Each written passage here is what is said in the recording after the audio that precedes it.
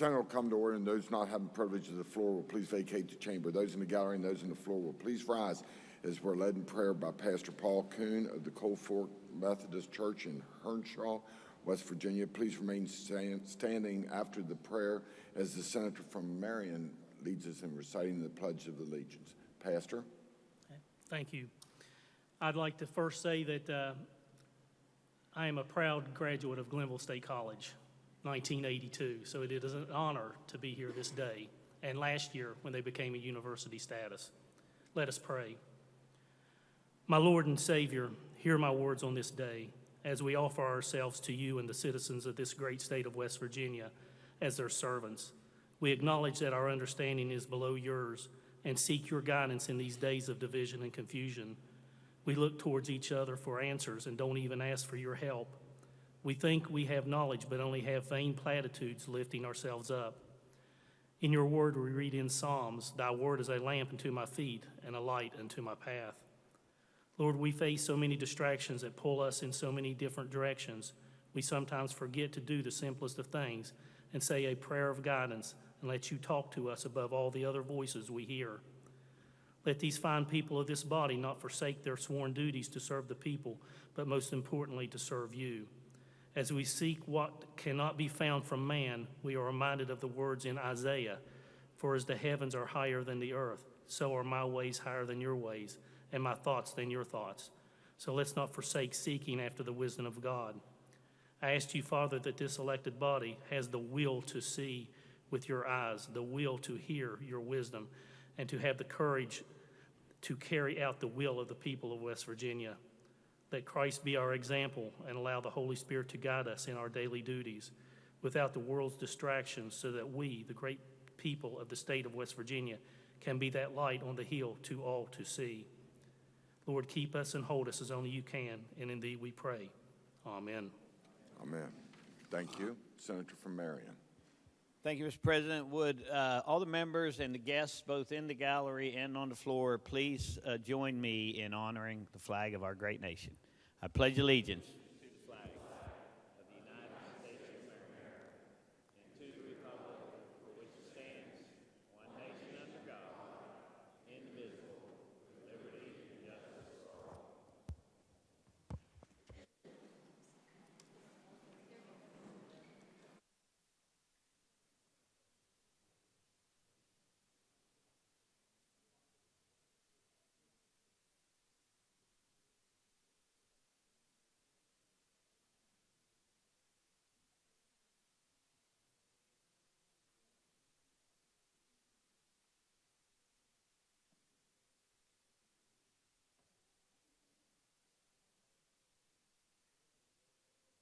Reading the journal.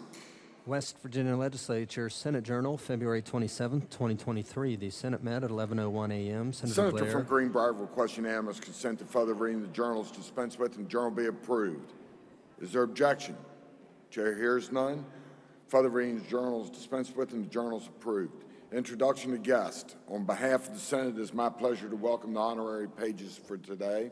Please stand and be recognized as your name is called.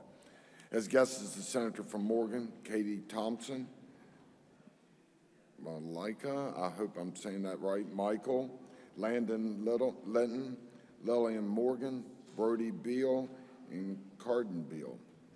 As guest is the Senior Senator from the 8th, Connor Bell, Molly Mullins, Christian Brown, Langston Cardos. As guest is the as guest is the Senator from Harrison, Chloe Waybright and Samuel Waybright. Will the Senate please make them feel welcome?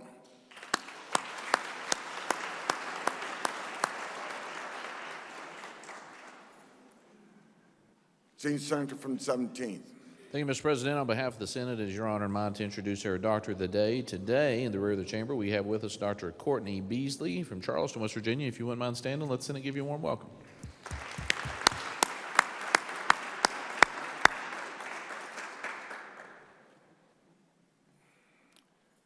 Further introductions.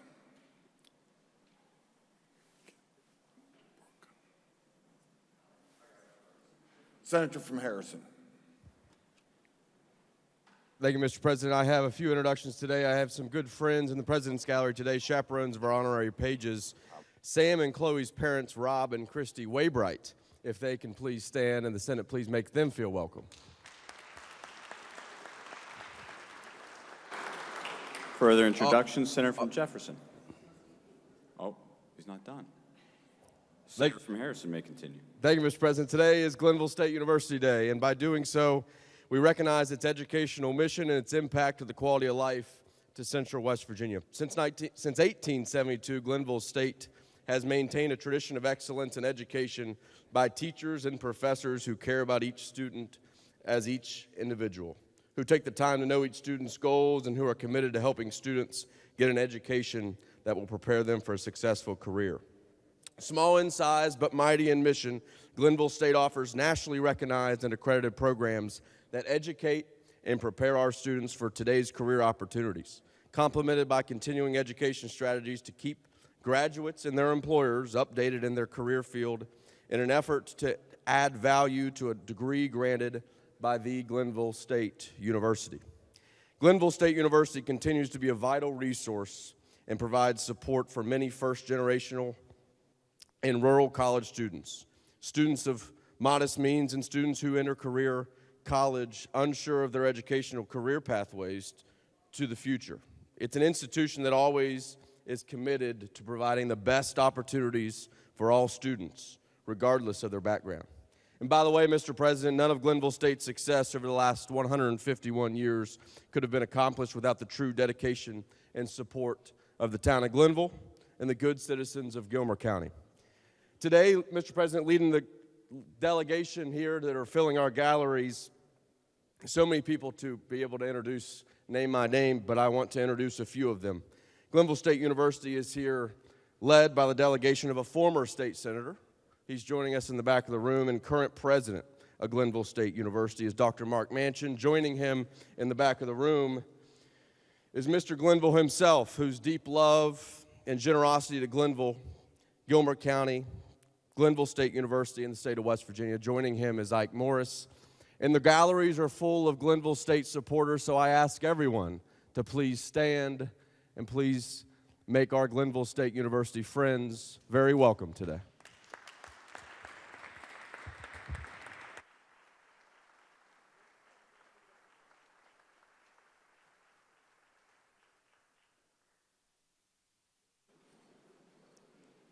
Senator from Jefferson County.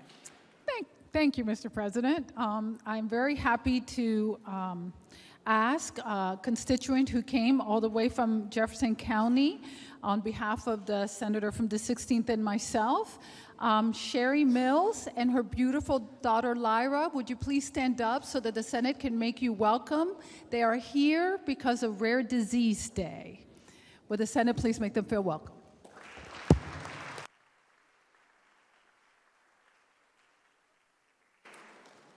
Further introduction, Senator from Morgan. Thank you, Mr. President. I'm so excited always when we have pages here that come down from Morgan County, my home county, and they were introduced a moment ago. But in the North Gallery, we have their chaperones, and I will call their names and ask them each to stand as I do. Lillian's mother, Laura Morgan, is in the North Gallery.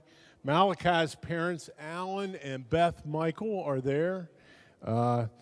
Let's see, Katie's mother, Melissa Thompson, is in the North Gallery, as are Carden and Brody's mother, Dawn Beal, and they are all accompanied and under the supervision and care of the overall chaperone, the indomitable Cindy Largent Hill. I'd ask all of them to stand, including Cindy, and I would ask the Senate to make them welcome.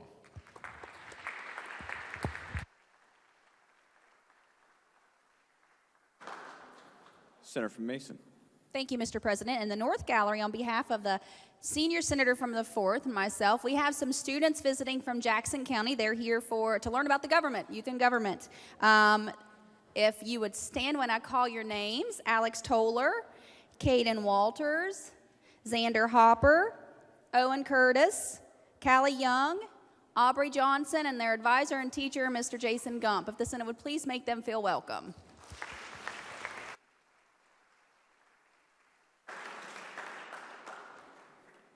Senior Senator from the 8th. Thank you, Thank you, Mr. President. In the President's Gallery, we have the chaperones of our pages today. If they'll stand, Joel Mullins, Casey Bell, Matthew Davis, and Stephanie Cardos. If they would stand and Senate, please make them welcome.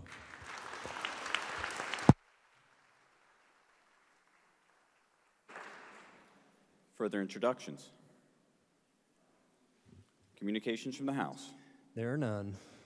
Communications from the Executive. There are none. Reports from standing committees. There are none. Reports from select committees. There are none. Introduction of bills. There are none. Resolutions. Senate Concurrent Resolution 21 by Senators Barrett, Woodrum, and Queen requesting Joint Committee on Technology study feasibility of digital identification. Under the rules of the Senate, the resolution will lie over 1 day. Motions. Petitions. There are none. Unfinished business. Committee substitute for Senate Concurrent Resolution 10, naming the U.S. Army Air Corps Private Albert J. Sutphen Memorial Highway. The question is on adoption of the resolution. Is there discussion? If not, the question is on the adoption of the resolution. All those in favor will say aye. All those opposed say no. As appear to have, the ayes do have it. I declare the resolution adopted. The clerk will communicate the action of the Senate to the House. Further resolutions. Committee substitute for Senate Concurrent Resolution 13, naming the Wyant Brothers Memorial Road. Question is on adoption of the resolution. Is there discussion? If not, the question is on the adoption of the resolution. All those in favor say aye. Aye. Opposed? As appear to have it, the ayes do have it. I declare the resolution adopted. The clerk will communicate the action of the Senate to the House.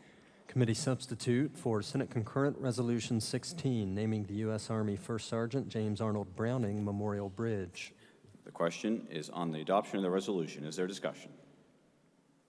Seeing none, the question is on the adoption of the resolution. All those in favor say aye. Opposed?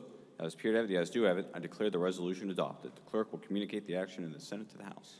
Committee substitute for Senate Concurrent Resolution 17, naming the U.S. Navy H-2T Philip Joseph P.J. Hayner Memorial Bridge. The question is on adoption of the resolution. Is there discussion? If not, the question is on the adoption of the resolution. All those in favor say aye. Opposed? As appear to have it, the ayes do have it. I declare the resolution adopted. The clerk will communicate the action of the Senate to the House.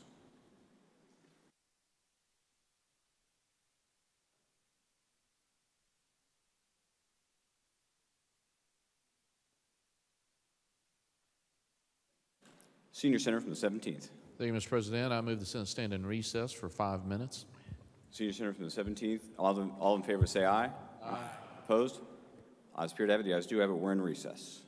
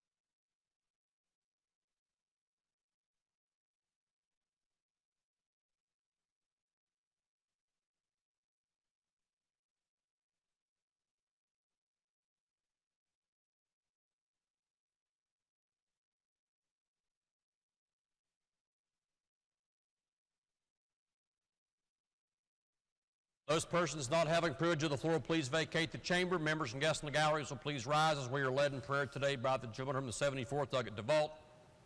Thank you, Mr. Speaker. Let us pray.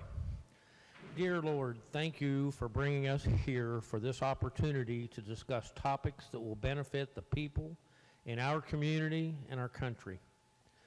Help us think about how we can make life better for everyone in our great state. Please be with us and give us the wisdom to make the right decisions. Let us not make biased decisions, but decisions based on solving the problems of your children. Be our leader during session today, Lord. Show us the way because you have chosen us to be here. Please give us direction and let us not think with our own interest. And open our eyes to the solutions that help us make this country great. In the name of Jesus Christ, we pray. Amen. Please remain standing as we are led in the Pledge of Allegiance today by the gentleman from the 7th, Dr. Sheedy. Everyone, please join me in reciting the Pledge of Allegiance. I pledge allegiance to the flag of the United States of America and to the republic for which it stands, one nation under God, indivisible, with liberty and justice for all. Members and guests may be seated. Reading of the Journal.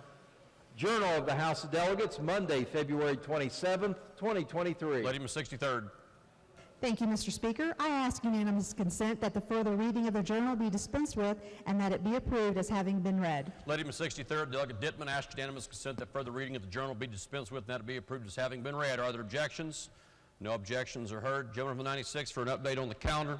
Thank you, Mr. Speaker. The Committee on Rules met, and on special calendar, second reading, committee substitute for House Bill 3480 was moved to the House calendar.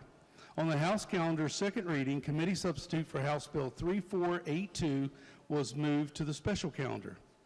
On the House calendar, first reading, House Bill 3511, House Bill 3512, House Bill 3513, House Bill 3514, House Bill 3515, House Bill 3516, House Bill 3517, House Bill 3518, and House Bill 3524 were moved to the special calendar.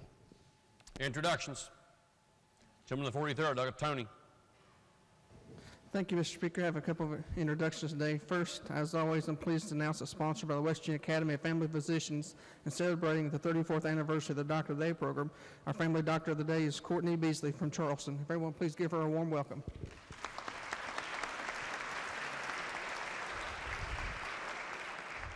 Secondly, Mr. Speaker, on behalf of myself and all the delegations from Raleigh County, we have Tammy Trent as Assistant Executive Director and Jack Tanner, Executive Director of the Raleigh County Commission on Aging. They're in the South Gallery. If they would please stand and please give them a warm welcome.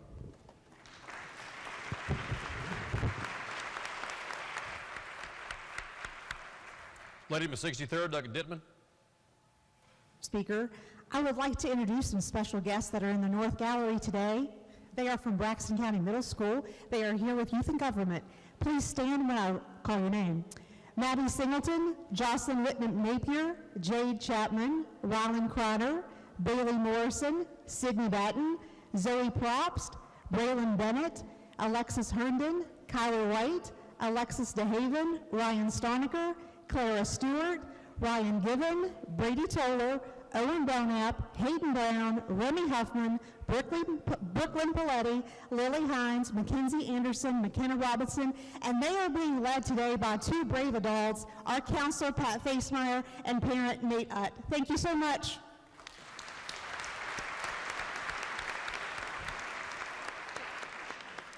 Gentleman from the 55th, Doug Capito. Thank you, Mr. Speaker. I'd like to introduce a page today who is with us, a homeschooler. Leo Hoover is with us today, paging. If he would stand. Leo is the son of our friend in judiciary, Mr. Keith Hoover, who works with our Supreme Court of Appeals. So please welcome Leo.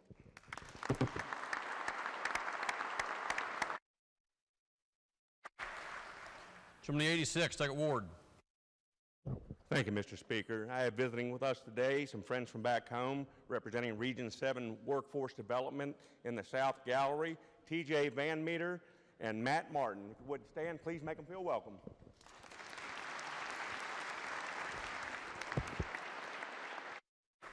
Chairman of the 51st, Doug Fast. Thank you, Mr. Speaker. I would like to introduce a couple of fine young men from Fayette County, pre-K through 8, Fayetteville. We have Levi Shrewsbury, if he would stand, and he is the son of Stephanie Shrewsbury, and I believe she's in one of the balconies, if she would stand.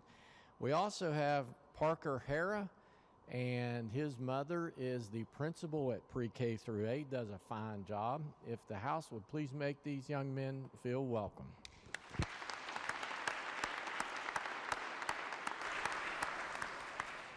Gentleman from the 60th, Doug Farrell. Thank you, Mr. Speaker, and I'd like to introduce paging for us today one of my constituents, Liam Riley, if he'd stand down there. Liam is an 8th grader at Sissonville Middle School, where he's a member of the soccer and swim teams, and he is joined today by his father, who's in the gallery, James Riley. I'm not sure which gallery, but he's here today somewhere. There he is upstairs. All right, and if you give them a warm welcome.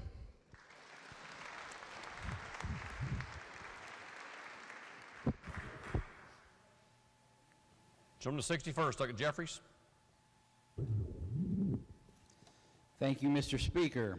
I'd like to introduce a page that is serving with us today, Emma Petrie from Elkview Middle School. Emma is accompanied by her grandparents, James Fields, our doorkeeper, and his wife, Debbie Fields, that are in the North Gallery. If they would stand and the House make them feel welcome.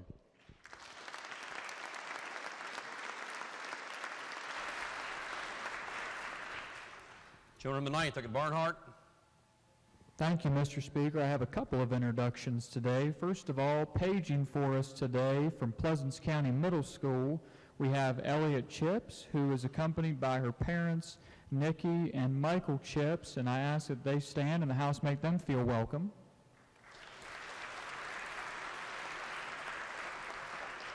Also, Mr. Speaker, joining us today in the North Gallery for Youth and Government Day from Pleasants County Middle School, we have Anna Bennett, we have Savannah Bird, Brooklyn Davis, and Logan Taylor, and they are accompanied today by their teacher, Shaylin Sandy, and I would ask that they stand and the House also make them feel welcome.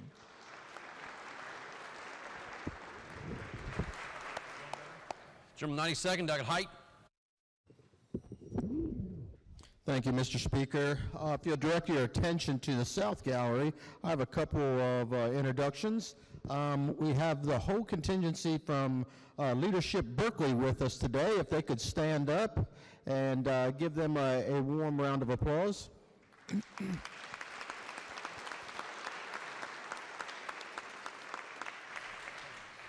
Gentleman to 46, Doug Honecker. Oh, pardon me. Gentleman from 92nd still recognized. Thank you, Mr. Speaker. Also, on a personal note, I have a couple individuals from that contingency. My office manager, Terry Sharman, if she'll stand up.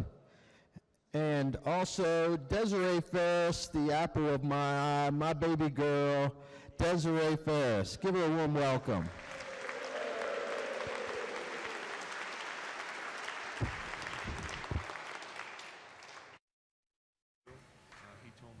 Gentleman to 46, Doug Honecker. Thank you, Mr. Speaker. As delegate for the 46th District, our biggest and best art district in the state of West Virginia, today is the first day of the State Arts Conference. There are 147 art groups or individuals represented here today, probably in all three of our galleries, and they are accompanied by a gentleman who needs no introduction, but I will introduce him anyway, the Commissioner of Culture, History, and Arts in his bright red jacket, which I think is really his AARP jacket. But please welcome all of them here today.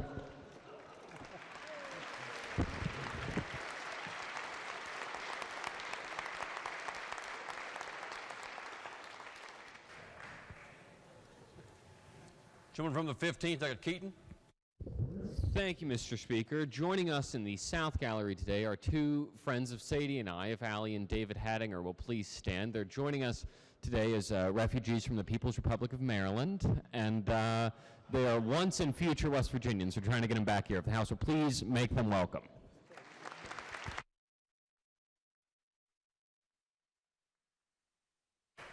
Gentleman to 7, Doug Sheedy. Thank you, Mr. Speaker. I'd like to welcome students from the 8th grade attending for the Youth and Government Seminars from Sherrard Middle School. Please stand when I call your names.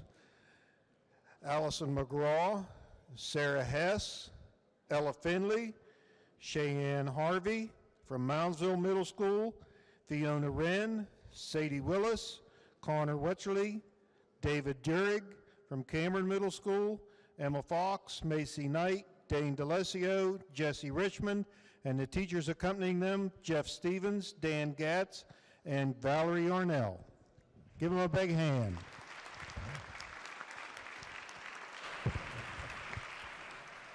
Gentleman the 89th, Doug Thorne. Thank you, Mr. Speaker. I've got a couple of introductions today from Morgan County 4-H Club. If you would stand, please, when I announce your name. Micah Thompson, sorry. And he's accompanied by Cassandra McDonald in the West Gallery. Frank Kacharski, and accompanied by his dad, Frank Kacharski, and Abby Weeks, accompanied by Joe Absey. And also in the South Gallery, we've got some Greenworks clubs from the Davis and Elkins for Environmental Day. We've got Dr. Crystal Kraus, Enza Priscilla, Quinn Raffo, and my niece, Cora Alderman. Please make them feel welcome.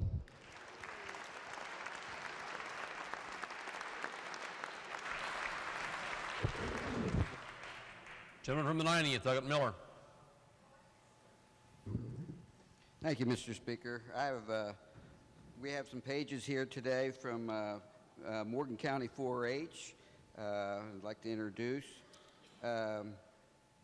Tegan Renas and her mother, Tasha Renas. We have Janelle Apsey, and her chaperone is Cassandra McDonald. We have Nora McDonald, and her chaperone is Cassandra McDonald. And we have Caitlin Savicki and her mother, Carrie Savicki. If they would stand in the house, give them a warm welcome. Thank you.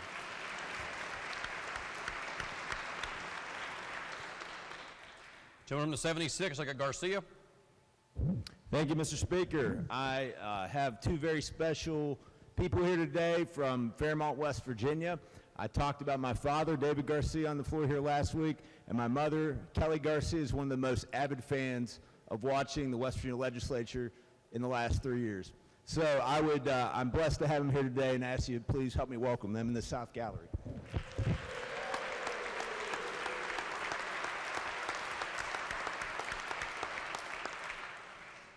Gentleman from the 22nd, Doug Linville. Thank you, Mr. Speaker. I'm joined by a few pages today, though I think they're up moving around. But if they would please stand as I call their name, I've got Mackenzie Varney, Bailey Hatcher, Luke Ray, and Landon Pritchard, all from Ona Elementary. And they're accompanied today by their mothers, Sasha Varney, Brandy Hatcher, and Sarah Pritchard. If they would all please stand, and would the House please make them feel welcome.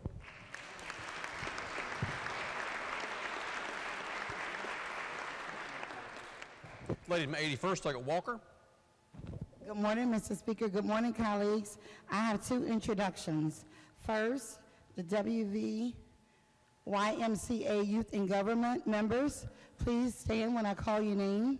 Andrew O'Neill, West Virginia Youth Governor from Charleston. Leanna Guzman, Chief of Staff from Monroe County. Accompanied also with Grace McClure, member of YLA, and also Model UN. Will the House please give them a warm welcome?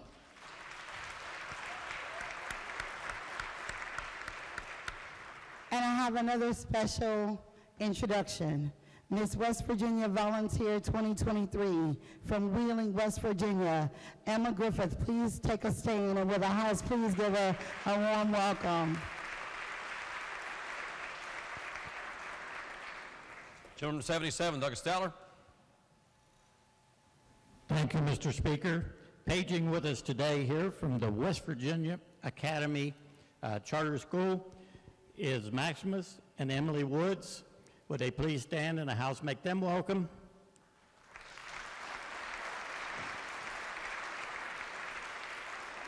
They're accompanied by their mother in the North Gallery, Allison Woods. Would she please stand and the House make her welcome?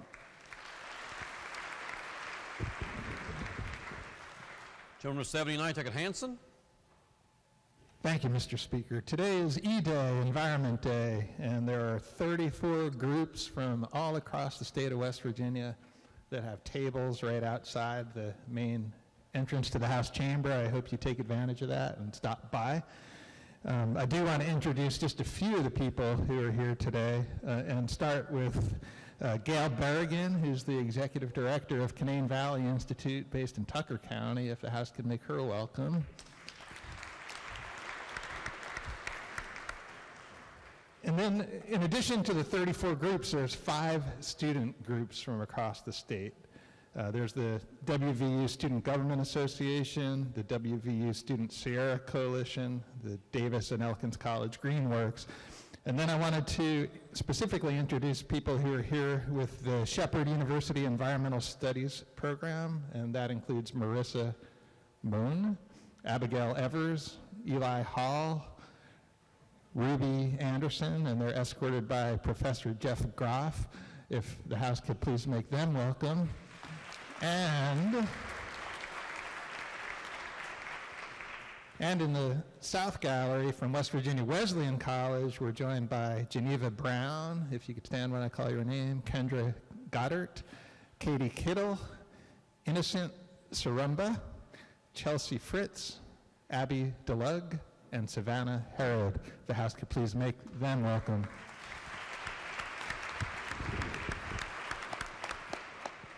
Friends, we have 2 full rows of fine people from Clay County in the West Gallery today. We have from Clay County High School the Buffalo Creek Watershed team and their teacher Melody Hubbard. We have the state-winning West Virginia FFA Chapter Food Science team and their coach Michael Shamlin, and the Clay County High School AP Human Geography class and their teacher, my wife Kirsten Henshaw.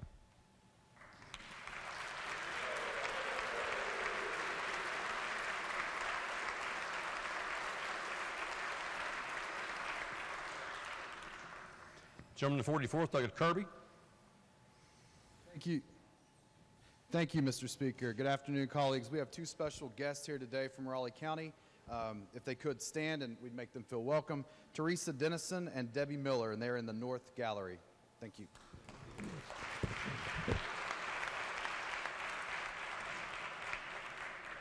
Are there other introductions? If not, gentleman the 42nd, Douglas Steele. Council, please be in order. Thank you, Mr. Speaker. Solemn news from Raleigh County this morning as in the last month we lost another attorney, longtime member of the bar, Kyle Lusk. Kyle had practiced in Raleigh County for over 45 years, and those of us that practiced with him knew him to be a venerable opponent, someone that fought harder than probably just about anybody I've ever seen fight in a courtroom. Kyle always did what he felt was the best thing he could possibly do for his clients. A gentleman from the 44th and I had the privilege of practicing with him for the last little bit. And as cantankerous as Kyle could be sometimes, he was always somebody that you could sit down and talk to afterwards. Kyle was very interesting. When he was in college, he actually worked on the Nixon campaign. I believe it was the Nixon campaign that he worked on as a Republican. But then he switched to being a Democrat thereafter, and he was a longtime member of the Democrat Executive Committee in Raleigh County.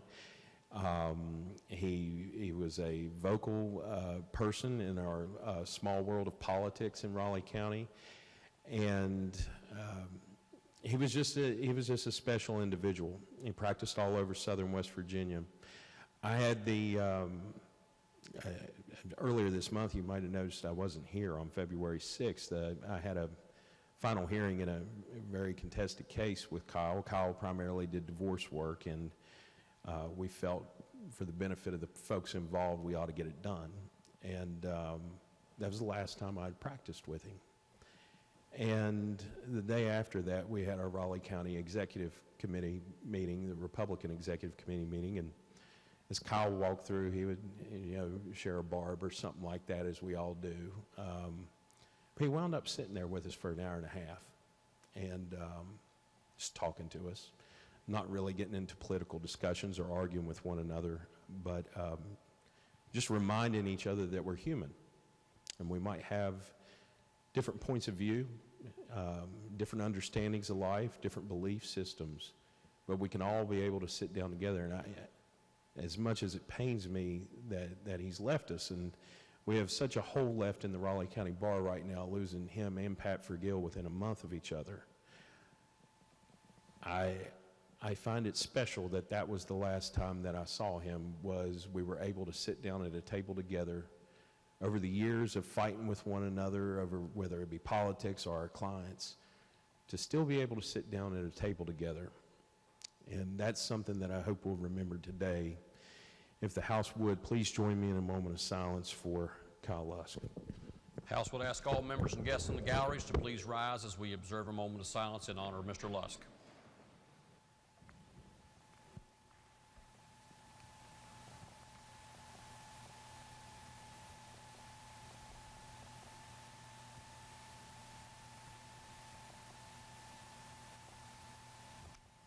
Thank you. Members and guests may be seated. Are there other introductions? Standing committee reports. Your Committee on the Judiciary has had under consideration committee substitute for Senate Bill 490, Patrol Officer Cassie Marie Johnson Memorial Act, and reports the same back with amendment with recommendation that it do pass as amended. Report to be received. Your Committee on Government Organization has had under consideration committee substitute for Senate Bill 430 relating to state treasurer's authority to contract with financial institutions for banking goods and services, and reports the same back with the recommendation that it do pass, but that it first be referred to the Committee on the Judiciary. Gentleman from the 96th, the report will be received. Gentleman from the 96th. Mr. Speaker, the two chairs have conferred on this matter, and I now ask unanimous consent that the second reference of the bill to the Committee on the Judiciary be dispensed with. Gentleman from the 96th, ask unanimous consent that the second reference to the Committee on Judiciary for committee substitute for Senate Bill 430 be dispensed with. Are there objections? No objections are heard. That second reference will be dispensed with. Are there further standing committee reports, select committee reports, executive messages? A communication from the Clerk of the Senate to the Governor advises that on February 27th, 2023, Senate Bill 128 was presented to the Governor. Communication be received. On February 27th, 2023, committee substitute for House Bill 2596, committee substitute for House Bill 3055, committee substitute for House Bill 2006, and committee substitute for House Bill 3122 were presented to the Governor. Communication will be received. Are there other executive messages? If not, Senate messages. The Clerk of the Senate announces that the Senate has passed the following bills without amendment. Committee substitute for House Bill 2062 establish rules and regulations for e-bikes in West Virginia that more closely comport to federal law. The message be received. House Bill 3340 to revise the West Virginia Tax Increment Financing Act. The message be received. The Clerk of the Senate announces that the Senate has passed the following bills. Committee substitute for Senate Bill 267, updating law regarding prior authorizations. The message be received. The bill will be referred to the Committee on Health and Human Resources. Senate Bill 438, return to West Virginia Tax Credit Act. That message be received. The bill will be referred to the Committee on Finance. Committee substitute for Senate Bill 522, allocating percentage of county excise taxes for funding improvements to election administration. The message be received. The bill will be referred to the Committee on Finance. Committee substitute for Senate Bill 534, relating to non-intoxicating beer, non-intoxicating craft beer, cider, wine, and liquor license requirements. That message be received. The bill will be referred to the Committee on Government Organization. Committee substitute for Senate Bill 561 relating to administration of West Virginia Drinking Water Treatment Revolving Fund Act. The message be received. The bill will be referred to the Committee on Finance. Committee substitute for Senate Bill 576 creating Securities Restitution Assistance Fund for victims of securities violations. The message be received. The bill will be referred to the Committee on Finance. Committee substitute for Senate Bill 590 Emergency Medical Services Retirement System Act. The message be received. The bill will be referred to the Committee on Finance. Committee substitute for Senate Bill 613 relating generally to certificates of need. That message be received. The bill will be referred to the Committee on Health and Human Resources. Committee substitute for Senate Bill 628 revising provisions related to public charter schools. That message be received. The bill will be referred to the Committee on Education. Committee substitute for Senate Bill 667 requiring periodic performance audits of West Virginia Secondary Schools Athletic Commission. The message be received. The bill will be referred to the Committee on Education. Committee substitute for Senate Bill 677 clarifying role and responsibilities of State Resiliency Officer. The message be received. The bill will be referred to the Committee on Finance. Senate Bill 679 requiring Office of Inspector General to promulgate rules concerning location of forensic group homes. That message be received. The bill will be referred to the Committee on Health and Human Resources. Committee substitute for Senate Bill 688 allowing Board of Education to hire retired teachers to assist with tutoring. That message be received. The bill will be referred to the Committee on Education. Senate Bill 733 relating to wildlife licenses and stamps. That message be received. The bill will be referred to the Committee on Government Organization. Senate Bill 735 clarifying department responsible for administration of certain programs. That message be received. The bill will be referred to the Committee on Government Organization. Senate Bill 737 Emergency Medical Services Act. The message be received. The bill will be referred to the Committee on Finance. Are there other Senate messages? If not, resolutions. House Concurrent Resolution 61. The resolution be referred to the Committee on Rules. Petitions, bills introduced, motions. Gentleman from the 100th, Ridenhour. Mr. Speaker, I request that my comments yesterday on HCR 44 be included in the journal. Are there Thank you, objections? Mr. Speaker. No objection to heard. Gentleman's comments will be so included. Are there other motions? Unfinished business. House Resolution 17 urging the West Virginia Geologic and Economic Survey to work with groups to evaluate policy options to encourage the capture and beneficial use of coal mine methane. Questions on the adoption of House Resolution 17 is just read by the clerk. Is there debate on this resolution? If not, those in favor of adoption of this resolution, please say aye. Those opposed, please say no. The ayes have it. Chair declares that resolution adopted. Clerk will please report the next item of unfinished business. Committee substitute for House Concurrent Resolution 31 permitting the West Virginia Department of Tourism to proceed with procuring bids/interest in companies to place a lodge on the property of Beach Fork Lake. Question is on the adoption of committee substitute for House Concurrent Resolution 31 as just read by the clerk. Is there debate on this resolution?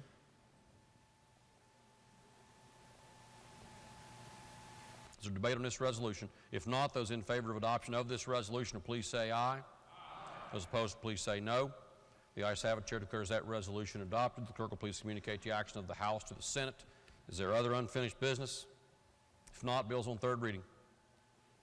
Committee substitute for House Bill 2814 to create a hydrogen power task force. Are there objections to having this bill explained in lieu of having it read? If not, gentleman from the 10th, Douglas Anderson, to explain the bill. Thank you, Mr. Speaker. This bill would create a hydrogen power task force. The task force is to study hydrogen energy and its role in the state's economy. The study will include a review of legislation and rules, including state tax incentives and funding, and an examination of incentives in federal law, an examination of the sources of hydrogen, and recommendations for workforce development, infrastructure, and uses of hydrogen fuel. The task force will consist of 7 members, including 4 from private organizations, the chairperson of the Public Service Commission, and 2 other cabinet secretaries, specifically the Secretary of the Department of Environmental Protection or his or her designee, and the Secretary of Economic Development or his or her designee. The task force is to report its findings and recommendations to the Joint Committee on Government and Finance not later than the sunset date of July 1st, 2024. I urge passage of the legislation. Thank you, Mr. Speaker. The question before the House is, shall the bill pass? Is there debate on the bill? If not, those in favor of passage of the bill will vote aye. Those opposed will vote no. The clerk will prepare the machine.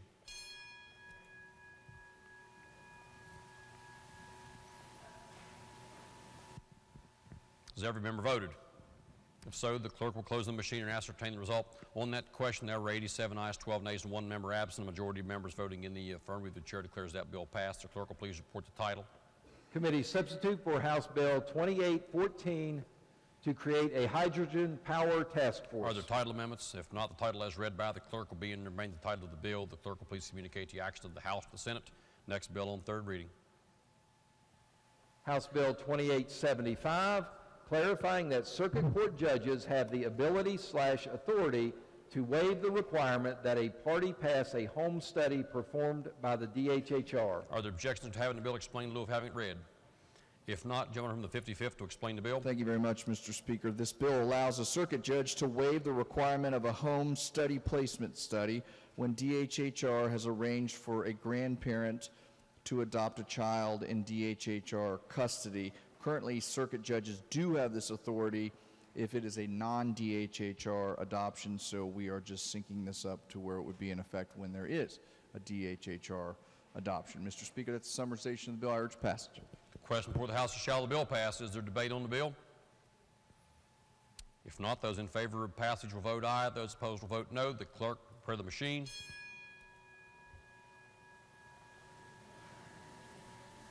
Has every member voted? If so, the clerk will close the machine and ascertain the result. On that question, there were 100 ayes, 0 nays, and 0 absent. A majority of members voting in the affirmative. The chair declares that bill passed. The clerk will please report the title. House Bill 2875, clarifying that circuit court judges have the ability/authority to waive the requirement that a party pass a home study performed by the DHHR. Are there title amendments? If not, the title as read by the clerk will be and remain the title of the bill. The clerk will please communicate the action of the House to the Senate. Next bill on third reading. House Bill 2906, expiring funds to the unappropriated surplus balance in the state fund general revenue from the balance of monies remaining as an unappropriated balance in lottery net profits. Are there objections to having the bill explained in lieu of having it read? If not, gentleman from the 12th, Doug Chris, to explain the bill. Thank you, Mr. Speaker. Good morning. This supplemental appropriation bill expires $21,550,000 from the unappropriated balance in lottery net profits to the unappropriated surplus balance of the state fund general revenue. I urge passage. Question before the House is, shall the bill pass? Is there debate on the bill? If not, those in favor of passage will vote aye. Those opposed will vote no. The clerk will prepare the machine.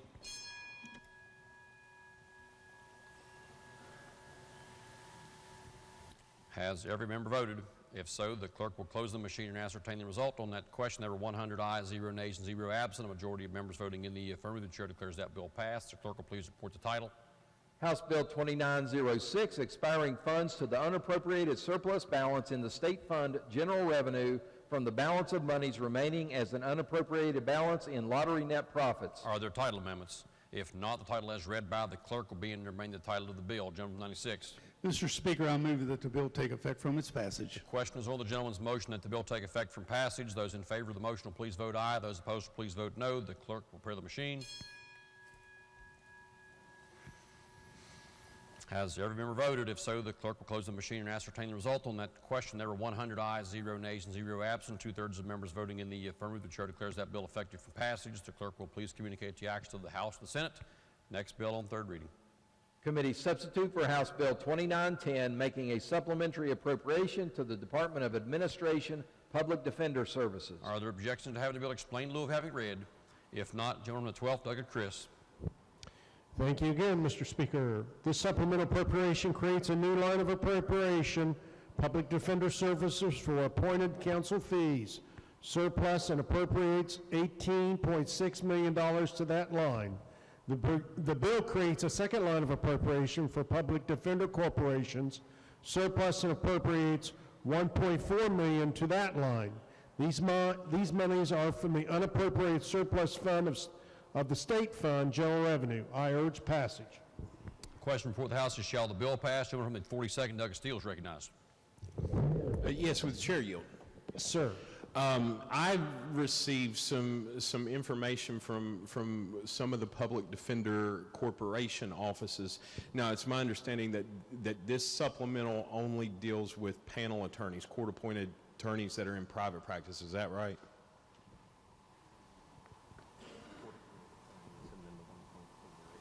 These are for court-appointed attorneys, and the $1.4 million is for the new public defender office in Monongalia County. So this bill does go, because there's two different things here. There's the panel attorneys, like those of us in here that get court-appointed cases, right. And this is the traditional second half, as we've all, as you remember, we do the first half in the budget bill, and then we always traditionally come back and do the second. For some unknown reason, that's how we do that around here. Yes. So the communications that I'm getting from local PDCs is, and these are public defender corps, is that they are putting in budgets to PDS to give pay raises to their employees, but they're getting struck down and they're not able to give pay raises, and that's causing a huge problem with retention. When somebody going to work as an attorney, looking at getting $55,000, $60,000 a year when they could just go be a panel attorney, and if you worked 1,600 hours a year at the $65 an hour and worked out of your house, you're getting over $100,000. So the concern is that nobody's coming and asking us for money to give these folks a pay raise. I mean, even a modest one of 5%, they're not actually included in the governor's proposed pay raise. So I guess my question about this supplemental to you is, this is just for the new Monongalia County office. There's no budgeted allocation here to do an across-the-board pay raise for attorneys in public defender corporations. That is correct. This is only to backfill the traditional on the $18.6 million, and the additional is for the 1.4 to open up the office in Morgantown. Okay, so if given that PDCs are not included in the governor's proposed 5% pay raise, or whatever the case might be, is that something that we could work on in the budget to see if we could get an addition in there for these attorneys? That would be part of the budget process. Okay. Thank you very much. Yes, thank you. Question still is, shall the bill pass? Is there debate on the bill? If not, those in favor of passage of the bill will vote aye. Those opposed will vote no. The clerk will prepare the machine.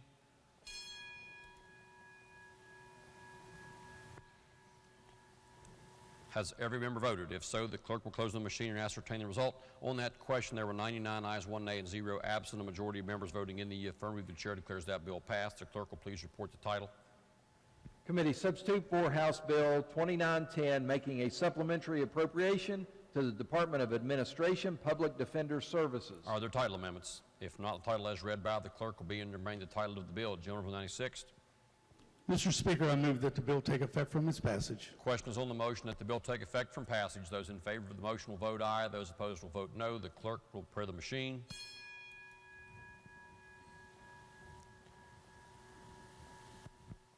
Has every member voted? If so, the clerk will close the machine and ascertain the result on that question. There were 99 ayes, 1 nay, and 0 members absent. 2/3 of members having voted in the affirmative. The chair declares that bill effective from passage. The clerk will please communicate the action of the House to Senate.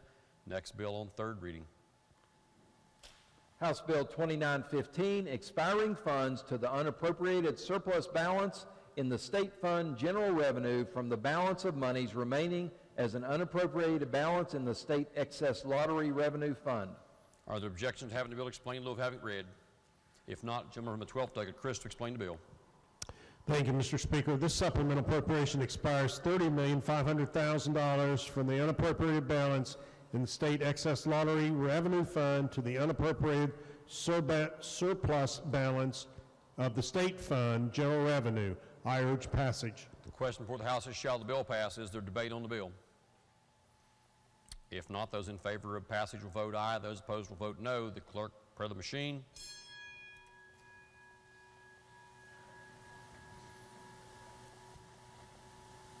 Has every member voted? If so, the clerk will close the machine and ascertain the result. On that question, there were 100 ayes, 0 nays, and 0 absent. Majority of members voting in the affirmative. The chair declares that bill passed. The clerk will please report the title. House Bill 2915, expiring funds to the unappropriated surplus balance in the state fund general revenue from the balance of monies remaining as an unappropriated balance in the state excess lottery revenue fund. Are there title amendments? If not, the title as read by the clerk will be and remain the title of the bill. Gentleman from 96. Mr. Speaker, I move that the bill take effect from its passage. Question is on the motion that the bill take effect from passage. Those in favor of the gentleman's motion will vote aye. Those opposed will vote no. The clerk will per the machine. Has every member voted? If so, the clerk will close the machine and ascertain the result. On that question, there were 100 ayes, 0 nays, and 0 absent. 2/3 of members voting in the affirmative. The chair declares that bill effective from passage. The clerk will please communicate the action of the House and the Senate. Next bill on third reading. Committee substitute for House Bill 2953, creating the Commission on Cost of Living Adjustments. Are there objections to having this bill explained in lieu of having it read? If not, gentleman of the 12th, Doug and Chris. Thank you, Mr. Speaker. This bill is an effort to ensure state employees have a standard of living that is uniform throughout the state, despite the differences in costs of living between different localities. The bill creates a commission on the cost of living adjustments as an advisory commission to the legislature and the executive. The commission is to compare cost of living between the different counties. The commission will submit its first report to the Joint Committee and the executive no later than December 1st, 2024, and update reports by December 1 of each year. I urge passage. Question before the House is, shall the bill pass? Lady from the 73rd, Douglas Summers. Thank you, Mr. Speaker. Would the chairman yield? Yes, ma'am. So I read in the bill that there's a fund created. Where do we anticipate that money would come from for that fund? It'll be appropriations of the legislature at the time they're needed when we figure out what we're doing. So it would come from general revenue from tax collection? Yes, ma'am. Okay, thank you very much. Gentleman of the 37th, Dr. Gearhart. Thank you. Yes, ma'am. I have a philosophical question for you. You may or may You not be always able do. to answer. This bill asks us to consider pay as it relates to a standard of living. When the state of West Virginia hires someone to do a job, do we hire them according to a standard of living, or do we hire them to do a job? We hire them to do a job. Thank you, Mr. Chairman. Yes, sir. Question again is, shall the bill pass? Is there debate on the bill? Gentleman from the 47th, Doug Longacre. Thank you, Mr. Speaker. Would the chair of finance yield? Or Sure. I'm trying to find in this bill what this commission will be comprised of. Can you help me on that? How many people will make up this commission? And is this The Secretary of the Department of Administration or his designee, the Secretary of the Department of Revenue or his designee, the Governor of the State of West Virginia or his designee, 2 members appointed by the Governor who may not be employees of the Department of Administration or Revenue? Okay, I see that. Okay, thank you. Yes, sir. Gentleman from the 94th, Doug Kump. Thank you, Mr. Speaker. Permission to speak on the bill? Yes, gentleman's recognized. I stand in support of this legislation. As we all know, we have some underpaid and underappreciated state employees. Some of them have voices louder than others. This would provide a mechanism to have some reasonable review and analysis. I think this is a good bill. Gentleman from the 29th, Doug Dillon. Thank you, Mr. Speaker. As I look through the bill and review the criteria to establish the cost of living, as a representative of a rural area and an area which might not be the most economically advantaged, you could say, I'm concerned that certain criteria might be excluded here with regard to these rural areas, in particular things such as transportation costs, which might make up a larger share of an individual's budget than some other part of the state. Expenses such as drilling wells and obtaining purification systems for well water when people don't have city water available to them. So for these reasons, I believe that this bill does not apply an even standard in establishing the cost of living, and so I would urge rejection of the bill. Thank you. Gentleman of 64th, Douglas Burkhammer is recognized. Thank you, Mr. Speaker. Would the Chairman of Finance yield for a couple questions, please? Yes, sir. Why only 5 counties? Why can we not determine that there are 6 counties that are above the average? And then my question with that as well is, what 5 counties would that currently be? That'll be up to by the determination of the commission. All right, so let's say, how often is this going to be reviewed, and could it be reduced if you were one of the 5 counties this year, but then next year you're number 6 and number 6 moves to 5? Does that? It's on an annual basis. And so it can be shifted around. Right. What about, there's some wording in here about their workstation being within the county, but it does not take into consideration where their residence is. Is that correct? That is correct. So I could get a raise because of a high cost of living in one county, even though I don't live in that county. That is correct. All right. Nothing further. Thank you. Yes, sir. Gentleman 22nd, Douglas Linville. Thank you, Mr. Speaker. Would the gentleman continue to yield?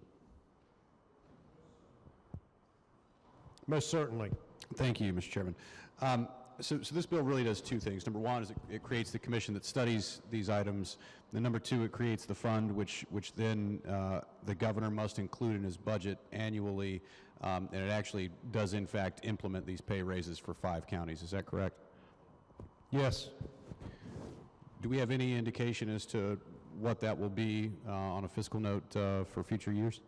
Not until the commission determines what we need. Mr. Chairman, are you familiar with the Department of Defense having put forward basic housing allowances and have studied this in every zip code all across the country? Not particularly. I've heard some general conversation about, you're in reference to the federal government? Yes. I've heard some general conversation about it, but not any particulars.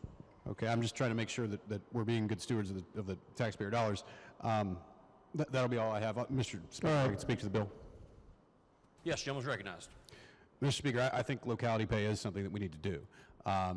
We've got significant problems in various areas of the state, Northern Panhandle, Eastern Panhandle, and others. I do worry that we're growing government here. I worry that there's going to be a problem related to simply limiting this to just 5 counties, and that there is an unknown fiscal note which will be attached to this that is mandated for the next fiscal year. So I think much of this work has already been done, and I'm not sure that a commission really is necessary to study this, because the Department of Defense, if you were to go to their website and just Google DOD Basic Housing Allowance and put in your zip code, you'll be able to find how your zip code compares to every other zip code in the United States or in this state. So as a result of that, I think the work has sort of already been done.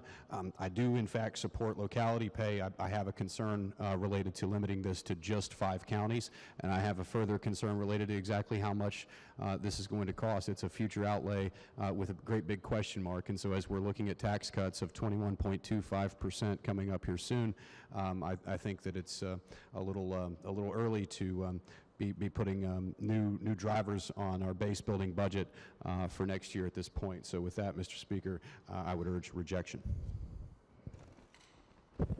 Gentleman 98, Douglas Espinoza.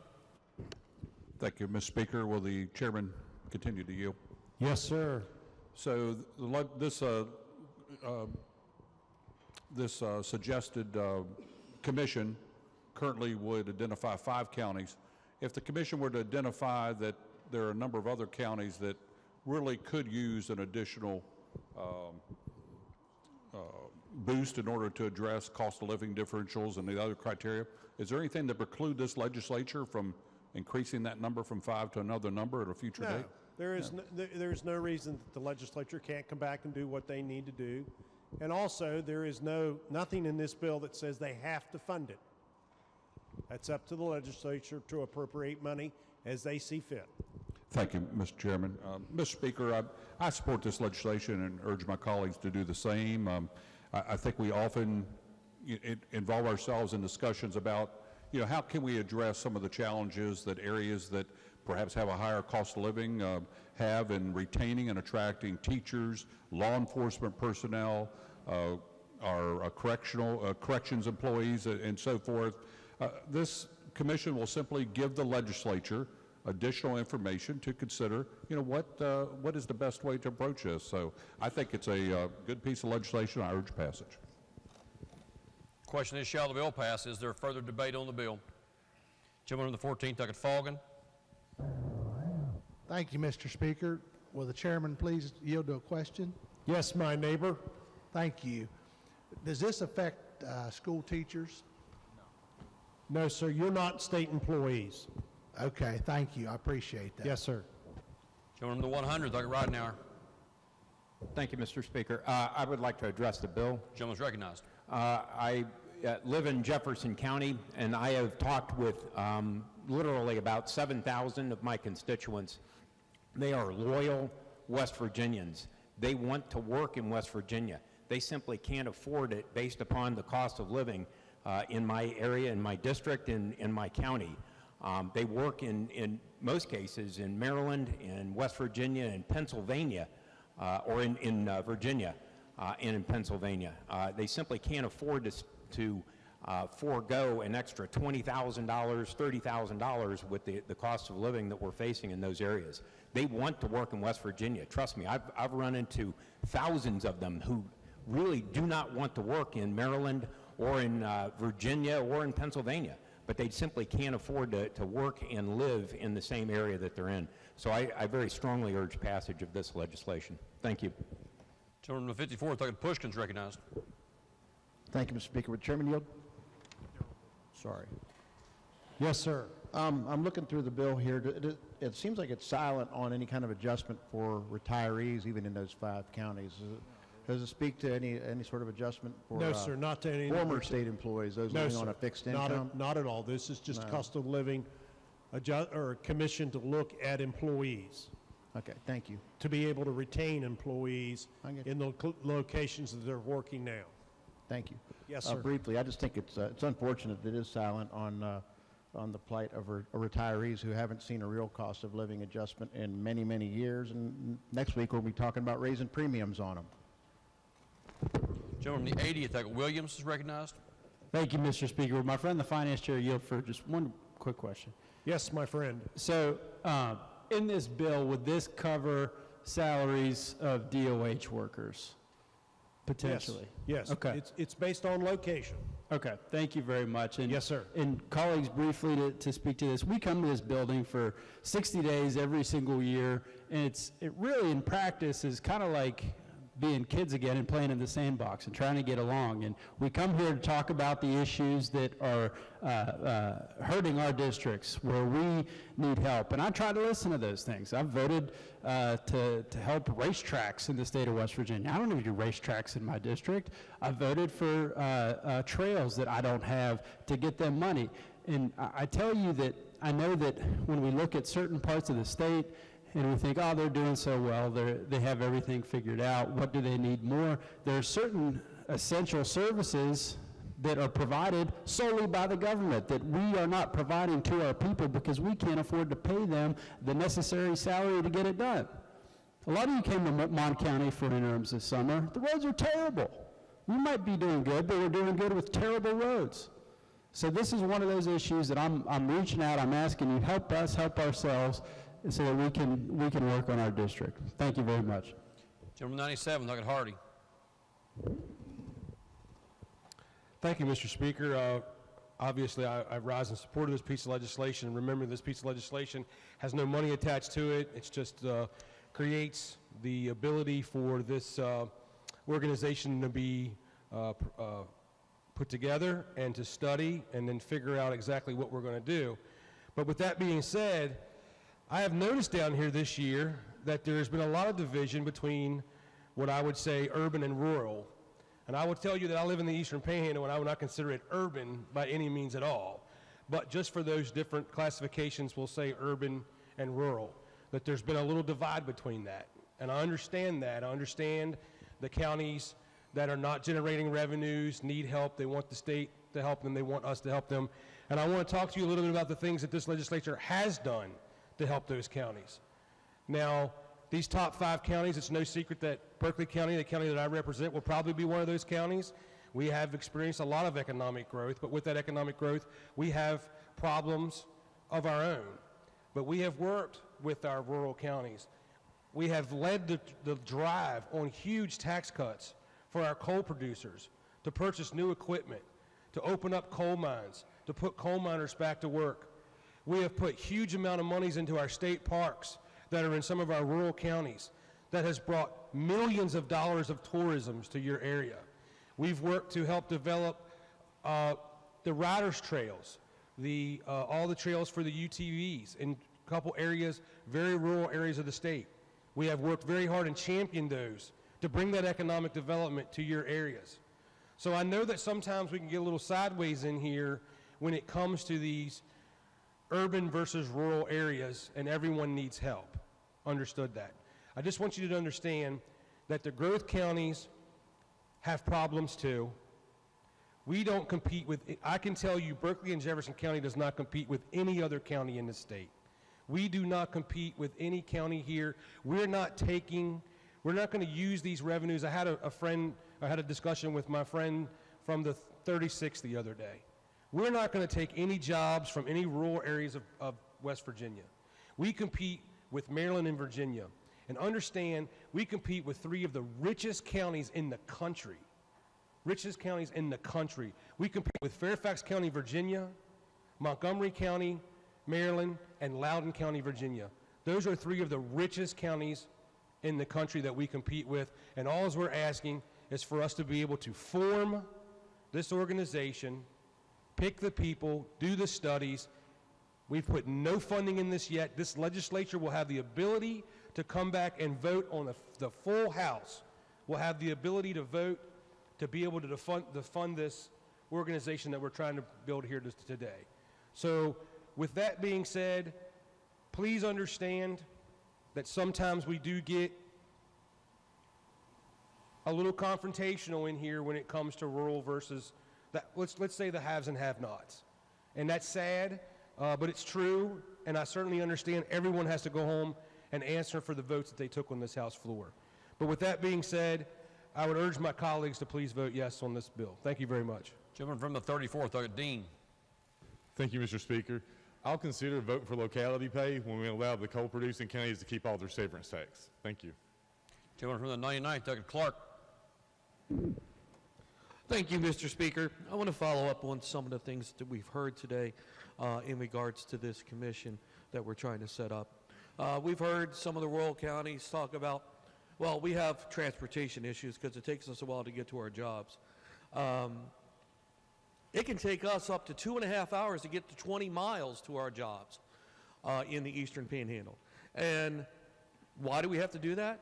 Because we're making $30,000 more across the border. I would much rather drive 9 miles and make an additional 20 in the Eastern Panhandle, rather not have to run my car to death by driving up and down Route 7 or Route 70. We hear stuff about, affordable housing all the time on this floor. In Jefferson County, affordable housing is $300,000.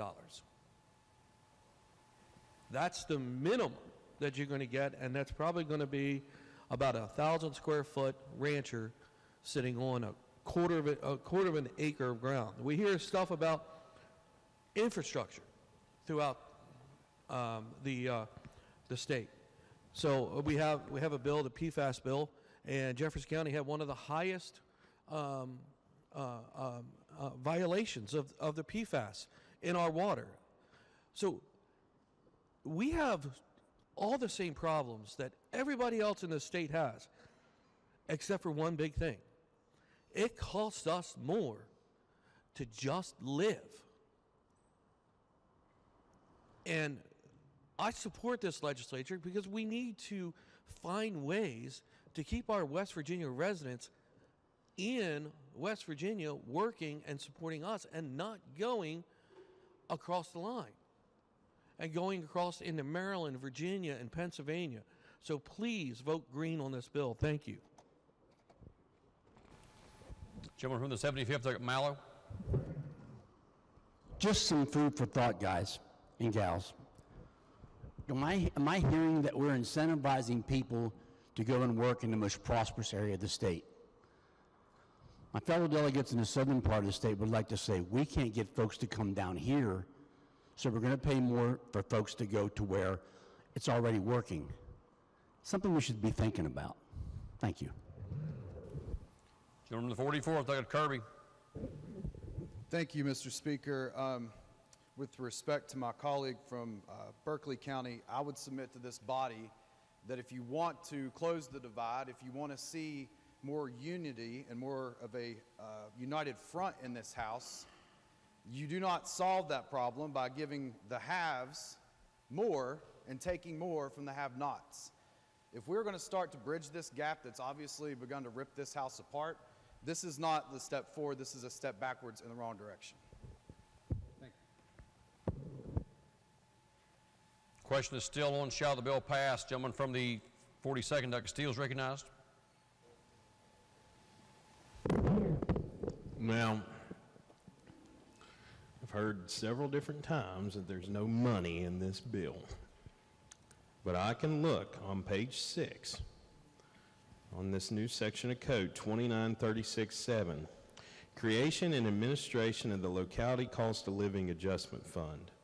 There is hereby created in the state treasury a fund known as the Locality Cost of Living Adjustment Fund. The fund shall be administered by and under the control of the Secretary of Revenue, someone we don't elect.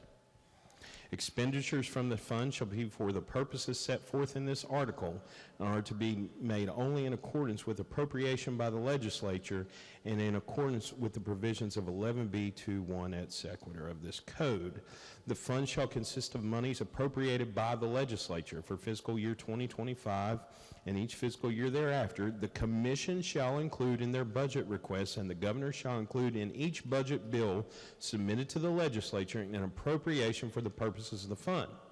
The amount appropriated shall be transferred to the fund and be used solely for the purposes provided in this article. Now further, expenditures from the sum appropriated by the legislature to the fund shall be for the purposes of performing the duties of the commission and providing for cost of living adjustments. The cost of living adjustments shall be made once quarterly in the same amount to all applicable state employees whose workstations are within the counties designated by the commission. So, what you're being told to do is gamble in the blind right now. You're going to gamble in the blind. You're creating a commission. You're making government bigger.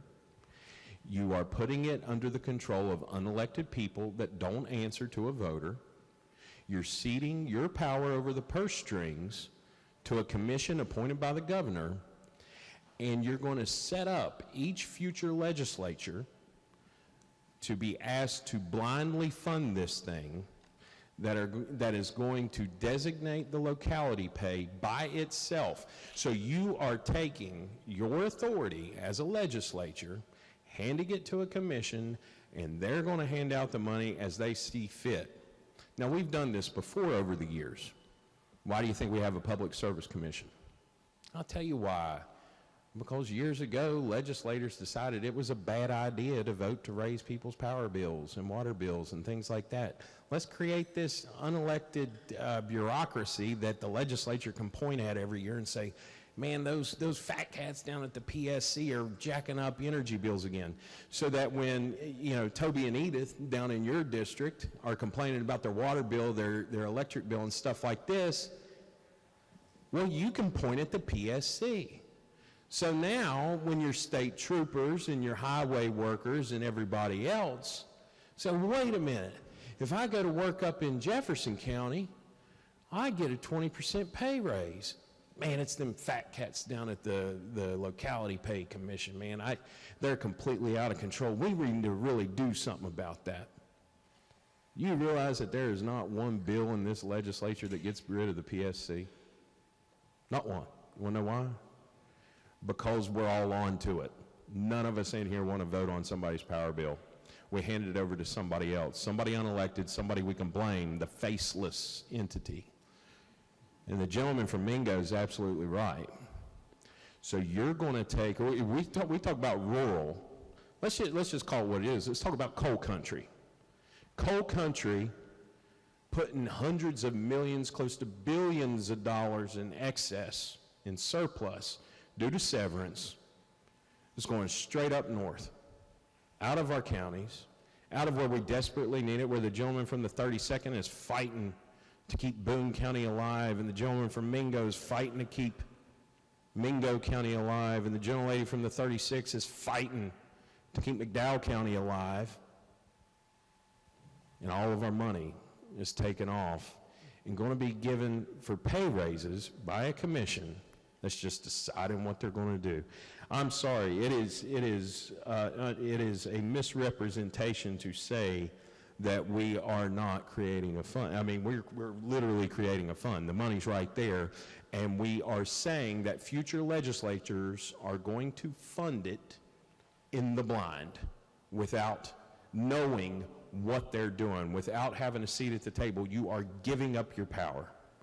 And I'm telling you right now, if you're going to vote to take your oil and gas severance tax and your coal severance tax and your sales tax that you're getting in your communities, and you're going to hand it over to general revenue to create a fund to give people pay raises in a place that you don't represent, that's going to be a difficult question for you to answer when you get back home.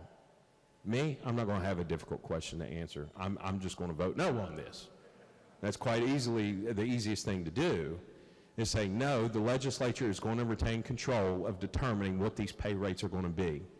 And we're going to continue to fight for our respective areas, because I'll tell you this, this discussion about geography needs to happen in here in front of the world, so everybody in this state knows who's fighting for what, rather than saying, we're not going to have the debate in here anymore. We're going to give it to some unelected bureaucrats so they can do it behind closed doors in executive session and figure out who's going to get paid.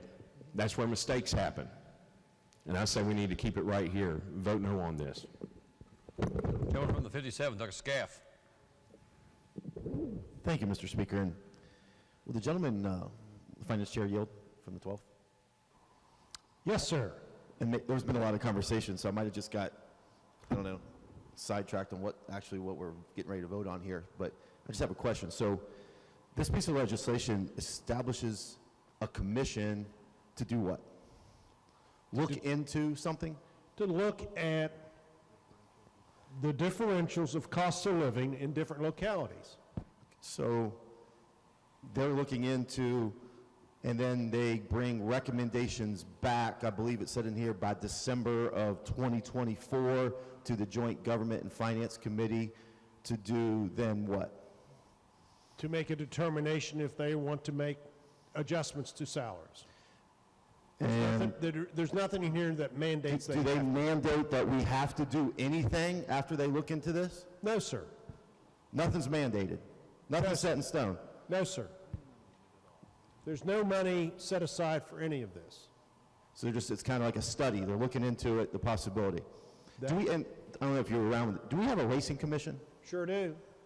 And they were set up to look into racing in West Virginia? Yes, sir. To determine if it was good or bad, or present back to the Joint Government Finance Committee to decide? Exactly. Okay, similar? Yes, sir. Okay, thank you. Can I speak to the bill, Mr. Speaker? Yes, sir. Gentleman is recognized. I know this is just great dialogue, great conversation, but there's nothing in this bill that mandates we have to do anything. I actually love this, because we're not putting anything in the code that says we have to do this. We might come back and say, There's not 5 counties we've identified. There's only 2. They might come back and say there's 8. Who knows what they come back? We can do anything we want once they're just giving us information. Why would we not want to give this group a chance to look into it for us before we do put it in the code, before we do spend tax dollars money? We did it with the Racing Commission. Couple years ago, we did a Coalfield Community Development Task Force Commission to look into the coalfield specifically to see what we can do and what legislation we can create to help them. There's nothing that we can't do next year that says, let's create a commission to look at keeping coal severance tax in those communities where it was mined. Let's do it. Let's look into it. Let's see what that looks like. Nothing prevents us from doing that. This is kind of like a great player used to say, NBA player, and then my colleague from Raleigh will like this. We're talking about practice. Practice. This isn't the game. We're talking about practice. Let them take all those shots and miss them or decide how we're going to call the plays before we go and coach the game. We're talking about practice here. Ladies and gentlemen, we're just setting up an opportunity for people to look into this. They might come back in December and say it's not a good idea. Let's give them a chance. That's all we're voting on today. Thank you, Mr. Speaker. Gentleman from 73rd, Dr. Summers. Would the chairman yield for one more question? Yes, ma'am. I was looking, I didn't see that, but you said that it's where your workstation is. So in my geographical location, Taylor County, I'm 20 to 30 minutes south of Morgantown. So if Mon County was selected as one of the counties, would then that mean people that work for the state road or people that worked for CPS, for example, if they could make more money in Mon County, even though they lived in Taylor, then they would drive there and make that money? Is that correct? If the commission would so deem that Monongalia County was in those top 5 positions and you work out of that geographical location, then you would be entitled to be considered for a cost of living adjustment. Okay, thank you. Yes, ma'am. Gentleman from the 47th, Dr. Longenecker. Thank you, Mr. Speaker. My friend from the 57th just gave a very passionate and very eloquent speech about how this only creates a commission. But again, he left out the part where there is hereby created in the state treasury a fund. Now, I don't know about you guys, but anytime that the state legislature approves the creation of a fund, it's not going to remain an empty bucket. You'll have to fund it. And you're right, we do it all the time, and at some point we need to stop doing it. My friend from Raleigh County spoke of Edith, and I forget her husband's name. I have Edith in my county too, and her husband. And they always ask, how come we have in state government a director of such and such division, the deputy director, the assistant to the deputy director, and all 3 of them have secretaries. We have layer upon layer upon layer. We have 250,000 plus state employees in this daggone state, and growing. Now, I'm not concerned about creating the commission. The commission won't cost us money. They apparently are already hired by the state. I'm concerned about the empty bucket that we'll have to be asked to fill up every couple years.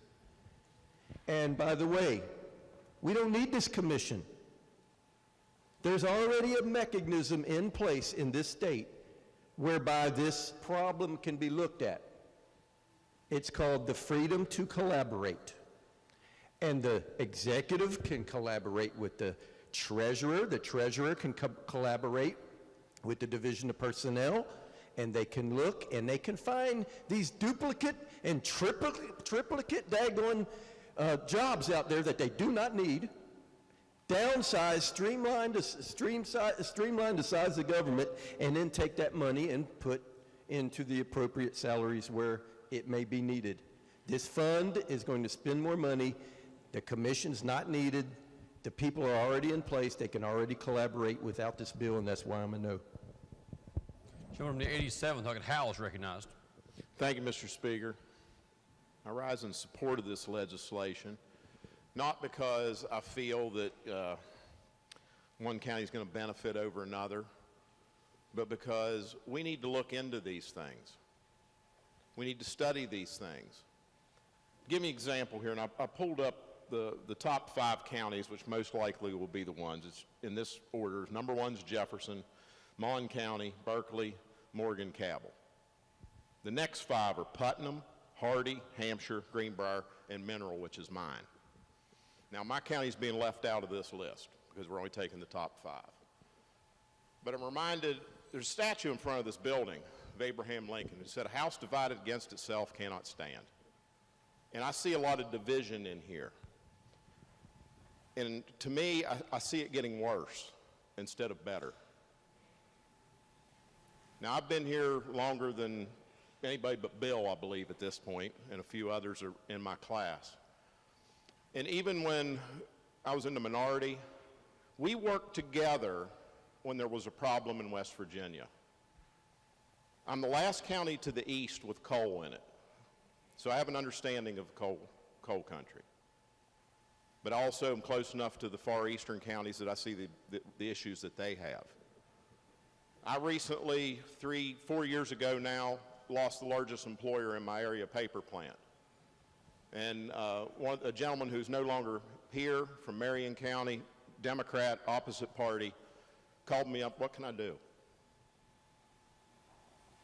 Because he was part of a team of 100 and 34 in the other house.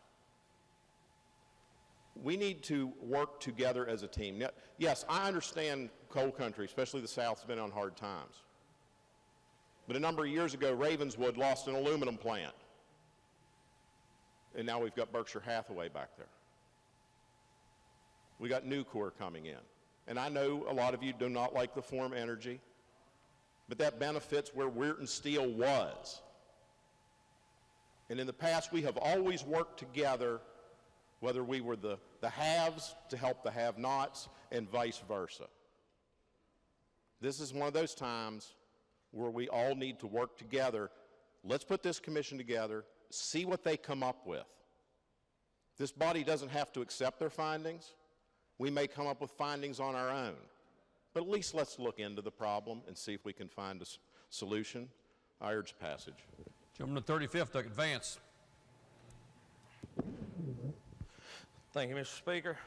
I'll rise against this bill today. I agree. We need to be a team. There's 100 players on the team, not 5. And there's 5 counties that will be there. There's 55 counties in this state. And the thing of it is the top 5 and the next 5 never touch the ones in the south. The ones down at the bottom, which is Wyoming, McDowell, Mingo, Boone. They never see none of it. That's what I'm trying to get at. And people keep telling me all this money that keeps coming in and all these water projects that keep coming and all this stuff. I've been there for almost 41 years. I've yet to see water projects that you speak of. I've yet to see money projects and all this stuff that comes in that you speak of, that you keep pumping down our way that we never see. So, in my opinion, this is a bad bill. And also to the delegate there that spoke of Allen Iverson's quote of practice. The first step to the game is practice. So when you put the practice out there and you get it, that means you're ready for the game. We ain't ready for this game, I don't believe, right now. So, as I said, y'all like our coal severance taxes that come with it. Y'all like all that money that goes to all 55 counties. That's being a team. That's being a team, all 55. But the 5 that's wanting more seem to be the richest counties in the state right now. And they're wanting more money coming their way. The poorest counties just keep getting poorer. And I will not stand and vote for it. Thank you, Mr. Speaker. The question still is, shall the bill pass? Is there debate on the bill? Gentleman from the 40th, I got Cooper's recognized. Thank you, Mr. Speaker. I guess I've meant to speak on this ever since I looked at page 6 of the bill, line 11 and 12, and I'll read it to you. It's already been read once, but we don't mind reading here. Expenditures from the sum appropriated by the legislature to the fund shall be for the purposes of performance of the duties of the commission. Now that sentence should have stopped right there, and if it did, I would support this bill, because I know, as well as anybody in here knows, that it's more expensive to live in Berkeley Springs than it is to live in Monroe County or Union, West Virginia. I know that. But I also know it's important that we have, as a legislature, more input. But that sentence went on to say, duties of the commission and providing cost of living adjustments. Now, if I read this right, the title of the bill is kind of not what the bill's going to do. It says create the commission on cost of living adjustments. It should have said create the commission on cost of living adjustments and then do so. And it doesn't say that, but that's what the bill's going to do if we vote for it. And I can't vote for it as much as I would like to see these folks that work in these higher cost of living areas get more and better pay. I just can't vote for it that way. Thank you, Mr. Speaker. Again, the question is, shall the bill pass? Is there further debate on the bill? If not, Gentleman 97th, close debate on the bill. No? Okay. Those in favor of passage of the bill will vote aye. Those opposed will vote no. The clerk will prepare the machine.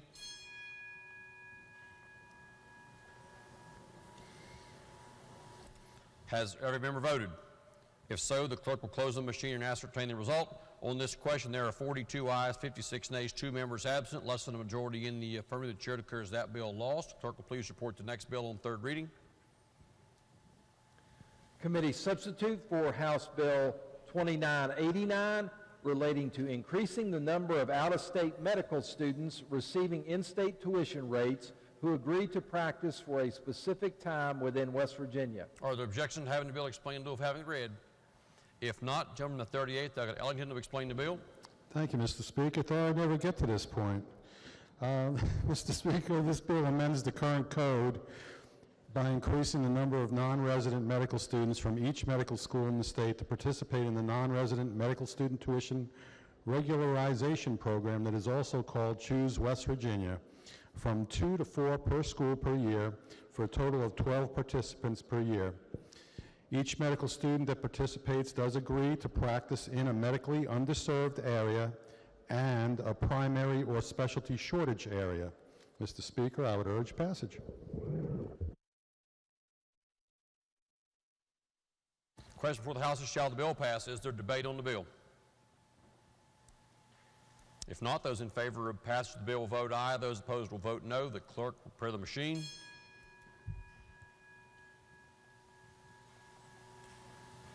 Has every member voted? If so, the clerk will close the machine and ascertain the result. On that question, there were 93 ayes, 1 nay, and 6 members absent. A majority of members voting in the affirmative. The chair declares that bill passed. The clerk will please report the title. Committee substitute for House Bill 2989, relating to increasing the number of out-of-state medical students receiving in-state tuition rates who agree to practice for a specific time within West Virginia. Are there title amendments? If not, the title as read by the clerk will be and remain the title of the bill. The clerk will please communicate the action of the House to the Senate. Next bill on third reading. Committee substitute for House Bill 3035, relating generally to high-quality education programs and school operation. Are there objections to having the bill explained in lieu of having it read? If not, gentleman from the 38th to explain the bill. Thank you, Mr. Speaker. This bill provides for a statewide multi-tiered system of support intervention for grade-level literacy and numeracy. It provides resources to achieve this critical benchmark that enables county boards to employ an early childhood classroom assistant teacher or more highly credentialed professional or paraprofessional employees in every first, second, and third grade classroom with more than 12 pupils starting July 1st, 26. The multi-tiered system of support includes the use of a screener assessments in grades K through 2 and benchmark assessments in grade 3 to be administered 3 times per year, fall, winter, and spring, to monitor student progress and identify students with substantial deficiencies. Students who exhibit a substantial deficiency will receive intensive instruction and intervention that is targeted at the deficiency and a personalized learning plan needed to address the deficiency. The student's parent or guardian must be notified in writing and given a description of the personalized learning plan to address the deficiency and strategies that they may use at home to help their child succeed. The system of support also includes provisions for professional learning for teachers and early childhood classroom assistant teachers on the administration and use of the screener and benchmark assessments. Beginning with the school year beginning July 1st, 26, a school student who generally demonstrates a minimal understanding of and ability to apply grade level English language arts or mathematics at the end of the third grade will, upon the recommendation of the teacher and the student assistance team, be retained in the third grade with certain exceptions. Starting in fourth grade, students who score below proficiency in English language arts or mathematics on the general summative assessment must continue to be provided targeted and/or intensive intervention. The bill provides for the authority of early childhood classroom assistant teachers and in-service training by the county board. And finally, the bill establishes a Grow Your Own West Virginia Pathway to Teaching pilot program through which a county school district or a public charter school, acting in partnership with an institution of higher education, offers a pathway to facilitate a career path for candidates to pursue a career in education with progression from high school to post-secondary degree with classroom experience and employment. Mr. Speaker, that is the bill, and I urge passage. Question before the House is, shall the bill pass? Is there debate on the bill? Gentleman from the 50th, Doug Pritt. Thank you, Mr. Speaker. I won't ask you questions because I asked them yesterday evening. Most of this bill's pretty good, but there's one word in this bill that gives me pause, and it's a word that we killed in committee but was brought back from the dead in some other process. We changed the word required to encouraged. Now, if you bear with me, those of you that aren't involved in the field of education or the process of education, I want you to know that the grades between 3 and 4, those are the age levels that are most connected to future success or future failure as a student or even an adult. And that's recognized in this bill on page 1. The legislature finds that in the early learning years, ensuring that each student masters the content and skills needed for mastery at next grade level is critically important for student success, right? It goes on to say, students who do not demonstrate grade level proficiency in reading by the end of third grade become increasingly less likely to succeed at each successive grade level and often drop out of school prior to graduation. Now, I'm a pretty common sense guy. When I look at a bill, I ask myself a couple questions. One, is this what people sent me here to do? Is this what they want? 2, is this good for my people? Will this help or will this hurt the people in my district? And 3, does it make sense? And I'm going to tell you, I believe the common sense train's left the station on this bill, all right? On page 10, we have inserted an exception that says, if a parent, line 246 on page 11,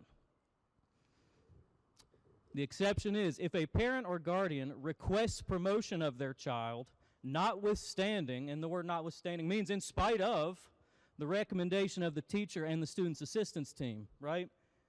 Then we're going to promote them anyways, just because mom and dad want them to move on. They can't even demonstrate a minimal understanding of math or reading, but because mom or dad wants them to move on, we're going to push them along. Now, I've heard many people say, we're dumbing down the next generation. We keep decreasing standards. That's literally what this does. Most of the stuff in this bill is great, but that one word gives me pause. And I urge you, the common sense train's coming back around for a second pass. I urge you to get on board with me and push red. Thank you. Is there debate on the bill? If not, those in favor of passage of the bill will vote aye. Those opposed will vote no. The clerk will prepare the machine.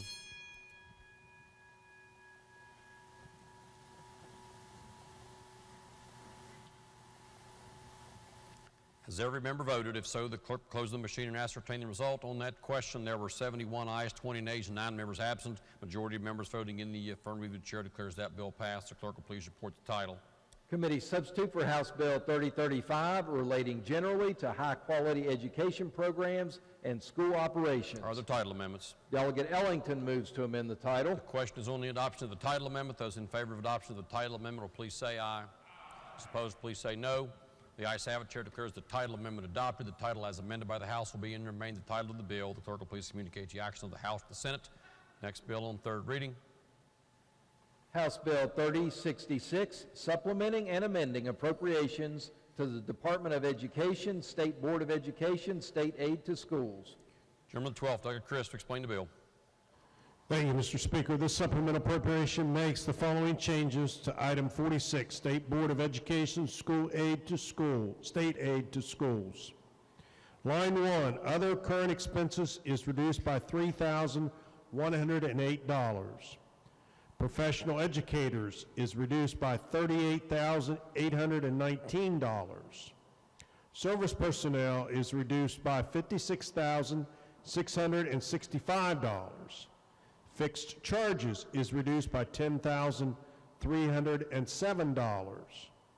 Improved instruction programs is increased by $508,613. Professional student support services is reduced by $28,858. Line 9, 21st century strategic technology learning growth is increased by $1,017,226. Line 10, teacher and leader induction is increased by $1,017,226. The local share is increased by $6,967,361. And the Public Employees Insurance Matching Program is increased by $2,153. The bill reduces the total amount under line item 46 by $4,559,900. This is the bill, Mr. Speaker, and I urge passage. The question before the House is, shall the bill pass? Is there debate on the bill? If not, those in favor of passage will vote aye. Those opposed will vote no. The clerk will prepare the machine.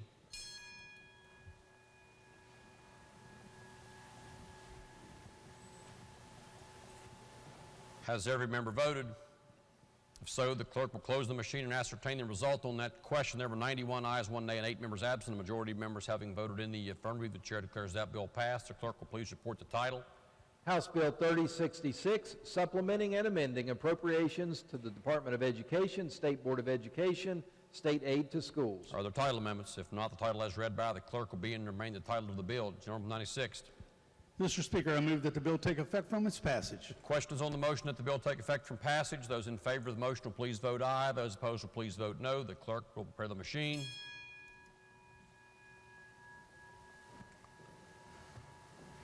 Has every member voted? If so, the clerk will close the machine and ascertain the result on that question. There were 90 ayes, 0 nays, and 10 members absent. 2/3 of members having voted in the affirmative, the chair declares that bill effective from passage. The clerk will please communicate the action of the House to the Senate. Next bill on third reading. House Bill 3072, supplementing and amending appropriations to Department of Homeland Security, Division of Administrative Services. Are there objections to having the bill explained in lieu of having it read? If not, Gentleman the 12th, Delegate Chris, to explain the bill. Thank you, Mr. Speaker. The purpose of this supplemental is an adjustment in appropriations to the Department of Homeland Security Division of Administrative Services Fund by decreasing the current expense line by $45,000 and increasing the unclassified line item by $45,000. Mr. Speaker, I urge passage. The question is, shall the bill pass? Is there debate on the bill? If not, those in favor of passage will vote aye. Those opposed will vote no. The clerk will prepare the machine.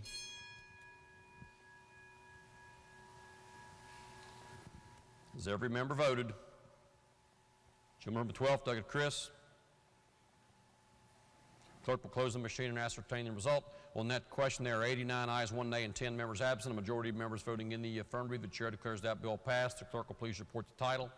House Bill 3072, supplementing and amending appropriations to Department of Homeland Security, Division of Administrative Services. Are there title amendments? If not, the title as read by the clerk will be and remain the title of the bill. Gentleman from the 96th. Mr. Speaker, I move that the bill take effect from its passage. The question is on the motion that the bill take effect from passage. Those in favor of the motion will please vote aye. Those opposed will please vote no. The clerk will prepare the machine.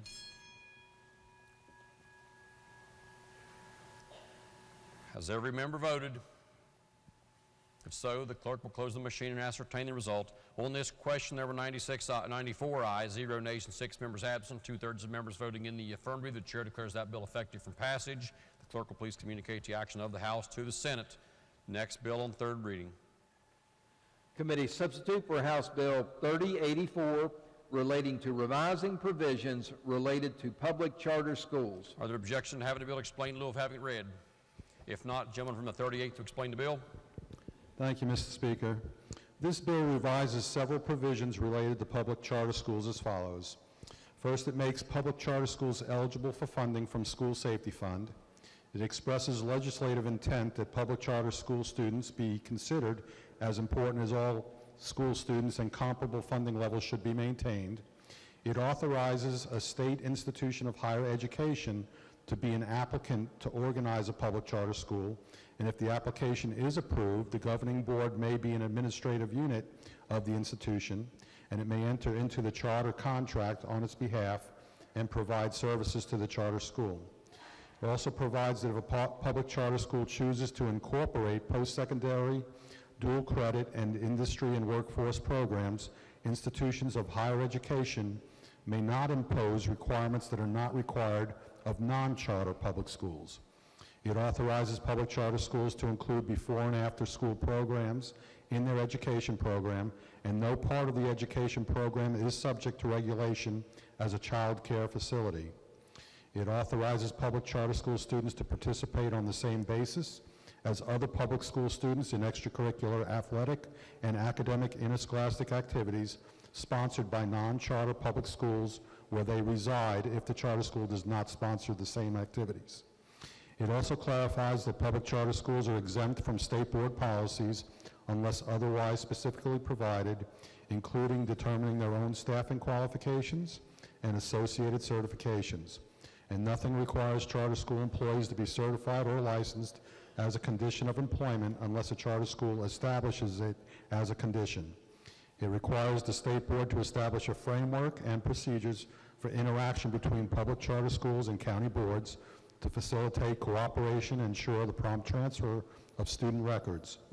It also increases the percent of the per pupil total basic foundation allowance that follows the student to a public charter school from 90 to 99% and allows for invoicing for the pro rata amount of per student funding, aid to exceptional students, and federal exceptional student funding due for that student when a student transfers after the beginning of the school year.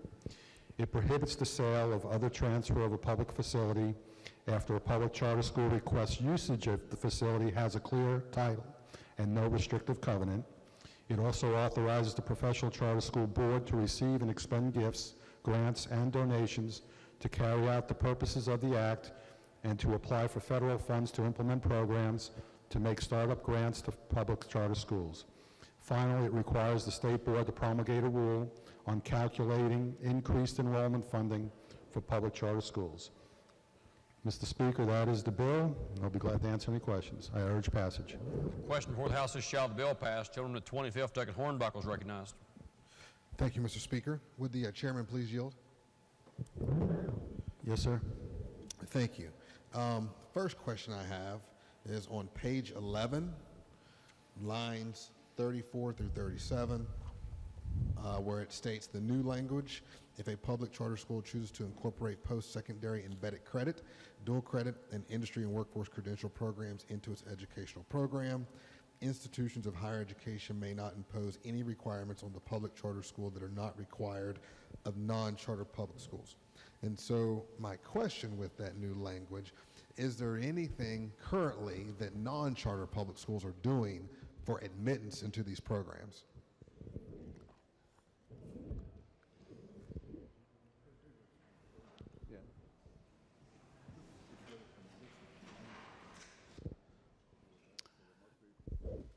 They do these kind of programs. However, there was a list of complaints we received from the public charter schools. They were saying they're having difficulty with extra requirements. They're supposed to have the same requirements as the current public, non-charter schools. Can you speak to what those extra requirements are? I don't know which ones they were specifically, no. So it was just currently... This is just saying they have the same requirements as the non-charter public schools. They can't impose extra fees, things like that, or other requirements for them. Well, I guess what I'm trying to get at is there something that the non-charters are doing that is currently not available to the charters that they are seeking to get out of? I don't think so, no. But you're not sure, correct? I'm not sure. I can't give you a good answer on that one. No. Okay. The next question is page 13, lines 91 through 93.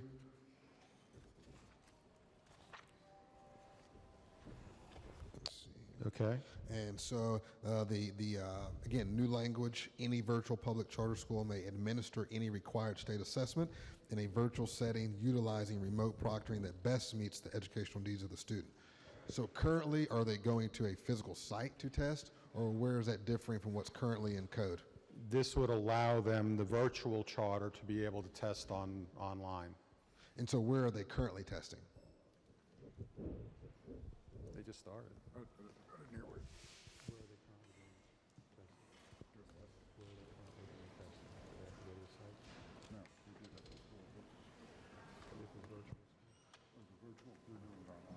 The physical schools I've been testing at the school. The virtuals have been doing online because they don't have a physical site to do that at. This is just codifying that. It was just codifying that? Yeah. Okay. Next one is page 17, line 3. Hang on, not there yet. Yes, sir.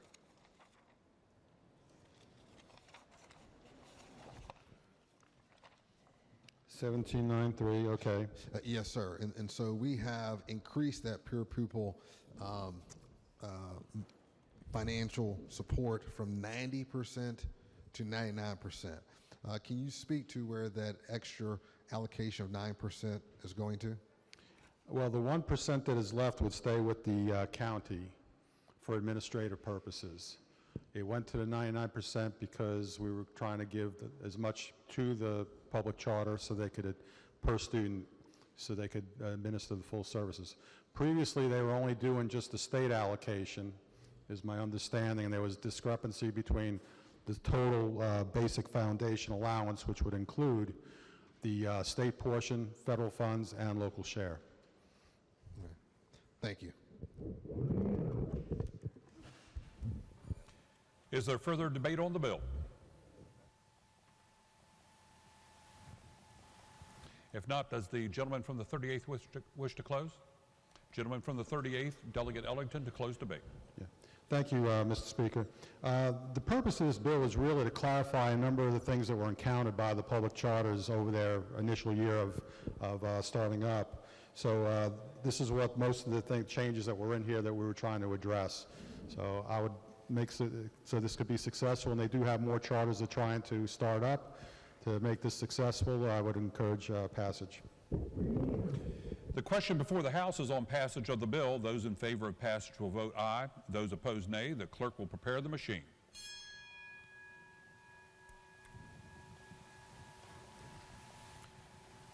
Has every member voted?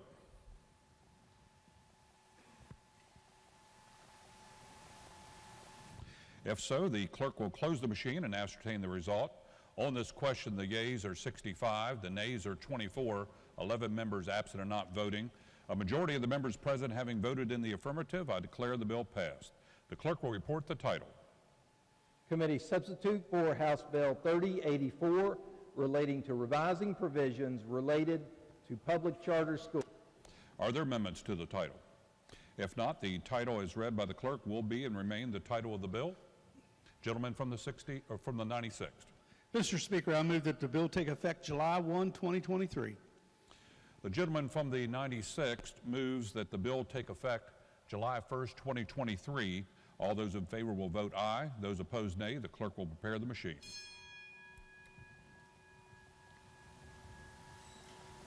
Has every member voted? If so, the clerk will close the machine and ascertain the result. On this question, the yeas are 74, the nays are 15, 11 members absent and not voting. 2/3 of the members elected to the House having voted in the affirmative, I declare the bill takes effect July 1st, 2023. The clerk will please communicate the action of the House to the Senate and request concurrence therein. Next bill on third reading.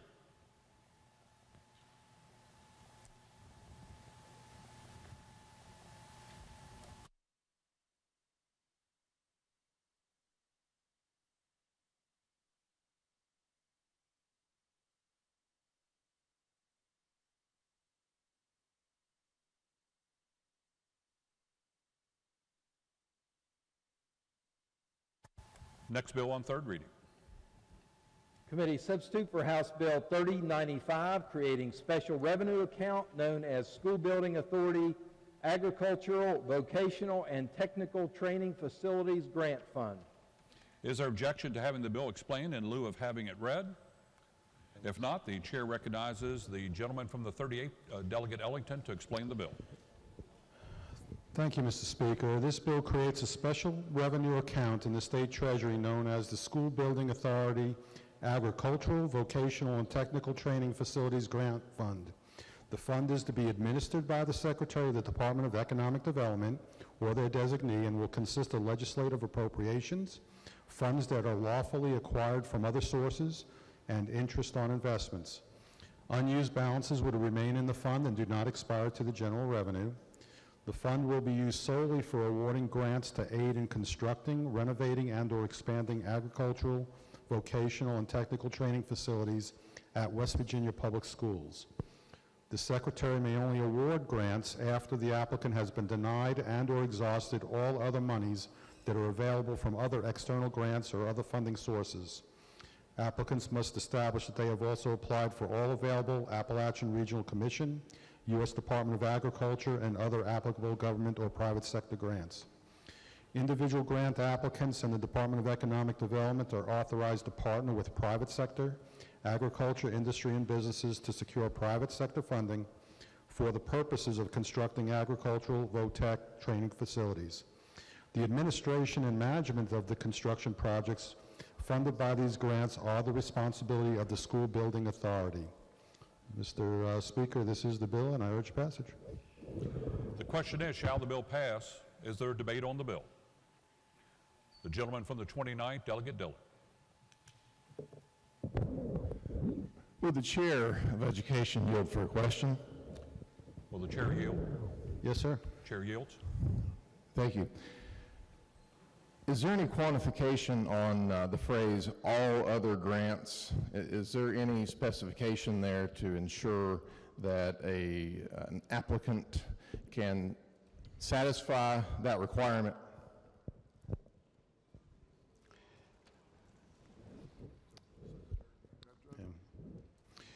As I was told, it's up to the Secretary to make that judgment as far as what quantitates as all applicable grants for that particular purpose. So if I understand it correctly, there's no list, there's no written criteria there. It would be to the interpretation of the designee of the Secretary of Economic Development. Is that correct? That would be the way I'd interpret it. Okay. Now, I have one more question, if you'll bear with me. Would an entity which has received funds previously from the Department of Economic Development be eligible to contribute to this fund? Anyone should be able to contribute to the fund, as long as it's legal. So just to be clear on that, so any entity which we have perhaps appropriated funds to from through the Department of Economic Development could then turn around and make a contribution to a vocational program in a specific part of the state for a specific purpose. Is that correct?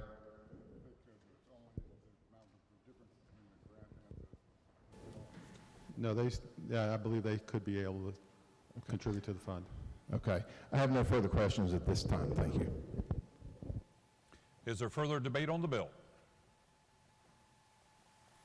If not, the gentleman from the 99th, Delegate Clark. Thank you, Mr. Speaker. Folks, I don't understand.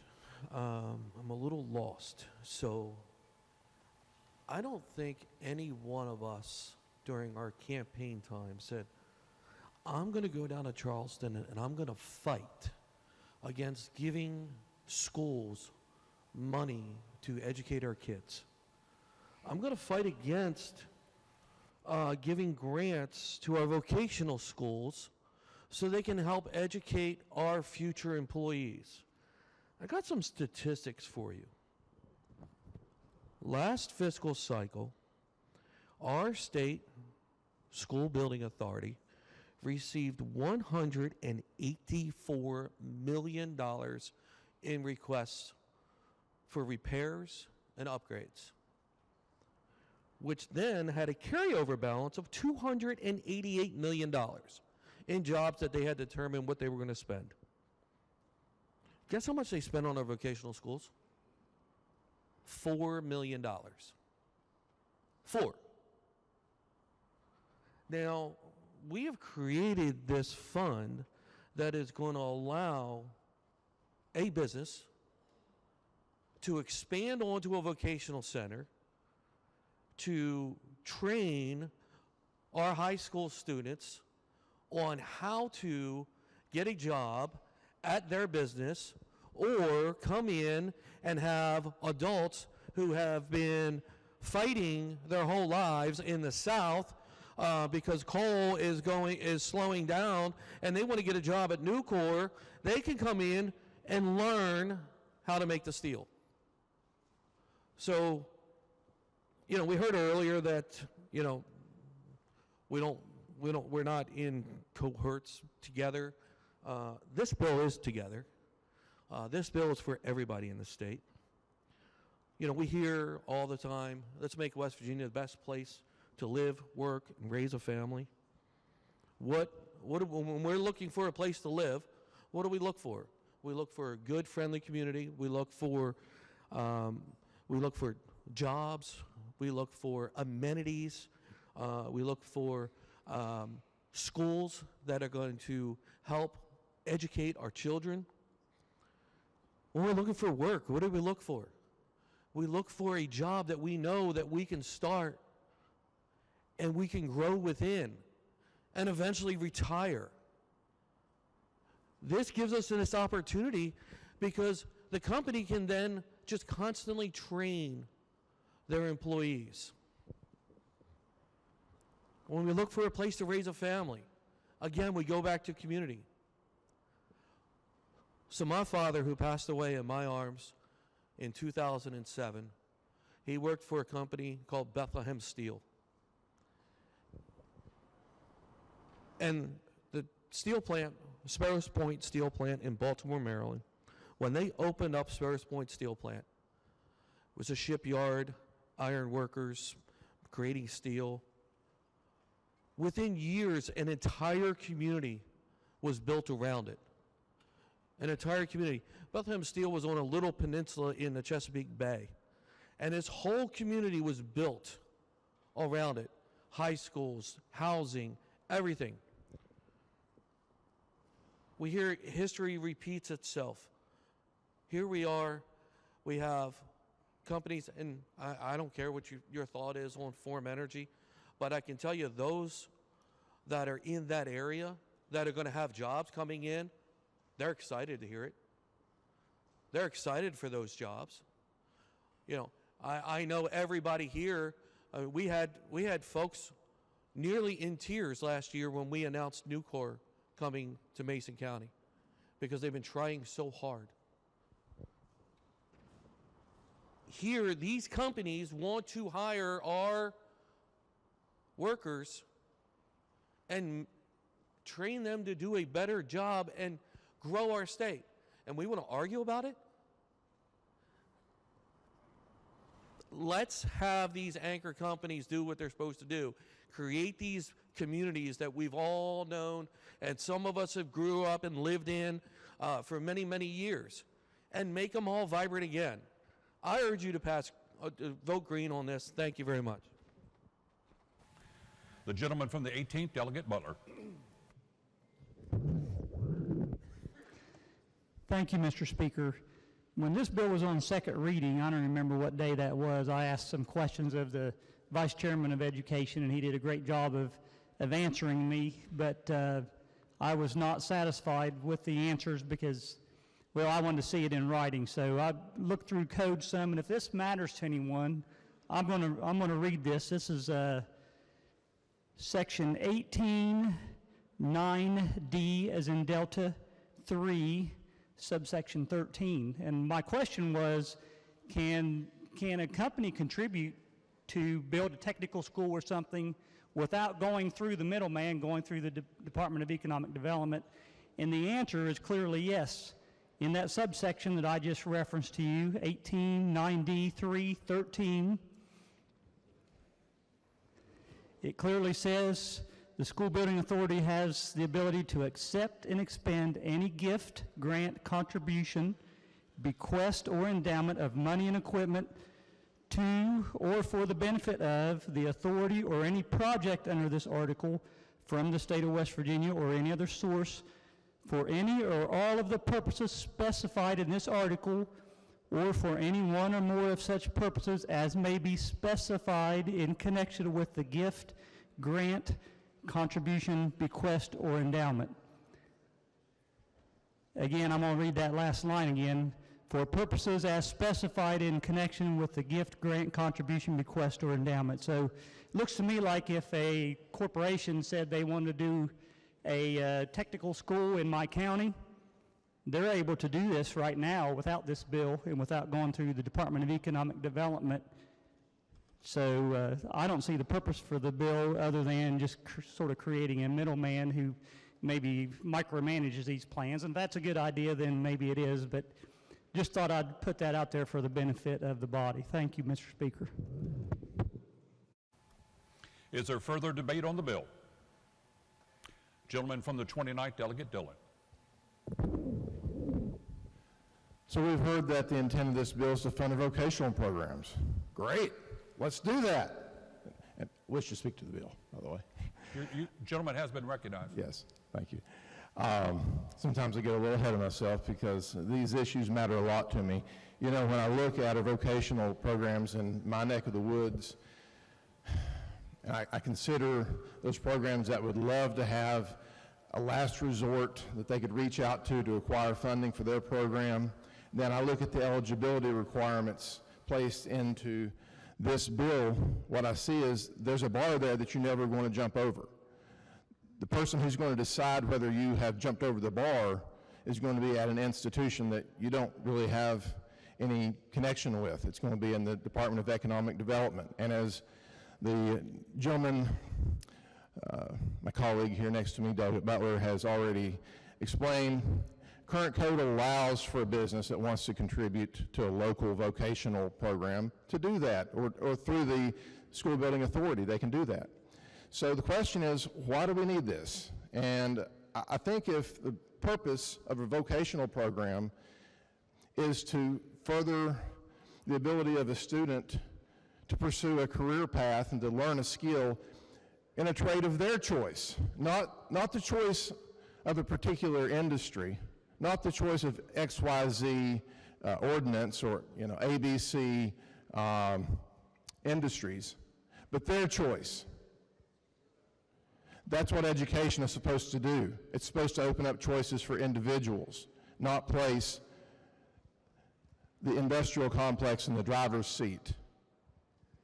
So for those reasons, because the students of our state are supposed to be who we represent first, I'll be a firm no on this bill. Thank you. The gentleman from the 38th, Delegate Ellington, to close debate.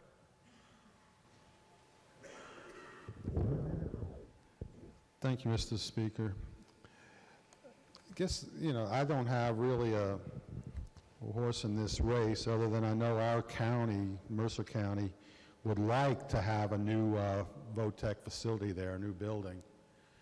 And I can understand that if you have economic development in your county and we may be able to have a company want to come here, that we could provide seed money for that with the matching grants from that company. Something that doesn't already exist, but something that with the anticipation that we could recruit new businesses to the state. So I could see that this could be beneficial the way this is, even though I know a company can donate to the schools, have them build things, but I think this is one of those recruiting tools that we could help with our citizens, our youth that want to have jobs, because I know in my part of the state, they're saying they can't stay, the kids aren't staying here. They're going to jobs elsewhere because we just don't have the jobs, particularly manufacturing jobs, to keep them here. So I think this could be beneficial, and I would urge support for it. The question before the House is on passage of the bill. Those in favor of passage will vote aye. Those opposed, nay. The clerk will prepare the machine.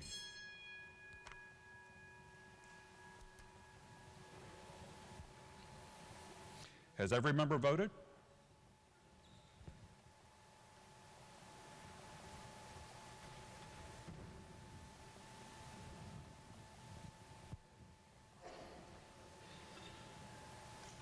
If so, the clerk will close the machine and ascertain the result. On this question, there are 73 ayes, 24 nays, 3 members absent and not voting. A majority of the members present having voted in the affirmative, I declare the bill passed. The clerk will report the title. Committee substitute for House Bill 3095, creating special revenue account known as School Building Authority Agricultural, Vocational, and Technical Training Facilities Grant Fund. Are there amendments to the title? If not, the title as read by the clerk will be and remain the title of the bill. The clerk will please communicate the action of the House to the Senate and request concurrence therein. Next bill on third reading.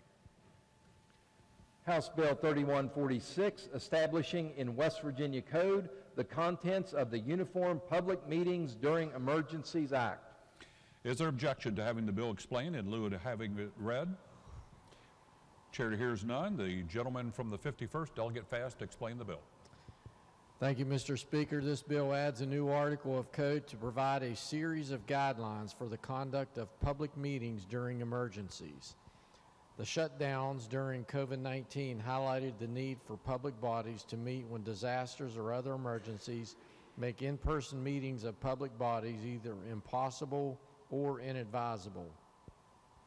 The bill is intended to provide a process to ensure that important public meetings can go forward when these events occur, consistent with protecting public access to meetings.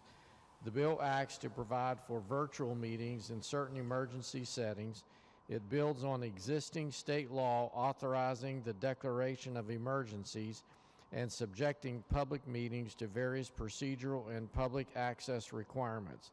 It is intended to work in harmony with those laws, particularly open meetings and other laws providing for public comment on and participation in the deliberations of public bodies. That's a summary. Mr. Speaker, I urge passage.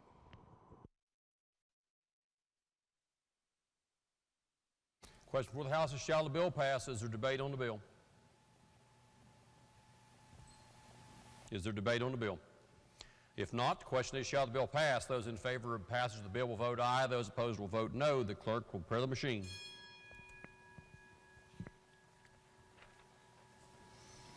Has every member voted? If so, the clerk will close the machine and ascertain the result. Who hasn't? Gentleman from 51st, Douglas Fast, your vote's not registered. Others? Okay, clerk will close the machine and ascertain the result. On that question, there were 95 ayes, 0 nays, and 5 members absent. A majority of members having voted in the affirmative, the chair declares that bill passed. The clerk will please report the title. House Bill 3146, establishing in West Virginia Code the contents of the Uniform Public Meetings During Emergencies Act. Are the title amendments? If not, the title as read by the clerk will be and remain the title of the bill. The clerk will please communicate the action of the House to the Senate. Next bill on third reading. House Bill 3156, raising the compensation rates of panel attorneys. Are there objections to having the bill explained in lieu of having it read? If not, gentleman from the 51st, Douglas Fast, to explain the bill. Thank you, Mr. Speaker. This bill amends West Virginia Code to increase the aggregate amount of compensation for attorneys for appointed counsel from $3,000 to $4,500 and expenses from $1,500 to $2,500. The bill also increases the investigative services hourly rate of pay from $30 to $40 and provides for payment for representation by appointed counsel in the expungement proceedings when cases have been dismissed. That is a summary, Mr. Speaker. I urge passage. The question before the House is, shall the bill pass? Is there debate on the bill? Gentleman from the 42nd, Douglas Steele, is recognized. I would ask for a ruling under Rule 49. Yes, sir. Under the set of facts that the gentleman relayed earlier, it would be the ruling of the chair that the gentleman would belong to a class of greater than 5 individuals and would be eligible to vote on the question. Gentleman 51st, Douglas Fast. Thank you, Mr. Speaker. I would have to ask for the same ruling or yes. same inquiry? Yes. Would be the same ruling by the chair. Gentleman 44th, Douglas Kirby. Same question. Same inquiry? Yes, would be the same ruling. Then the gentleman would belong to a class of greater than 5 individuals and is eligible to vote on the question. Again, the question is, shall the bill pass? Is there debate on the bill? If not, those in favor of passage of the bill will vote aye. Those opposed will vote no. The clerk will prepare the machine.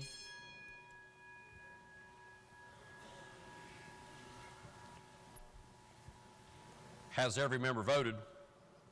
If so, the clerk will close the machine and ascertain the result on that question. There were 86 ayes, 11 nays, and 3 members absent. A majority of members voting in the affirmative. The chair declares that bill passed. The clerk will please report the title. House Bill 3156, raising the compensation rates of panel attorneys. Are there title amendments? If not, the title as read by the clerk will be and remain the title of the bill. For what purpose does the gentleman from 78 Douglas Strelly seek recognition? Thank you, Mr. Speaker. I ask unanimous consent to return to the second order of business for the purposes of an introduction. We'll get to that in a minute. There were no title amendments on House Bill 3156? Okay, the clerk will please communicate the action of the House to the Senate on House Bill 3156. Are there objections to the gentleman from 78's request to return to the second order of business for purposes of introductions? Okay, no objections are heard. The gentleman is recognized. Thank you, Mr. Speaker. Standing in the corner, we have a former member of this House and a current state senator from my district, Senator Mike Oliverio.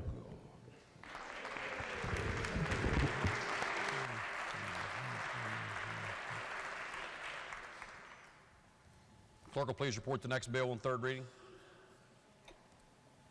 Committee substitute for House Bill 3224, adding West Virginia Junior College to the list of eligible institutions that accept Promise Scholarship recipients. Are there objections to having the bill explained in lieu of having it read? Gentleman from 38th, Douglas Ellington, to explain the bill. Who wants to explain the bill? He can do it if he wants. I thought he told me I was doing it. Paper, rock, scissors. That's all right. Gentleman from 38th. Thank you, Mr. Speaker. This is a simple one. So it just says this bill adds the West Virginia Junior College to the list of eligible institutions that may accept Promise Scholarship recipients. That's all it does, Mr. Speaker. I urge passage. Question before the House is, shall the bill pass? Is there debate on the bill? If not, those in favor of passage of the bill will vote aye. Those opposed will vote no. The clerk will prepare the machine.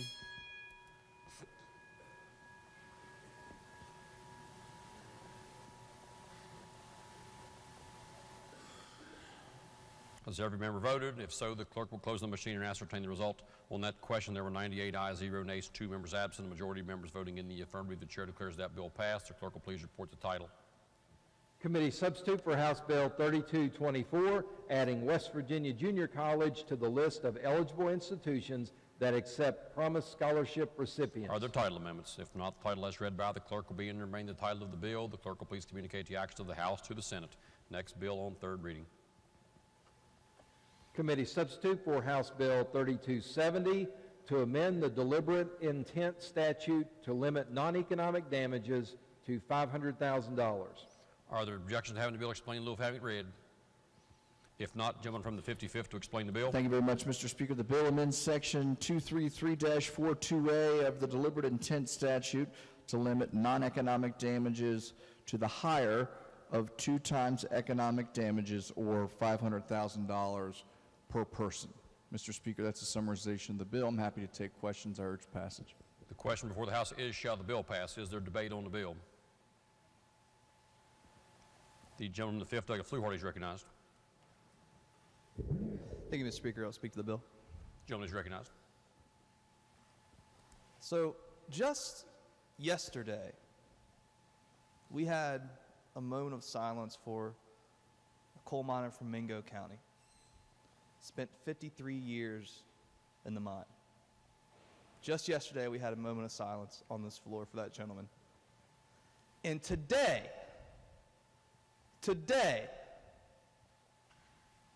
we're saying those lives lost in the coal mines are worth $500,000. Today. We're not saying accidents. We're referring to intentional reckless conduct. Intentional reckless conduct. We're talking about upper big branch scenarios. And we're saying $500,000 for that life. $500,000.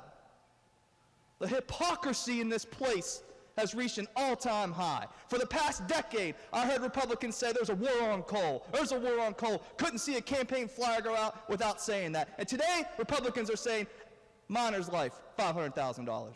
I don't want to see a tweet. I don't want to see a campaign mailer. I don't want to hear it uttered in the hallways of this Capitol. Well, how much you love coal miners. It's not just for them either. Loggers, the most dangerous jobs. Most dangerous jobs. $500,000. I don't even know who, besides a few that spoke at the public hearings, came down here and said this was needed. Even the Coal Association didn't do that. They didn't come down here and lobby for this bill. So I don't know what we're doing, Mr. Speaker. Upper Big Branch, we had willful violations of safety standards. That's what's required for these types of situations. It's not like you just go file a case all willy-nilly and you can easily meet the burden that's necessary. It's extremely high burden. And we're going to allow the bad actors, not accidents, the bad actors who intentionally allow these things to happen because they don't want to follow the rules, and people die. And we're going to save $500,000. Not doing it, not on my watch. And I believe many of you campaign on things, say a lot of things on the campaign trail, and I'd hope you follow up with it when you get down here in Charleston. Thank you, Mr. Speaker. Gentleman from the 2nd, Douglas Teslo. Thank you, Mr. Speaker. Will the chairman of Judiciary yield for a question? Yes. Okay. I just want to make sure I understand the bill. You mentioned economic and non-economic damages. Correct. Okay. What are economic damages again? Wages, medical bills, those sorts of things, actual sort of damages. So if you're injured, you get all medical bills and your wages going forward paid. Is that correct? Those would be in the economic damage bucket. And that's not being limited or anything by this bill. Is that correct? That's unlimited. It's unlimited. Okay. And technically. So then, in addition to that, it's not a one or the other, I take it. Gentleman's correct. So I guess the example would be that if someone were to receive, $499,000 of economic damages, they could also receive another $500,000 in non-economic damages. Okay, thank you. But if in the same instance, if a party were to receive $600,000 in economic damages, then they would have available whatever, they would have 1.2 million. I said that wrong. They would have 2 times of the non-economic. So they would be 1.2 million would be available. So it can go higher than $500,000. Correct. Yes, I misspoke in that first example. Okay. Well, thank you. I wanted to be clear on that. Thank you. Is there debate on the bill? Gentleman from the 85th, Douglas Hott. Thank you, Mr. Speaker. Would the chairman of Judiciary continue to yield? Yes. Does this bill, as written, in any way, shape, or form, diminish or reduce payments made through our workers' compensation program? No. Thank you.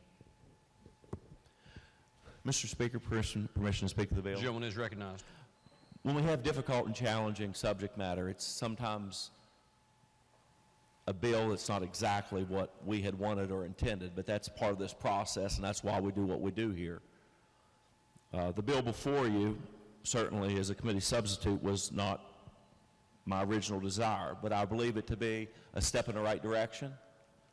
I believe it to be a bill that we can move forward, and I ask for your support. Thank you, Mr. Speaker. Gentleman from the 52nd row. If the gentleman from Ohio would answer a few questions.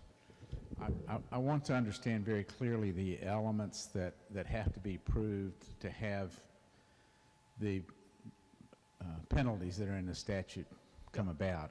You mentioned the word intentional. I mean, if two employees are riding down the road in a truck and one of them veers over into a lane and causes a crash, that would be negligence. Would that come under the purview of this statute? No, I don't believe so. No, we're talking about a situation where you have unsafe working conditions which exist, and the employer is aware of those unsafe working conditions, and then being aware continues on without attempting to fix those situations to make it a safe working environment. So we're talking about this is a very extreme situation involved, where there's an unsafe working condition, they have knowledge of it, and they say, we don't care about the safety, we don't care about the rules, keep producing.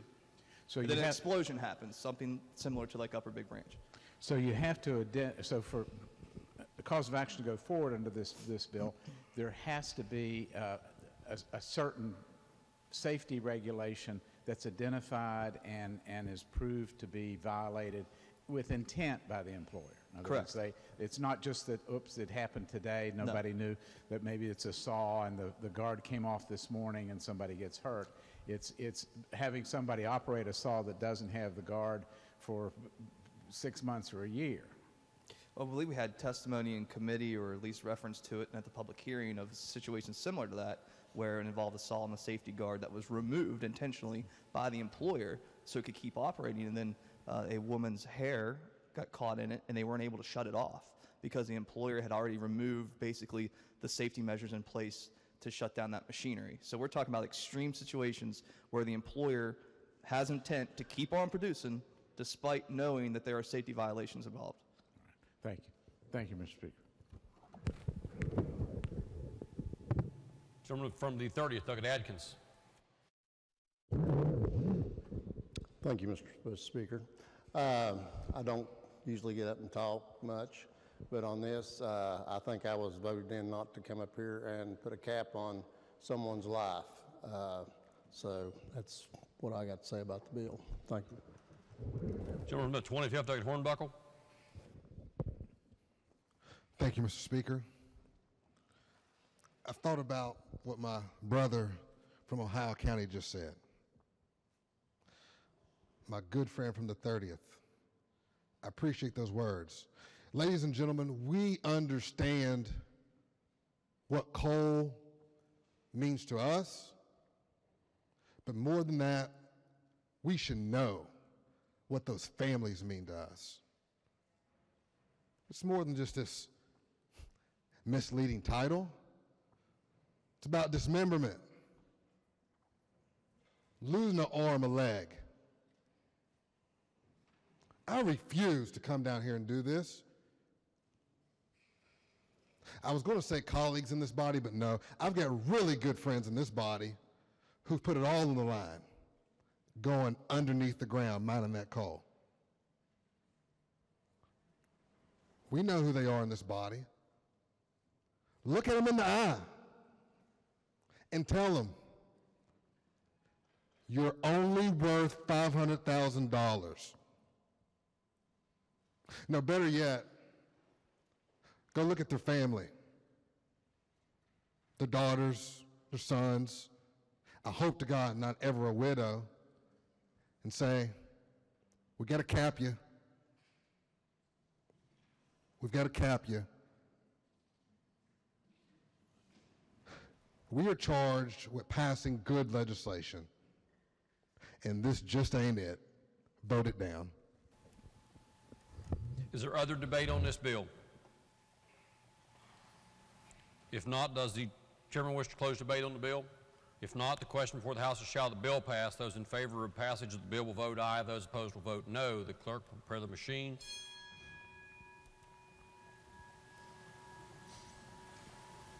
Has every member voted?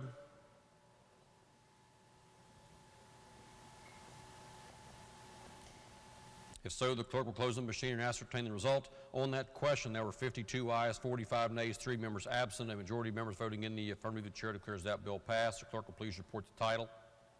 Committee substitute for House Bill 3270 to amend the deliberate intent statute to limit non-economic damages to $500,000. Are there title amendments? Okay, the title as read by the clerk will be and remain the title of the bill. The clerk will please communicate the action of the House to the Senate. Next bill on third reading. Committee substitute for House Bill 3315 relating generally to readiness enhancement and commission bonuses. Are there objections to having this bill explained in lieu of having it read? If not, Gentleman the 12th, Douglas Christ, to explain the bill. Thank you, Mr. Speaker. The purpose of this bill is to create a program for the enhancement of readiness through recruitment and retention of bonuses. I urge passage. The question before the House is, shall the bill pass? Is there debate on the bill? Is there debate on the bill? If not, those in favor of passage of the bill will vote aye. Those opposed will vote no. The clerk will prepare the machine.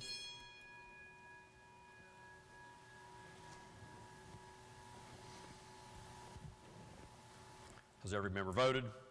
If so, the clerk will close the machine and ascertain the result. On that question, there were 95 ayes, 1 nay, and 4 members absent. A majority of members voting in the affirmative. The chair declares that bill passed. The clerk will please report the title. Committee substitute for House Bill 3315 relating generally to readiness enhancement and commission bonuses. Are there title amendments? If not, the title as read by the clerk will be and remain the title of the bill. The clerk will please communicate the action of the House to the Senate. Next bill on third reading. House Bill 3331 relating generally to support staff in the family courts and magistrate courts of this state. Are there objections to having this bill explained in lieu of having it read?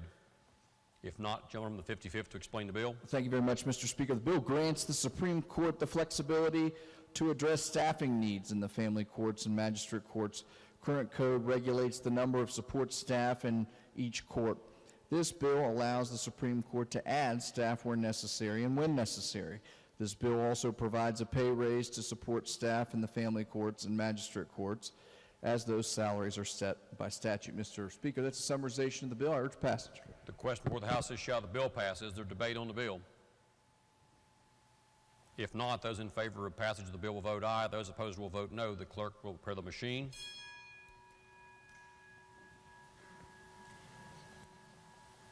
Has every member voted?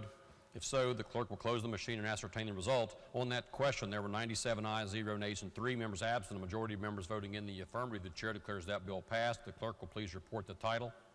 House Bill 3331 relating generally to support staff in the family courts and magistrate courts of this state. Are there title amendments? If not, the title as read by the clerk will be and remain the title of the bill. The clerk will please communicate the action of the House to the Senate.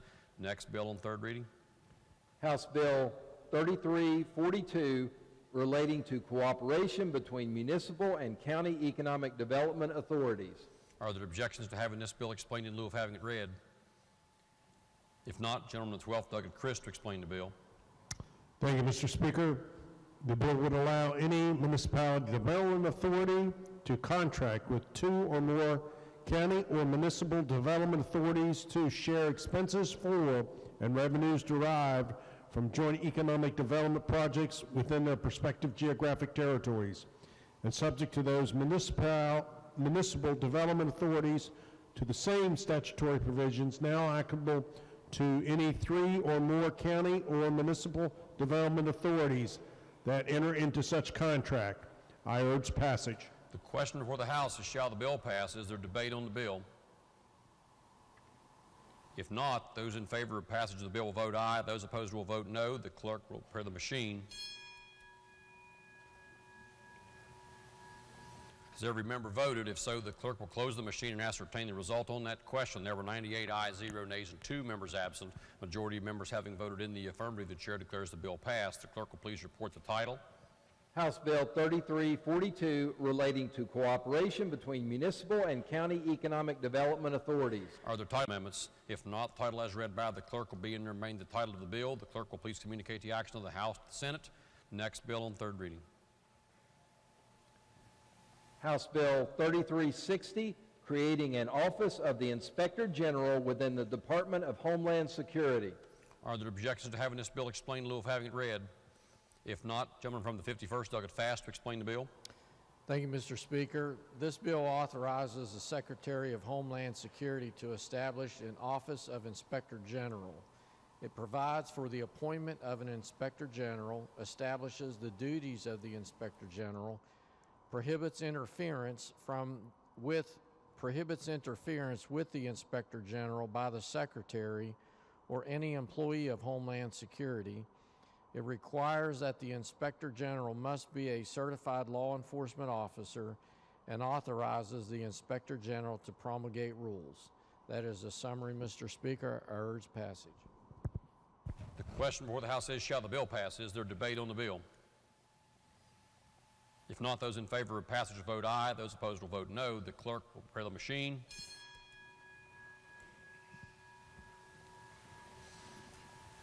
Has every member voted? If so, the clerk will close the machine and ascertain the result on that question. There were 99 ayes, 0 nays, and 1 member absent. Majority of members voting in the affirmative. The chair declares the bill passed. The clerk will please report the title. House Bill 3360, creating an Office of the Inspector General within the Department of Homeland Security. Are there title amendments? Delegate Capito moves to amend the title. The question is on the adoption of the title amendment. Those in favor of adoption of the title amendment will please say aye. Those opposed will please say no. The ayes have it. Chair declares the title amendment adopted. The title as amended by the House will be and remain the title of the bill. The clerk will please communicate the action of the House to the Senate. Next bill on third reading. Committee substitute for House Bill 3369, creating a school safety unit within the Division of Protective Services. Are there objections to having the bill explained in lieu of having it read? If not, gentleman from the 55th to explain the bill. Thank you very much, Mr. Speaker. The committee substitute requires the Director of the Division of Protective Services, known as the Capitol Police, to establish a school safety unit. The committee substitute establishes that the school safety unit will be responsible for making school safety inspections and providing recommendations for enhanced safety to school administrators, and it provides for statewide law enforcement authority of officers of the school safety unit, provides powers and duties of the school safety unit, requires the director to provide services to all public primary and secondary schools, and authorizes the director to provide services to private primary and secondary schools upon the request. Mr. Speaker, that's summarization of the bill. I urge passage. Question before the House is, shall the bill pass? Lady from the 56th, Doggett Young. Thank you, Mr. Speaker. Will the chairman yield for some questions? Yes. Thank you. Sorry, I'm just now seeing this bill. Is this about buildings or children? Well, I think it's about both. I think it's about looking at school safety generally. I think that's what it's all about. Okay. Is there a reason that the Department of Education isn't involved? I don't know that there's a reason why the Department of Education is not mentioned in the bill, but this was a directive that was given to this particular department, and the department is trying to carry out that directive, as we heard in the State of the Union. Given to them by State who? of the state. Given to them by us or the governor? I believe the governor mentioned this in his State of the State. Okay, so their job is to go to inspect, looks like inspect the schools. Can you run through that list again? Sure. School safety inspections is what it looks like is their primary duty. Is that right?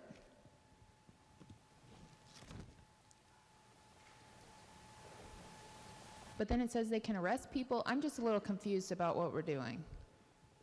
Well, the Capitol Police are law enforcement officers, so they have arresting powers. Okay.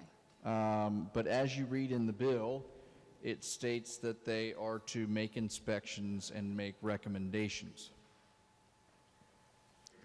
Okay, so this is Capitol Police now taking over school safety. No. This is a division that is created within the same division, Okay. a subset, if you will, to focus on school safety. Okay. Dedicated to that. Okay, gotcha. Thank you. Again, the question is, shall the bill pass? Is there debate on this bill? If not, those in favor of passage of the bill will vote aye. Those opposed will vote no. The clerk will prepare the machine.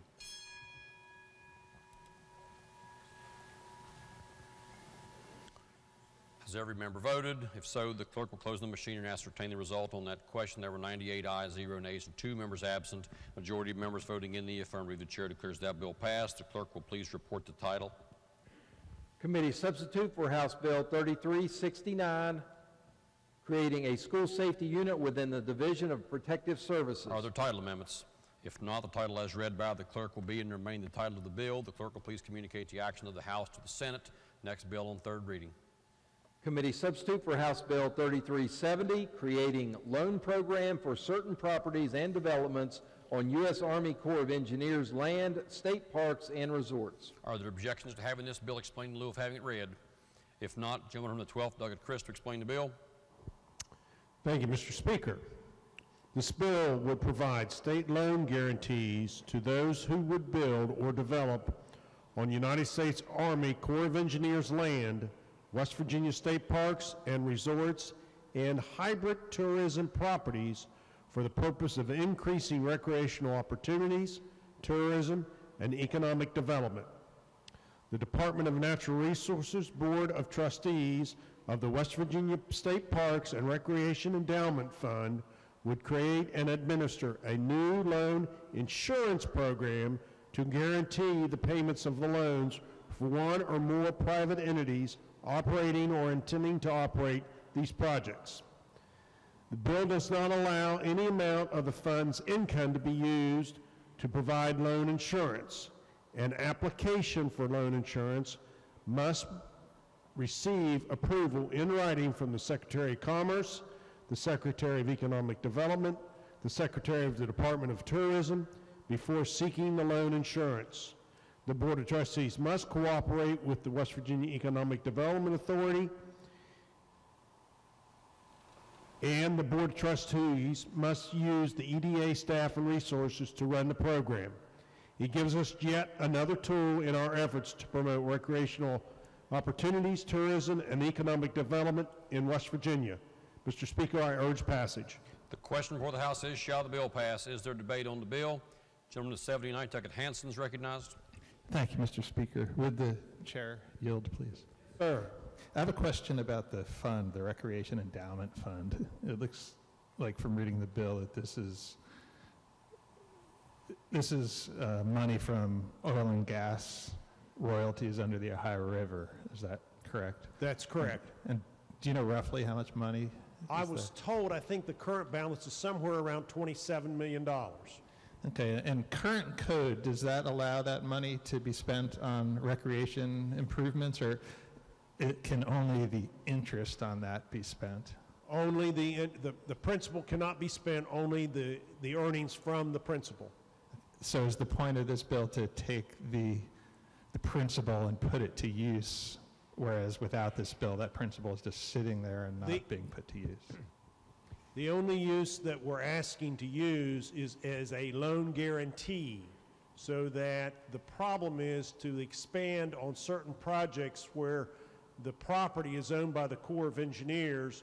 The traditional loan process does not work in the private market. There is no ability to take liens against any property because we can't lien against United States government property in a commercial loan situation. So to be able to achieve a loan package to do the expansion at these particular tourism facilities in state parks, they need a backup of a cosigner, but let's say, and this money would be, portion of this money would be used as a loan guarantee for that situation. The interest that it still generates would still be used in the maintenance program that we've already started, and as you well know, we've put some good monies to good use in that situation, and we want to make sure we are able to continue to do that. So it's going to be able to two things at the same time. Okay, thank you, sir. Thank Yes, you, sir. Mr. Chairman. Gentleman from the 37th. Thank you, Mr. Speaker. I want the body to rest assured that I have nothing against our state parks. I'm certainly an advocate of the state parks. And I'm an advocate of the business people that do business in and around the state parks.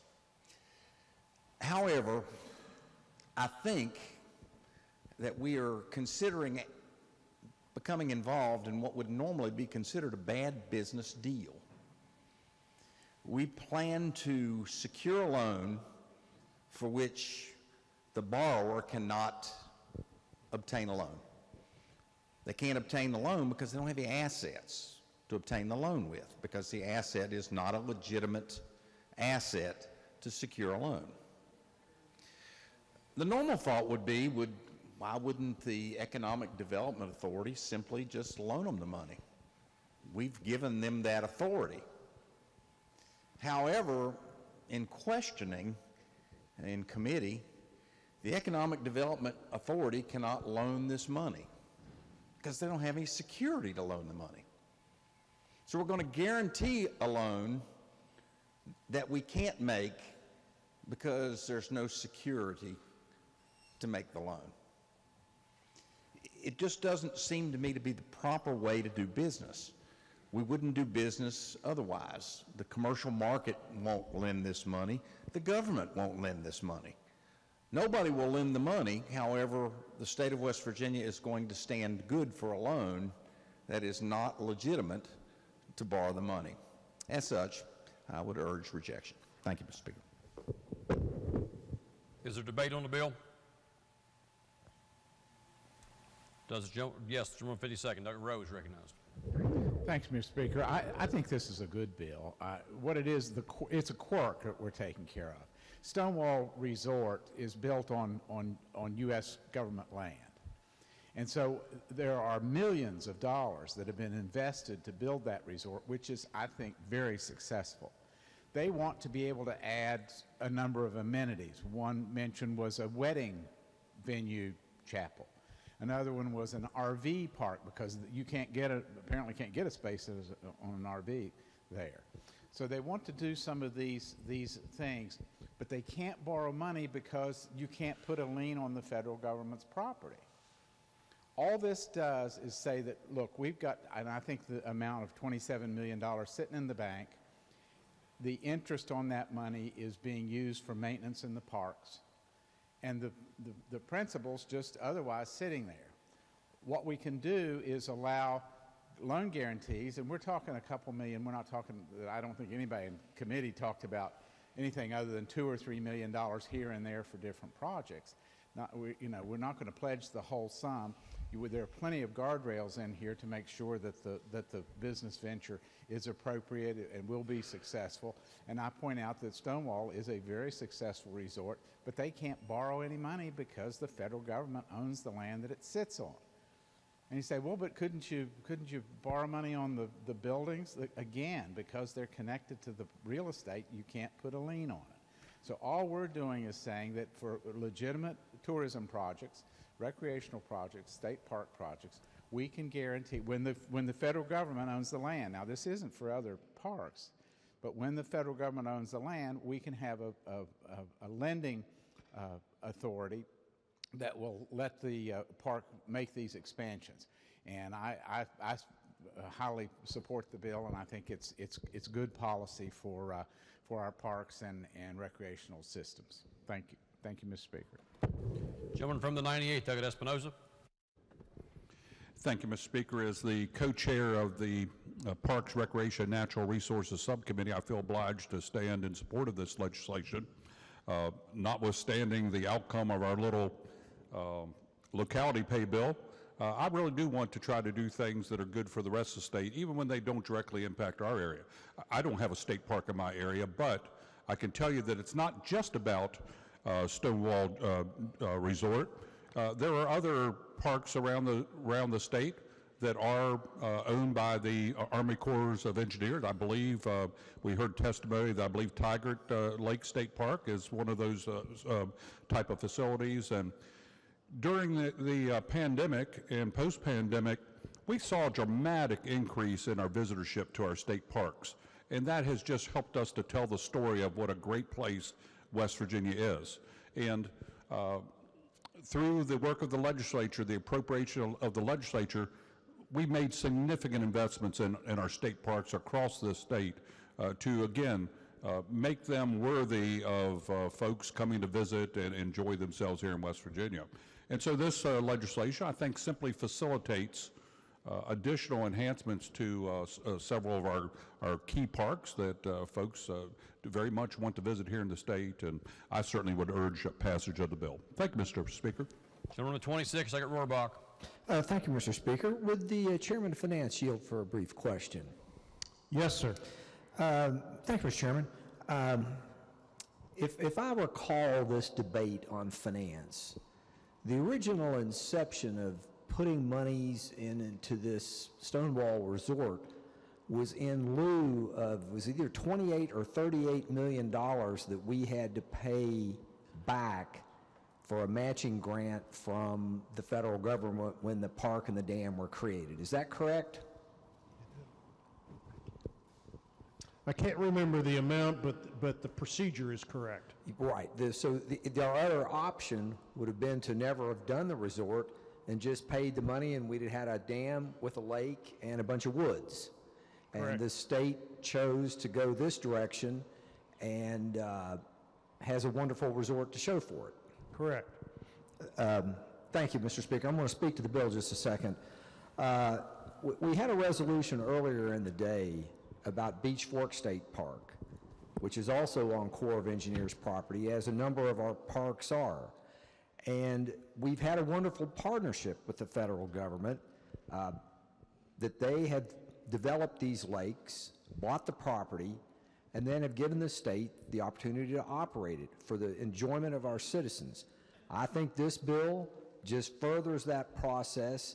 And again, the other option would have been with Stonewall, just to have paid the money back and call it even. And we were given the opportunity to develop it with this program and not have to pay the federal government back that money. To me, that's a win-win, and this bill's a win-win.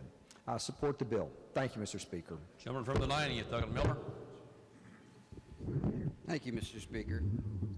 Would the chairman yield, please? Yes, sir, my dear friend. Does this have anything to do with Bill 4408 we did last year? What is the concern? What was 4408? It was the bill that they could go in and work on the state park if the superintendents and the state superintendents agreed upon it. No, sir. This has nothing to do with that. This does not have anything to do with RVs and improvements in the park that they want to do? This project, because it is a hybrid tourism property, there's already private development money involved in this facility, and this is allowing them to expand the operations of the park as the hybrid operator, and it allows them to use these funds as a loan guarantee. Just for the interest, right? No, the interest that comes off of the West Virginia State Parks and Recreation Endowment Fund are still going to continue to do the work that they do. Okay. Which is the interest off of the reserves that we've set aside from the royalties we get from the oil and gas from underneath the Ohio River. Okay. Thank you. Yes, sir. Appreciate it. Can I speak to the bill, please? Gentleman is recognized. We're having this problem in Morgan County. They want to put a RV park at the place where we had the interim last year, and the people don't want it.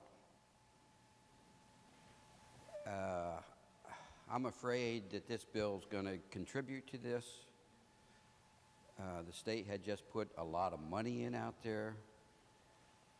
A lot of volunteer work went in on this. In fact, they have bids out right now on this RV park that they want to put in, and they're due this week. I don't know if they're going to use the money for this that the chairman's talking about, but I'm going to have to be a no on this, and I hope I convinced a couple others. Thank you. Gentleman from the 37th.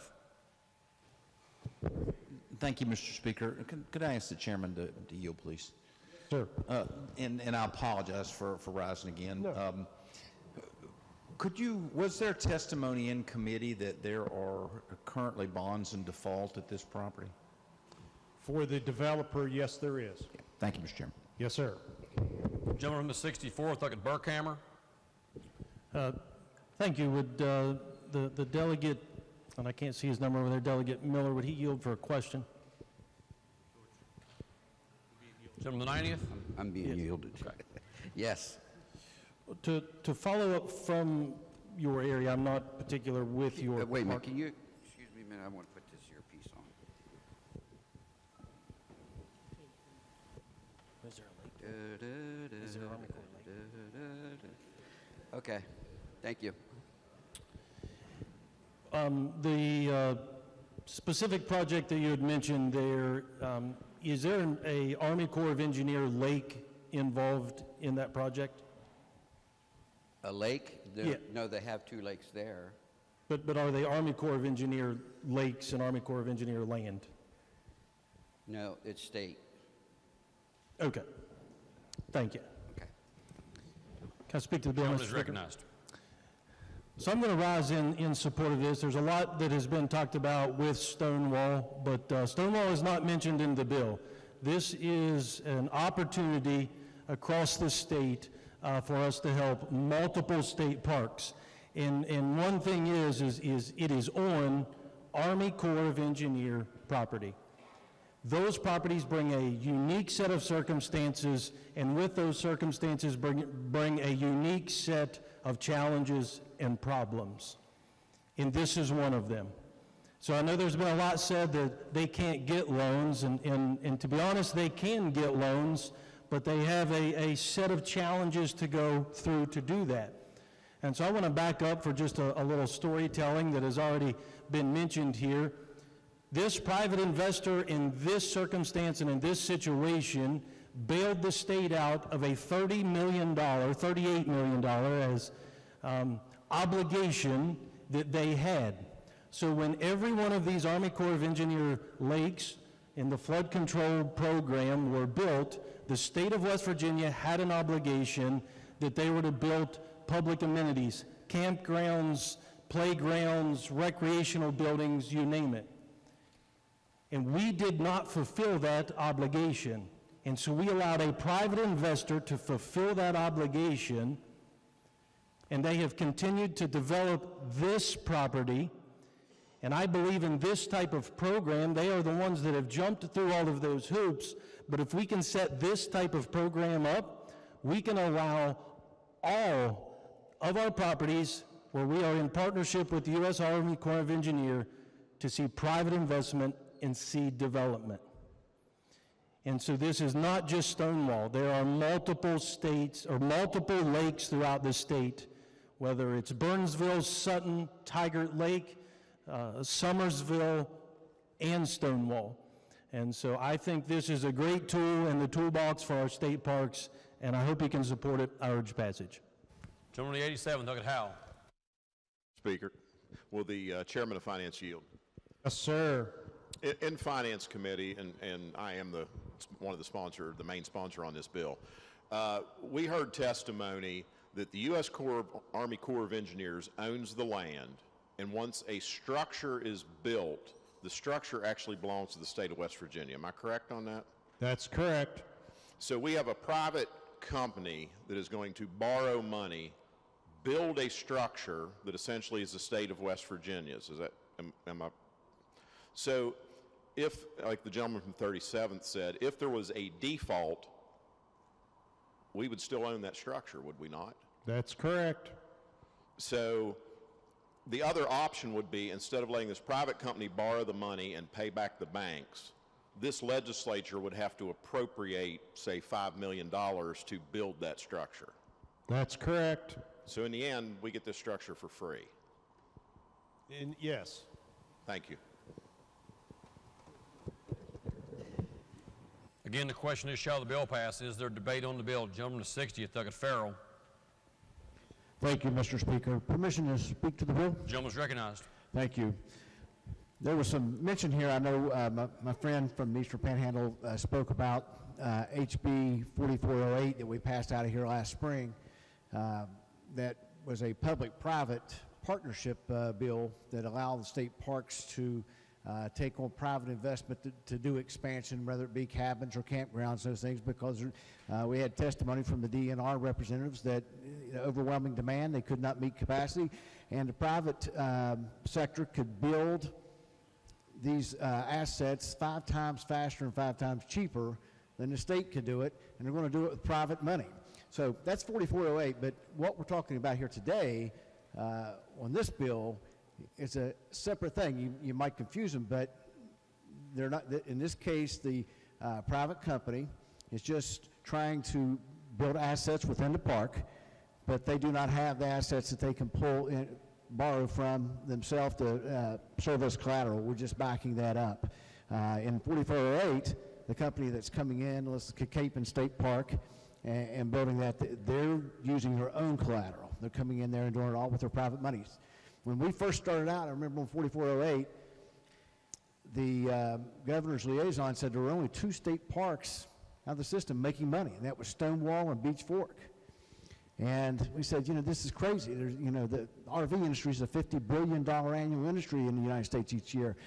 These parks should be, so hence that was the birth of 4408, and we started looking at, now I think we had testimony up in the Economic Development Committee that at least 6 or 7 of the parks are making money, and they're looking at building a second park in the Eastern Panhandle, and maybe another one in West Virginia, because we've allowed them to be able to be innovative, to be able to take advantage of the demand that's out there. And this creates more opportunity for more West Virginians to visit our parks, be able to stay overnight in them, and enjoy the assets that they provide. So I encourage a yes vote on this bill. I think it's something that we can do to help provide more amenities, more recreation for our constituents, more make the state a better place to be.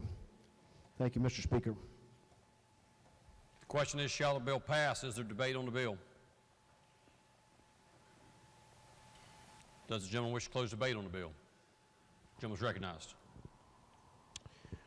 For the gentleman from the 90th, your 4408 dealt with state parks property. Okay?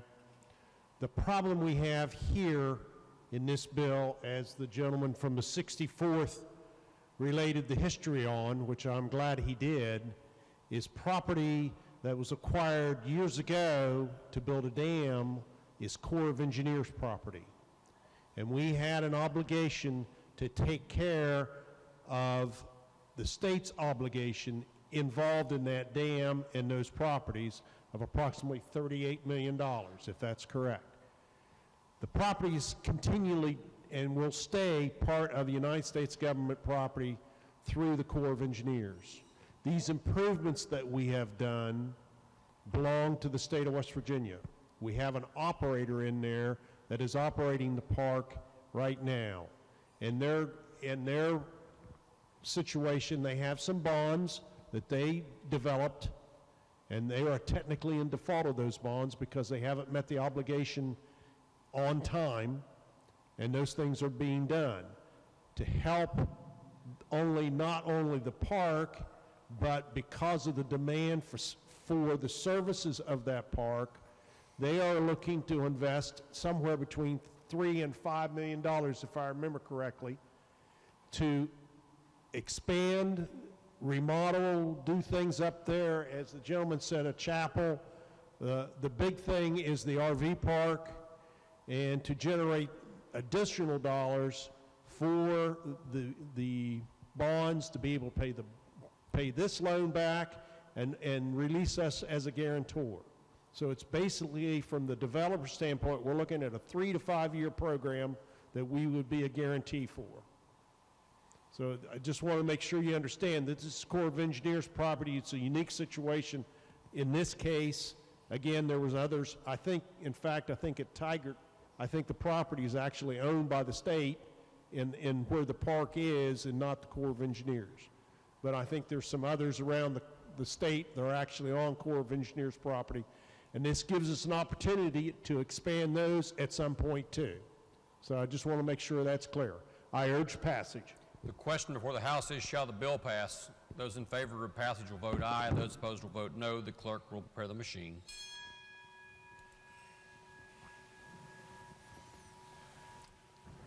Has every member voted? If so, the clerk will close the machine and ascertain the result. On that question, there were 85 ayes, 11 nays, and 4 members absent. A majority of members voting in the affirmative, the chair declares that bill passed. The clerk will please report the title. Committee substitute for House Bill 3370, creating loan program for certain properties and developments on U.S. Army Corps of Engineers land, state parks, and resorts. Are there title amendments? If not, the title as read by the clerk will be and remain the title of the bill. The clerk will please communicate the action of the House to the Senate. Next bill on third reading. House Bill 3396, supplementing, amending, and increasing existing items of appropriation from the State Road Fund to the Department of Transportation, Division of Highways. Are there objections to having the bill explained in lieu of having it read? If not, gentleman from the 12th, Douglas Chris, to explain the bill. Thank you, Mr. Speaker. The purpose of this supplemental is to increase spending authority for existing items of appropriations in the State Road Fund to the Department of Transportation, Division of Highways. The increase interstate construction by $35 million, increase other federal aid programs by $25 million, increase Appalachian programs by $20 million. This will pay for projects in progress and projects planned to start in the current fiscal year. This increased spending authority will be reimbursed with federal matching funds at an average between 90 and 100%. Mr. Speaker, I urge passage. The question before the House is, shall the bill pass? Is there debate on the bill? If not, those in favor of passage will vote aye. Those opposed will vote no. The clerk will prepare the machine.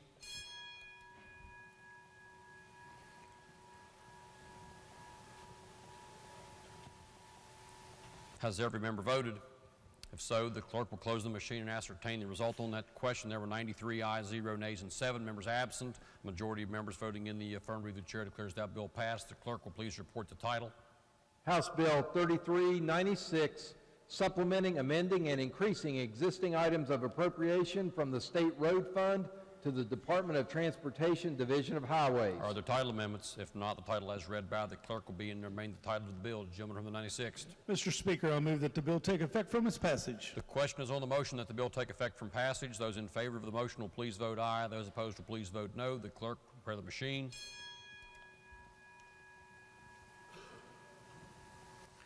Has every member voted?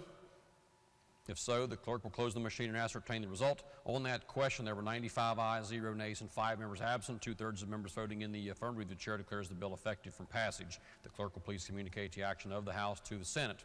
Next bill on third reading.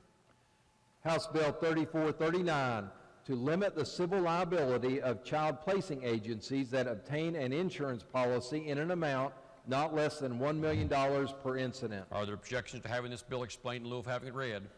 If not, gentleman from the 55th to explain the bill. Mr. Speaker, I'm happy to explain the bill. A summarization of the bill is actually the short title. So I'm happy to take any questions on it, but the bill does add a new section of Code 492130, and that limits the civil liability of a child placing agency that they obtain an insurance policy in an amount not less than $1 million per incident. So that's a summarization of the bill. I urge passage. The question before the House is, shall the bill pass? Is there debate on the bill? If not, those in favor of passage will vote aye. Those opposed will vote no. The clerk will prepare the machine.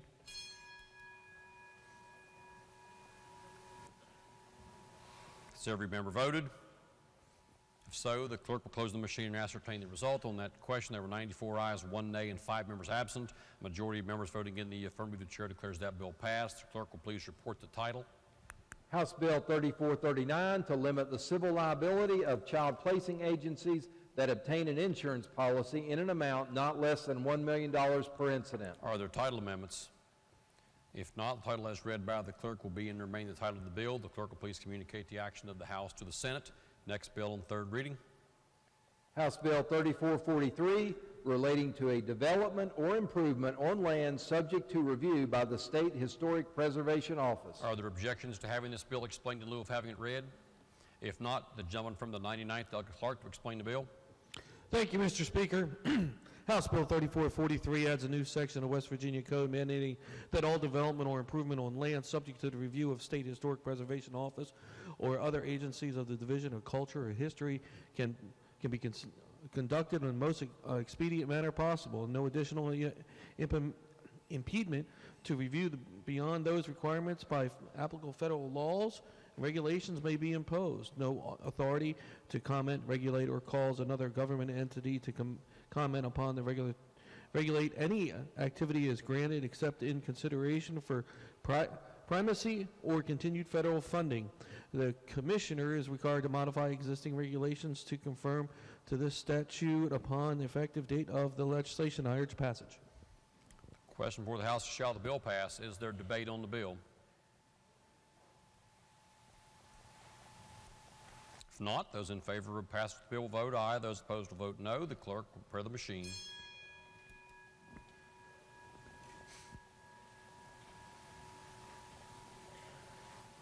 Has every member voted? If so, the clerk will close the machine and ascertain the result. On the question, there were 89 ayes, 4 nays, and 7 members absent. A majority of members voting in the affirmative. The chair declares the bill passed. The clerk will please report the title. House Bill 3443 relating to a development or improvement on land subject to review by the State Historic Preservation Office. Are there title amendments? If not, the title as read by the clerk will be and remain the title of the bill. The clerk will please communicate the action of the House to the Senate. Next bill on third reading. House Bill 3464 relating to the transfer of certain revenues derived from lottery activities. Are there objections to having this bill explained in lieu of having it read? If not, the gentleman from the 98th, Doug Espinoza, to explain the bill. Thank you, Mr. Speaker. In 1994, the legislature approved the Racetrack Video Lottery Act that essentially approved the placement of video lottery machines at our 4 state racetracks. But it wasn't just about making money for the state. A key part of that legislation, and a matter of fact, it's included in the findings of that legislation, was to help preserve live racing and the thousands of jobs associated with live racings at our state tracks. A number of you I know had an opportunity to visit one of our state racetracks during, I guess that was November interims, and we're able to see firsthand what an economic engine the racing industry is for our state tracks. Well, fast forward to 2014, the legislature under the Tumlin administration implemented what is often referred to as the haircut bill. They essentially, in order to help balance the books at that time when things were not as rosy as they are today, they implemented a 10% cut in the purses and breeders' funds that were included in the initial legislation. The legislation you have before us today would simply restore that 10% cut that was made back in 2014. Mr. Speaker, that's the bill. I urge passage. The question before the House is, shall the bill pass? Is there debate on the bill? Gentleman from the 20th, Doug Foster, is recognized. Thank you. Will the Chairman of Finance yield? Yes, sir. And I've had a lot of concern about this bill, as I've expressed, because the fiscal note, when I click on it, look on it, my system says $63 million. Is that correct? No, sir. The original intent was not conveyed to the Lottery Commission on what we were trying to do, and there was a problem with the computer system because one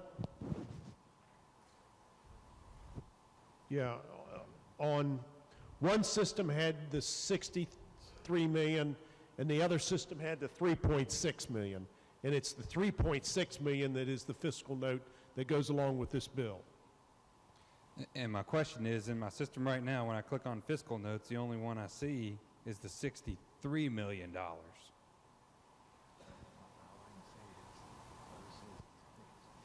According to the clerk's office, we understood that the system had been repaired to show the 3.6 million.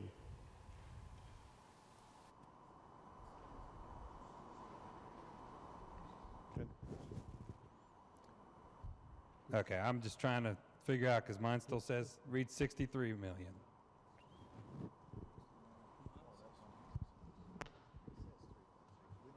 On which system is it?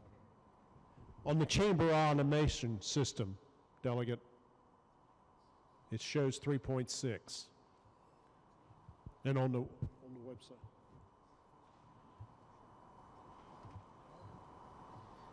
His is not showing it.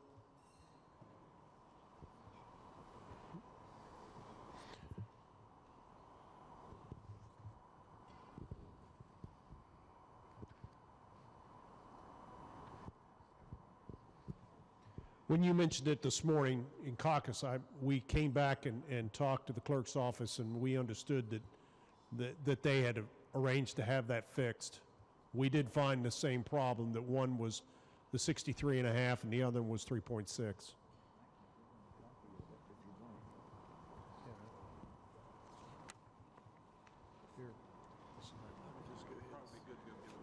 Here, take him that.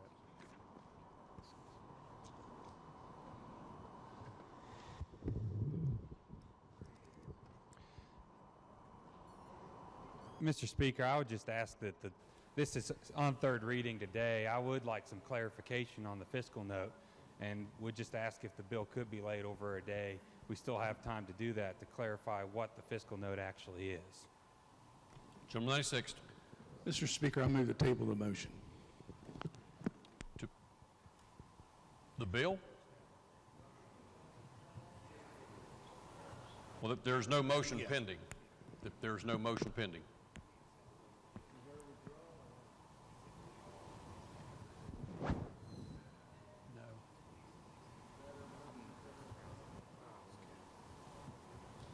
Mr. Speaker, I ask unanimous consent to withdraw my motion. Okay, the motion to table is withdrawn. Has the fiscal note issue been, the chair is looking at the fiscal note here. It is a $3.6 million fiscal note available in the chamber automation system. Is it visible to all members? No?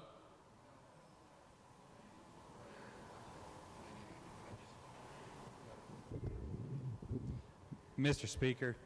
Yes. With the gentleman still recognized. Gentleman the 20th. With IT, we've been able to get it. We had to open it up in a separate browser in order to be able to view the actual fiscal note. So some people may have 63 million, some people may have 3.6. Understood. Do all members have access to the fiscal note on the bill at this time, provided in the chamber automation system, indicating the cost of the bill at $3.6 million? If not, please press your recognition lights so that we could address the IT issue. Gentleman the 18th, Douglas Butler. Lady from the 19th, Douglas Kraus.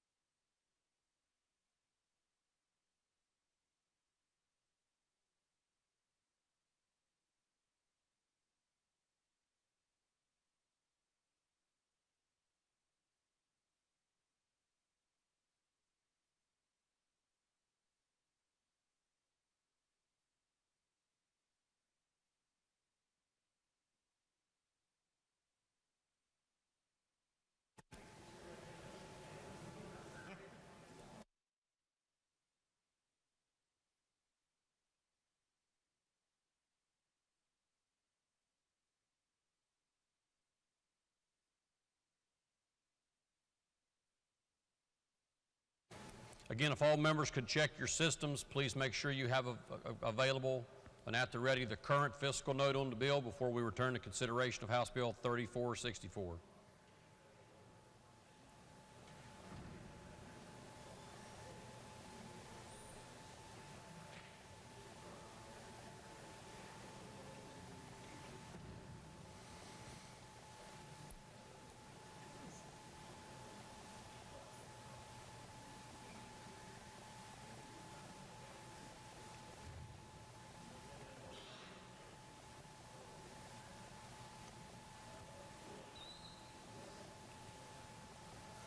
Okay, at this time, is there further debate on the question of House Bill 3464? Gentleman from the 18th, Doug Butler, is recognized. Thank you, Mr. Speaker, and thank you very much for taking the time to allow us to see this fiscal note. I really appreciate that. To Chair of Finance, please yield to a question. Yes, sir. All right, thank you, sir. Now that I have access to this fiscal note, the last sentence on the first, well, actually, I guess it's the third paragraph, but what it's saying is that while the reduction may not have a significant impact on the state's bond rating, HB 3464 does reduce revenue pledge to bond debt servicing. Was there discussion of that in committee? Hold on a second.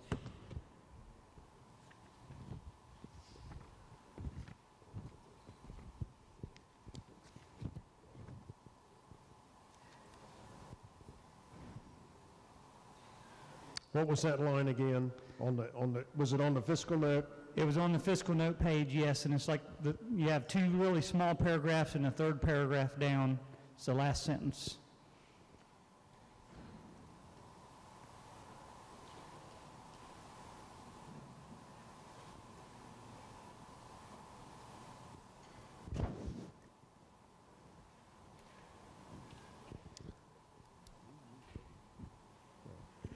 It does reduce the amount of money, but it does not reduce the state bonding rating. That does not match.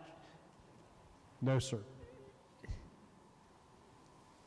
Okay, I'm sorry, you say it does not reduce the bond rating? No, it does not. Okay, was there discussion of what it says here? Let's see, while reduction may not have a significant impact on the state's bond rating, does reduce revenue, okay, pledge to the bond debt servicing, so the testimony then was that it's not going to be an issue? No, sir, that's correct. All right, thank you. Thank Yes, you, Mr. sir. Speaker. Lady from the 19th, Dr. Kraus.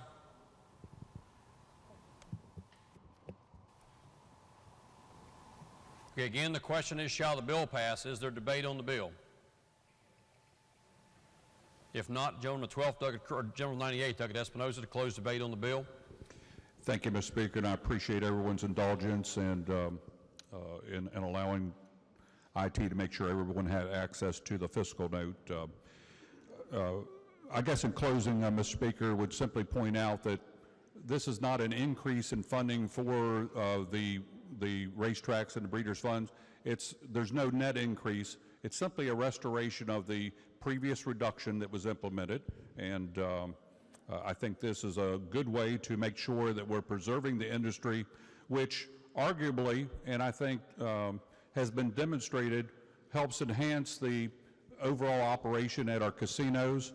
I certainly recognize that some folks are less supportive, less crazy about the whole idea of gaming, but this generates dollars for each and every one of our districts.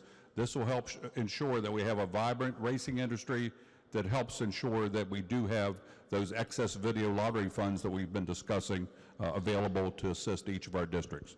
Mr. Speaker, I'd urge passage of the bill. The question before the House is, shall the bill pass? Those in favor of passage of the bill will vote aye. Those opposed will vote no. The clerk will prepare the machine. The clerk will prepare the machine.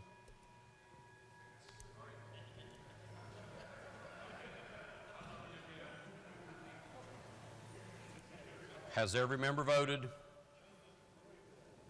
If so, the clerk will close the machine and ascertain the result on that question. There were 63 ayes, 31 nays, 6 members absent. A majority of members voting in the affirmative. The chair declares that bill passed. The clerk will please report the title. House Bill 3464 relating to the transfer of certain revenues derived from lottery activities. Will the House please be in order? The question is on the adoption of the title amendment. Those in favor of adoption, have you read the title? Read it. Is there a title amendment? Report it. The Committee on Finance moves to amend the title. The question is on the adoption of the title amendment. Those in favor of adoption of the title amendment, please say aye. Those opposed, please say no. The ayes have it. That title amendment is adopted. The title as amended by the House will be and remain the title of the bill. The clerk will please communicate the action of the House to the Senate. Next bill on third reading. House Bill 3509, making a supplementary appropriation to miscellaneous boards and commissions, Public Service Commission, Consumer Advocate Fund. Are there objections to having this bill explained in lieu of having it read? If not, gentleman from the 12th, Doug Chris, to explain the bill. Yes, sir.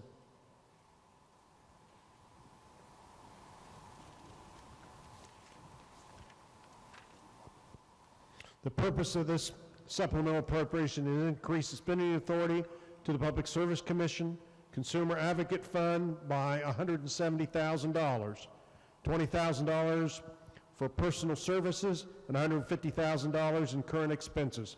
I urge passage. Question before the House is, shall the bill pass? Is there debate on the bill? If not, those in favor of passage will vote aye. Those opposed will vote no. The clerk will prepare the machine.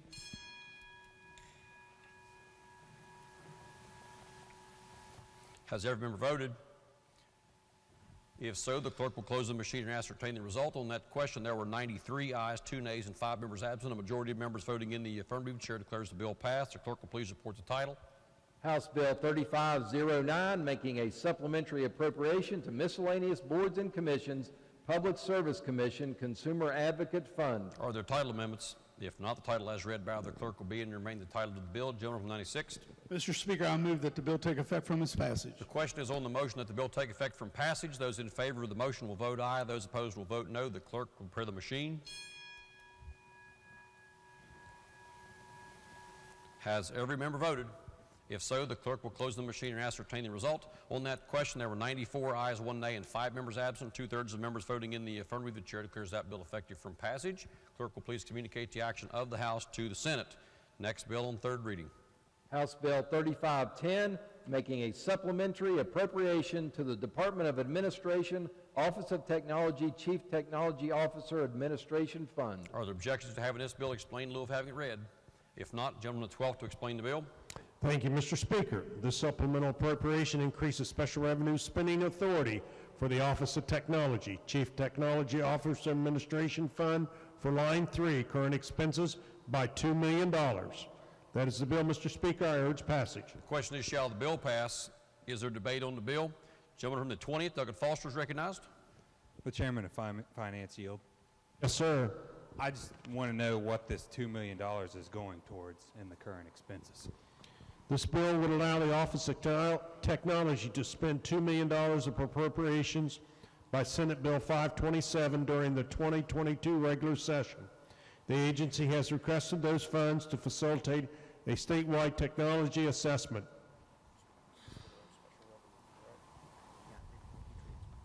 These monies were already transferred to a special revenue account, and this is just authorizing to spend the money. And so it's already in the account? Yes, sir. All right, thank you. Yes, sir. Question again, shall the bill pass? Is there debate on the bill? If not, those in favor of passage of the bill will vote aye. Those opposed will vote no. The clerk will prepare the machine.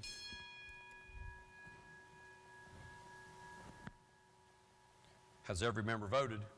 If so, the clerk will close the machine and ascertain the result. On that question, there were 98 ayes, 0 nays, and 2 members absent. A majority of members voting in the affirmative. The chair declares that bill passed. The clerk will please report the title. House Bill 3510, making a supplementary appropriation to the Department of Administration, Office of Technology, Chief Technology Officer, Administration Fund. Are there title amendments? If not, the title as read by the clerk will be and remain the title of the bill. Gentleman from 96th. Mr. Speaker, I move that the bill take effect from its passage. Question is on the motion that the bill take effect from passage. Those in favor of the motion will vote aye. Those opposed will vote no. The clerk will prepare the machine.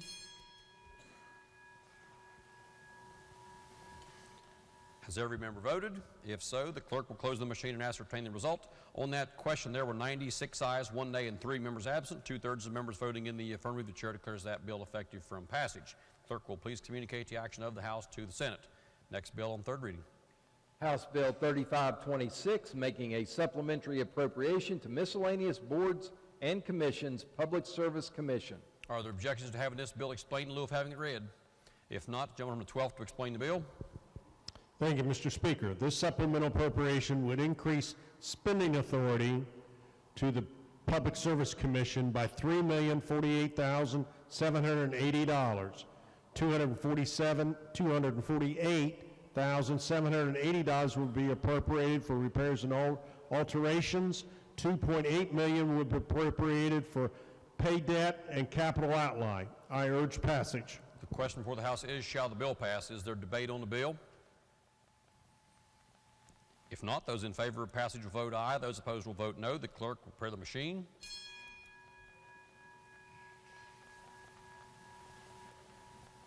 Has every member voted? If so, the clerk will close the machine and ascertain the result. On that question, there were 96 ayes, 0 nays, and 4 members absent. A majority of members voting in the affirmative. The chair declares that bill passed. The clerk will please report the title. House Bill 3526, making a supplementary appropriation to miscellaneous boards and commissions, Public Service Commission. Are there title amendments? If not, the title as read by the clerk will be and remain the title of the bill. Gentleman from 96th. Mr. Speaker, I move that the bill take effect from its passage. The question is on the motion that the bill take effect from passage. Those in favor of that motion will vote aye. Those opposed will vote no. The clerk will prepare the machine.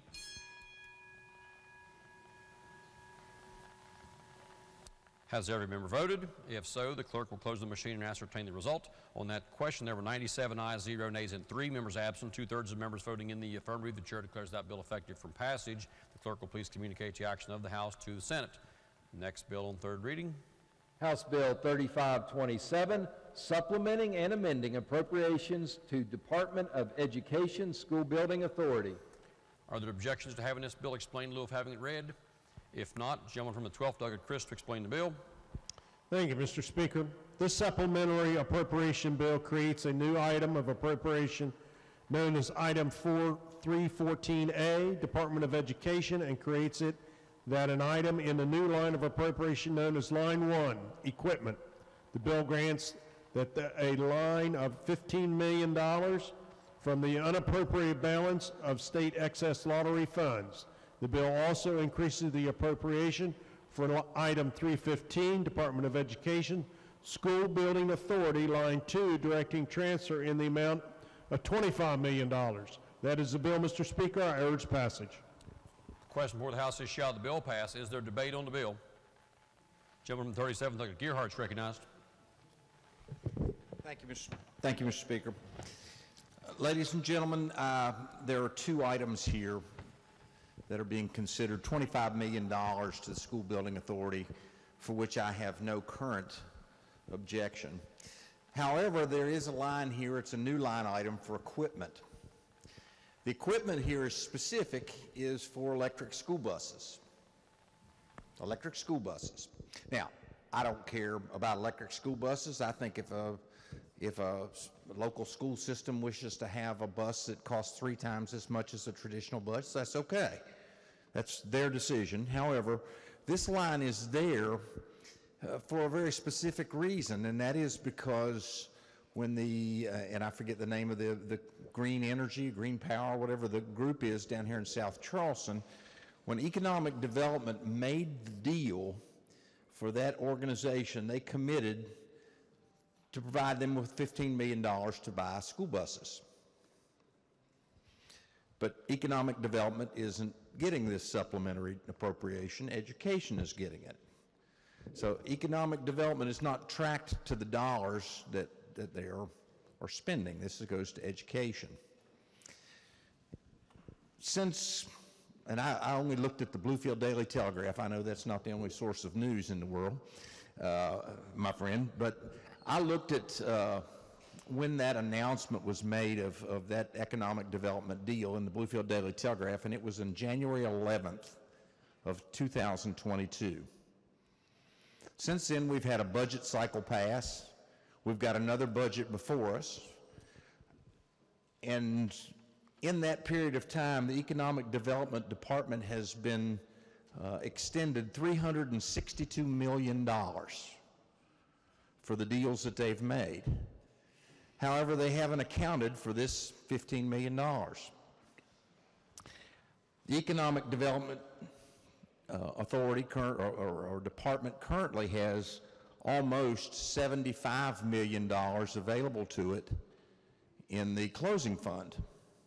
So it's not that they couldn't fund their own deal. However, and in fairness, it's my understanding that they have committed that $75 million to different places, which means it seems that the Economic Development Department has made a deal for which they're not prepared to pay for. Thus, we are sending the dollars to education. Currently, as I understand it, and in committee testimony was that there is $3 million of that $15 million that should be sent immediately to this company. $3 million. But we're doing a supplemental for $15 million. There will not be, as I understand it, this plant will not be finished until December of 2024. So it couldn't be a bus roll off the assembly line at least until 2025. We've got another budget cycle. The Economic Development Department has had more than ample opportunity to submit budget requests and supplemental requests. However, in this particular instance, we're committing an entire $15 million, and we only owe $3 million currently now for something that we couldn't possibly obtain product for until 2025. Something just doesn't seem quite right about this. Much like the last thing that I spoke about, it just does not seem to me like a real good business deal. It also seems to me like we're sort of diverting dollars from one department to another so that they can't be completely tracked. This won't show up in that $362 million that we've sent as an addition to that to the Economic Development Department, so we'll know what we have utilized to make some of these economic development deals. It'll go to education, where those buses will be granted out to complete that deal. As such, Mr. Speaker, I would urge rejection of the bill. Thank you. Gentleman to the 20th, Douglas Foster. Thank you, Mr. Speaker. And I tend to agree with the gentleman from, I believe it's the 37th. And my issue is not with the $25 million going to school building authority. We need to put that money into school building authority. And therefore, I really want to support this bill. The problem I have is with the $15 million. So I think that people in this body should be given the ability to vote separately on those two issues. Therefore, Mr. Speaker, I move that the appropriation bill be divided. So the chair was in error the last time the chair allowed this motion. The chair was corrected by the parliamentarian and is informed that the motion to divide the question is only in order in our committees and is not in order on the floor. So the chair is in error from the last time that the chair allowed a vote on this question. So the chair must rule that the motion is not in order.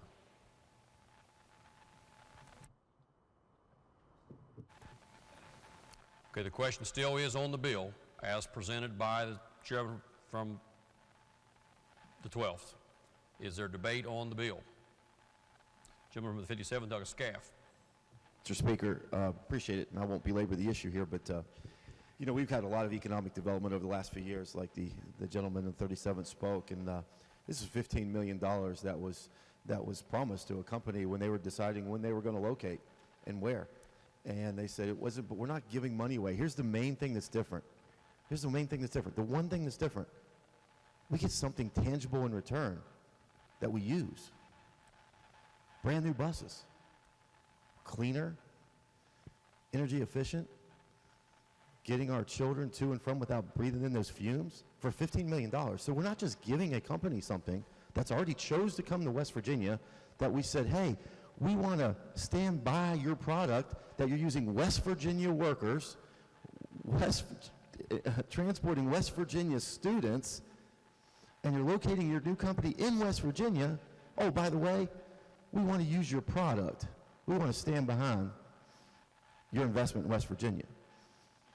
And then, all of a sudden, nah, we change our mind.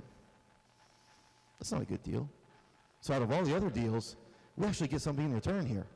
Something tangible we can touch and see and ride in. And state of the art. They chose West Virginia. They believed in us. We believed in them. So why would we not allocate $15 million that we already promised to them to on the forefront when they could have went anywhere in the country? Ladies and gentlemen, this is a no-brainer. This is easy. This is not just economic development. This is traveling our kids to and from without having to smell those fumes in and listen to an old rickety school bus. I said we come together, send a statement that we do believe in economic development. We believe in our students. And this $15 million in record surpluses is a drop in the bucket for the safety of our children. Thank you, Mr. Speaker. Gentleman from the 98, Tuggett Espinosa. Thank you, Mr. Speaker.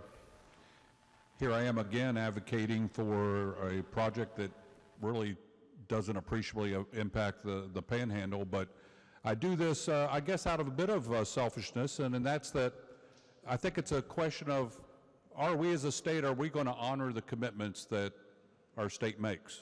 Now, I think we could have a really good debate on whether it makes sense to purchase these buses. I think there are valid arguments on both sides of that issue, but I really think the question is, are we going to allow the Department of Economic Development and in turn through the funding flowing to our school systems, are we going to allow them to fulfill the commitment that has been made? And that is that they're going to build a factory here that's not just going to build buses for West Virginia. Beyond these initial buses that are essentially kind of thrown in as part of this $15 million commitment to this company, this is going to allow this company here in the Kanawha Valley to produce buses for other parts of the country. Whether West Virginia buys one more bus beyond what they're going to receive in exchange for this $15 million commitment, I think that really remains to be seen. I think that's going to be up to each of our school districts to figure out, does it really make sense to do that? Is that a good deal to purchase buses beyond what's included in exchange for this $15 million commitment?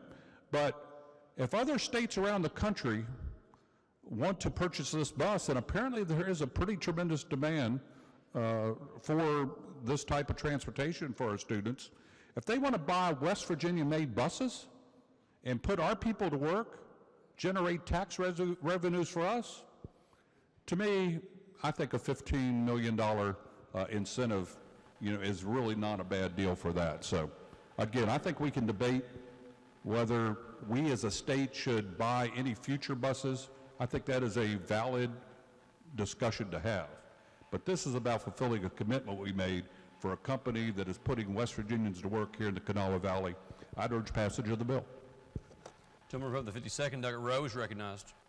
Thank you, Mr. Speaker. I, too, speak in favor of the bill. It's a good deal. It's $15 million. That's a lot of money. It's going to end up being 40 or 50 buses that we purchase. So what do we get out of this deal? We get a factory that makes electric buses, and we get 40 to 50 electric buses out of it. Say, wait. Well, and they're talking about having employees. With this $15 million, plus we get the buses, and if they can't make the buses, and if they don't work, then we don't have to give them the money, because we're going to be, this $15 million is to purchase buses.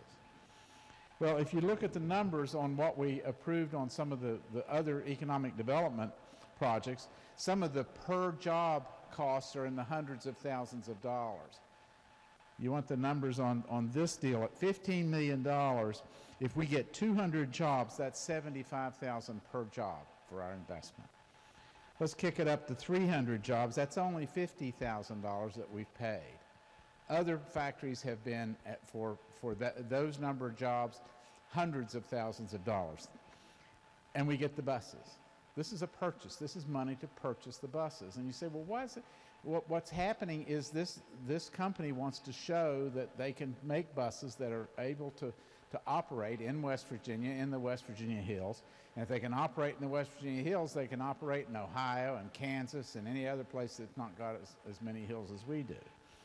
So the issue is really this of all the economic development proposals, this is the one that really is the most sensible. It's a purchase of 40 or 50 buses, and it will build a factory in West Virginia. It'll produce jobs, and if it were to produce 750 industrial jobs, the cost would be $20,000 per job. Now that's seed corn. That's money that we ought to be spending, and it certainly will be a big benefit to the Kanawha Valley. I'd urge passage of the bill. The gentleman from the 29th, Dylan. Thank you, Mr. Speaker. I wish to speak to the bill. So, if I understand this correctly, just a few bills ago, we passed a bill to create a fund under the Department of Economic Development for the purposes of vocational training, and now we're going to appropriate money to the Department of Education for a deal made through the Department of Economic Development. It seems like we crossed our wires here somewhere. I'm a little confused here today, but just doesn't make a lot of sense what we're doing here, and I will be a no vote. Gentleman from the 76th, Garcia. Thank you, Mr. Speaker. I just want to remind this body here today, we are talking about coal-powered electric school buses. If you look at 91% of the power generated in the state of West Virginia, it's from a coal-fired power plant. So this is something that's going to actually increase the usage of coal. There are a number of different subsidies we're getting from the federal government that's going to make this affordable to the gentleman from the 37th and his point.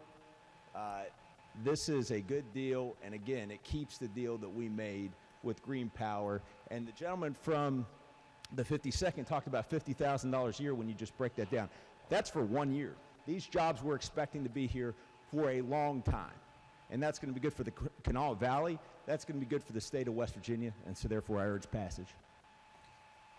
The gentleman from the 37th, Gearhart. Thank you, Mr. Speaker. Could I ask the minority leader to yield, please? Yes, sir.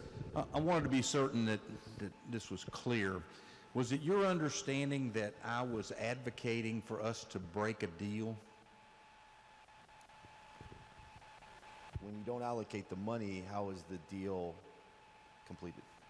Well, and I'm asking questions here, but isn't it fair? I'm answering. Isn't it fair to say that the Economic Development Association made the deal, or excuse me, the department made the deal, and that they have $75 million in their account with which they could fulfill the obligation that they made?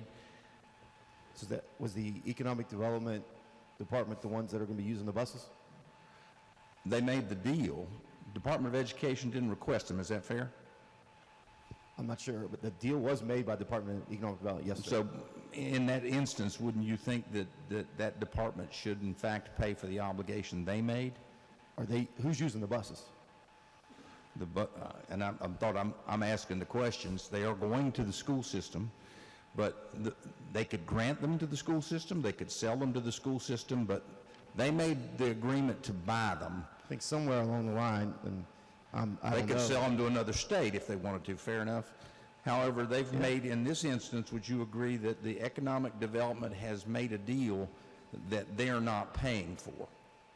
I think they made a deal to produce something that the Department of Education will use, and you would assume there was some collaboration that would you or would you not use this product if this were to happen. They didn't make that obligation to produce it. I'm assuming they made an obligation to purchase it. Correct. I'm sorry. So yes. They did make it, and once you purchase something, they could do with it what they want to. Is that fair? Yes.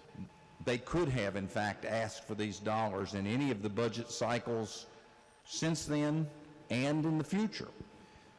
I think the $15 million that was needed to buy materials, to help get employees to get started. I think you were alluding to they're not going to be using the buses now, today, maybe a year from now. Well, it takes some time to make them. You, as a business owner, you got to plan for materials, get your raw material costs, get your employees. That's what I think they're using the money for the future. Were you present in the testimony in committee where they said only $3 million was due until they delivered a bus? If you say so, I take your word. It was, but there is $3 million that the Economic Development Department has obligated to remit immediately, or to be remitted, I guess, in this instance by the Board of Education. They made that, and then the balance of it was for buses that would be delivered after they came off the line, which would be sometime in 2025. Is that a question? You didn't hear any of that? Did you hear that, I guess? Yes, that is a question. Yes, I heard it. Okay, thank you. Question before the House still is, shall the bill pass? Is there further debate on the bill? Number 78, Douglas Shirelli. Thank you, Mr. Speaker. So doing a little bit of rudimentary research, I could see that it seems like the average cost of an electric school bus is anywhere from $300,000 to $400,000 as opposed to a standard school bus, which is $50,000 to $100,000. In the position that our state is in, I don't think that we should be putting our taxpayers on the hook for these insanely expensive school buses when we can barely even find the drivers to drive the things. So something to consider. Thank you, Mr. Speaker. Is there further debate on the bill? Does the gentleman wish to close debate on the bill? The gentleman at 12 to close debate on the bill. Thank you, Mr. Speaker. I'm hearing some strange things out of this body today. It bothers me. You know, in my time of being here this round and my previous times that I've been here, I thought we were here to look forward, to promote our state as a place to come, to do the things that we need to do to quit relying upon energy as our sole income. You know, Governor Marlin in 1952 saw the opportunity that the country was ready to make a change from a wartime country to a peacetime country. And manufacturing was the call of the day. And he went out in this country and he brought back Kaiser Aluminum. He brought into the country DuPont in Parkersburg. In the things started happening. Plastics became a big thing in the Ohio River Valley. So over the years, since those times, things have changed. And now we're starting to see the Ohio River area revitalized again from Chester to Huntington on both sides of the river, because all of a sudden now cheap transportation by barge and by rail is important to bring manufacturing back to this country. As you remember, when we had the NAFTA thing and it took our manufacturing away from us, and now we're trying to bring it back.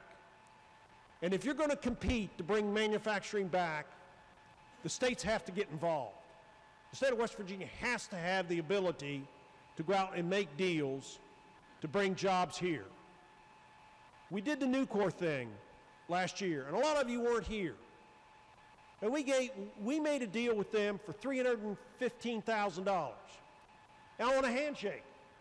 We got, $315 million on a handshake. We don't have any lien on any property. We don't have anything other than an opportunity for them to come to the West Virginia to provide jobs and go through a system as they provide jobs and investment. We'll help advance their money so they'll stay. We've seen the results of that in Kentucky with their operations. And we saw last year they announced that their employees down there, between their salary and their bonus, every employee in that plant in Kentucky for Nucor were able to earn over $100,000 per person. Now that's what you want. That's what you want. Now I know I'm straying from what this supplement's talking about, but I'm disturbed at the opportunities that we have in front of us, that the Economic Development Department is working every day to bring opportunity here. I've been on opportunity trips with the Speaker and others to sit down with these people and promote our story. And they want to come. And they look at us for the first time, and they're amazed at the opportunities in people and resources and opportunities to the markets they're looking for. And if we're going to continue to criticize the way that we're doing things, then guys, you know, we don't need economic development department. We just don't. Okay? We'll just keep doing the same thing we've been doing and not bring jobs here or not do anything to promote the next situation. Because if you want to fix all these social issues that we spend hours talking about, you know how to fix them? You get a job. You put these people to work. Give them some value. Give them some self-confidence. You know, I stand here and look at the delegate from Vienna who is a major employer in our area. He retired from the DuPont Chemours operation. Thousands of people work for him. And he's an important economic development drive in the Wood County area. And I appreciate him being here because his experiences will tell you worldwide that we have great opportunity in West Virginia. And we need to take advantage of that. So I urge passage of this supplement because we need it. And I hope you all understand that we've got to continue to look forward to the opportunities that we've got coming to us. And we need to be, all of us need to be out there promoting West Virginia from an economic standpoint, wherever we are in West Virginia, because it's going to lift all boats. If we've got problems in certain areas, we can fix them by being able to help other areas lift all boats. I'm all happy for Weirton. I'm all happy for the Eastern Panhandle to have P&G and Clorox. Those are important things to the Eastern Panhandle. They're important things to the state of West Virginia, and you ought to be proud of that. Mr. Speaker, I urge passage. The question before the House is, shall the bill pass? Those in favor of passage of the bill will vote aye. Those opposed will vote no. The clerk will prepare the machine.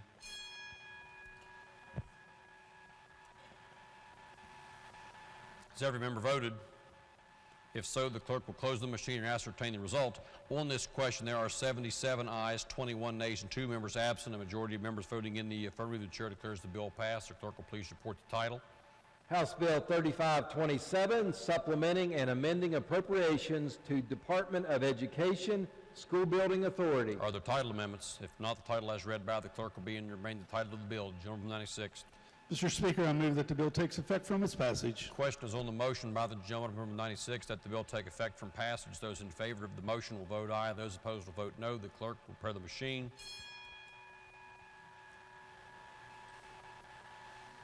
Has every member voted?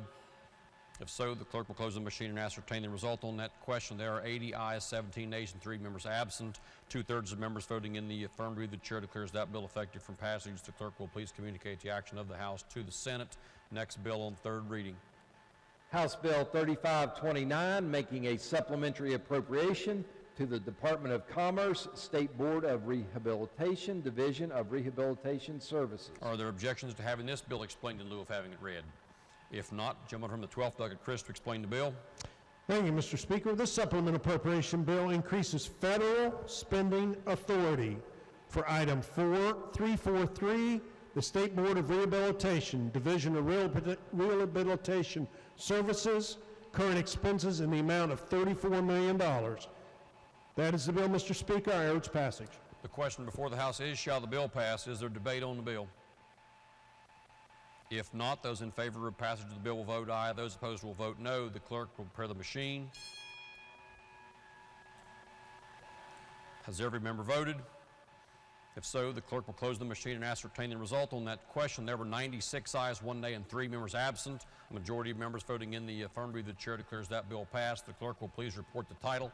House Bill 3529, making a supplementary appropriation to the Department of Commerce State Board of Rehabilitation, Division of Rehabilitation Services. Are there title amendments? If not, the title as read by the clerk will be and remain the title of the bill. Gentleman from the 96th. Mr. Speaker, I move that the bill take effect from its passage. The question is on the motion that the bill take effect from passage. Those in favor of that motion will please vote aye. Those opposed will please vote no. The clerk will prepare the machine.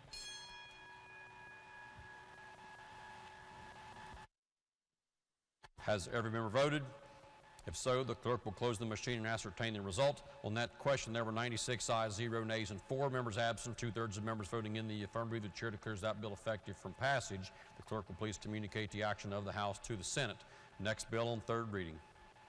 House Bill 3554, relating to prohibiting a municipality or the governing body of any municipality from limiting rental of a property. Gentleman from the 87th, Delegate Howell. Thank you, Mr. Speaker. I ask unanimous consent to amend on third for purpose of a clarification amendment. Gentleman from the 87th asks unanimous consent to offer an amendment to the bill on third reading. Are there objections? No objections are heard. Does the clerk have the amendment? Clerk will please report the amendment.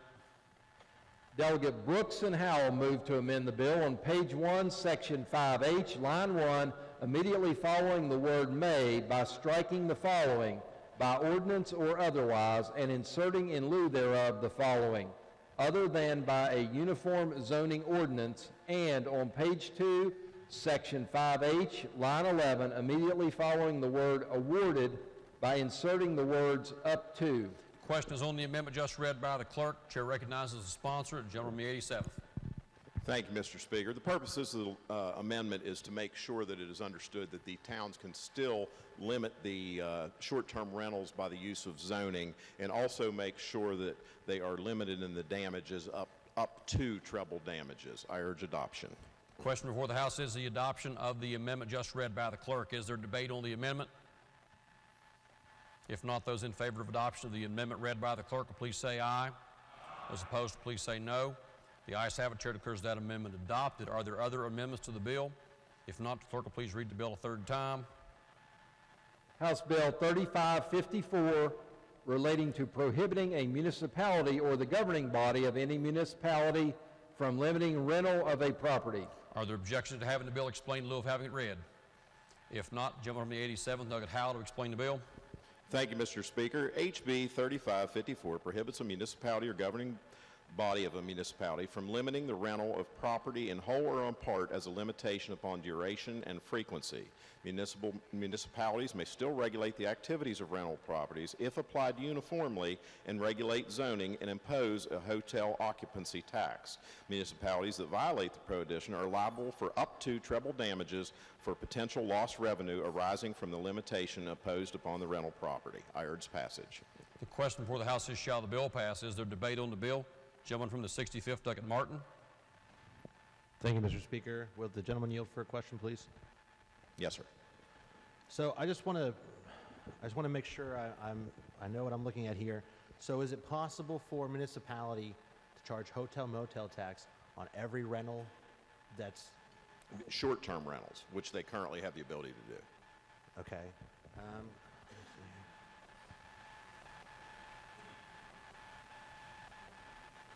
It says, such regulation applies uniformly to all properties without regard rather to the properties are used as a rental. Okay, let me see here. So I just don't see where it says that that's referring to short-term rental. This whole section is on short-term rental. Just short-term rental. Yes. Thank you very much. Thank you, Mr. Speaker. Gentleman from the 54th, Delegate Pushkin.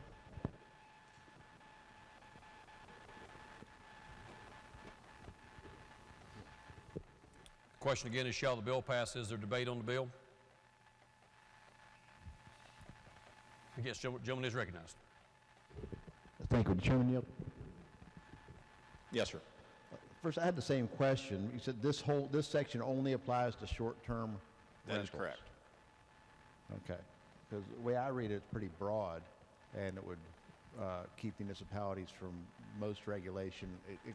With the amendment changed it slightly, said zoning, but really would prohibit municipalities from regulating rental property. It's still just the short-term rentals. There's no definition in there.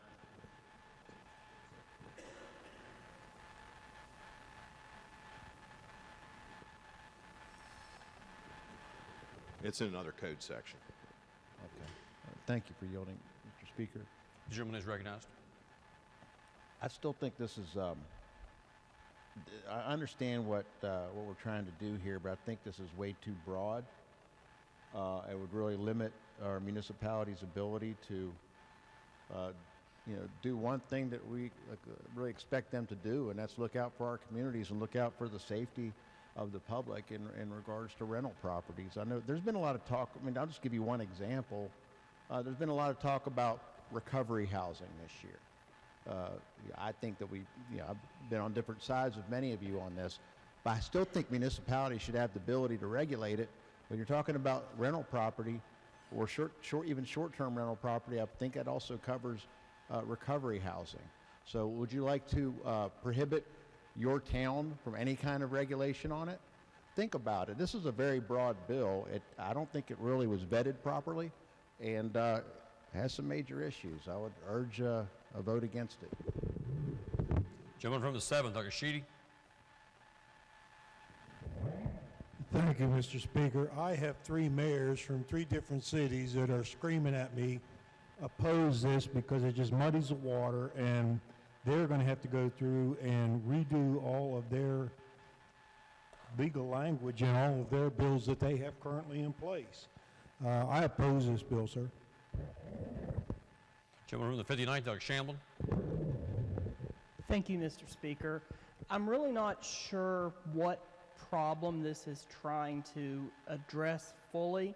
I also have been contacted by multiple municipal officials expressing grave concern over this. I don't like the punitive nature of the bill in terms of awarding 3 times the amount of damages, so I'm also going to urge a no vote.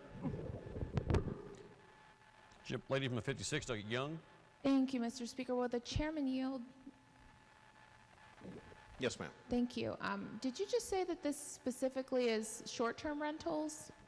Yes, ma'am. Where is that? It just says rental property, rental of a property.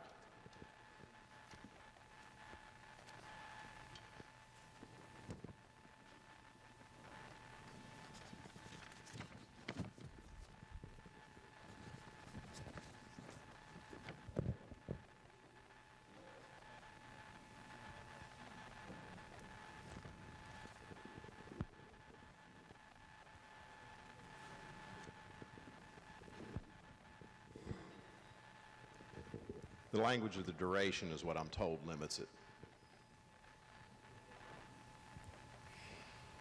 I'm sorry, it says that they may not limit the rental of a property in whole or in part or regulate the duration. So, I mean, to me that would be any rental. Is that right? I would think it would even get rid of short-term rentals because we wouldn't be able to regulate the duration.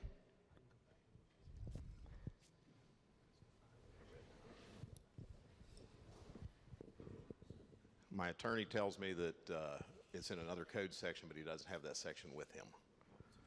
Okay, I don't see any other code sections referenced other than the hotel motel tax. This chapter 8 is municipal powers. It's not about rentals.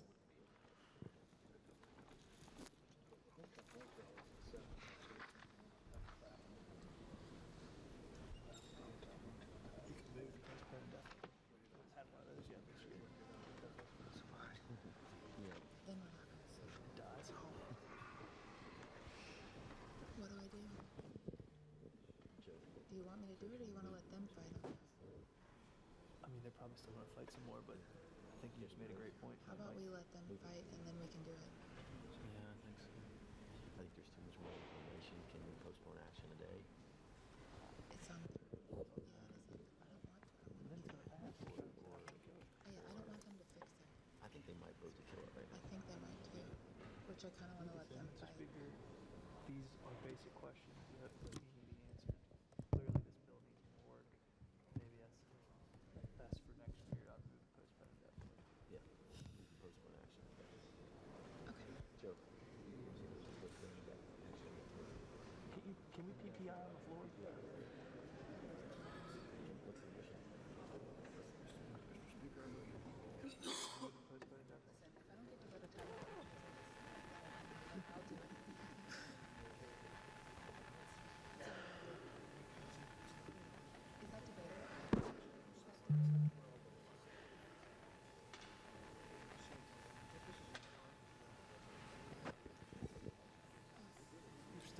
Gentleman is recognized to answer. I can't give her an answer at this time. We don't have that code section here. I moved postpone action one day.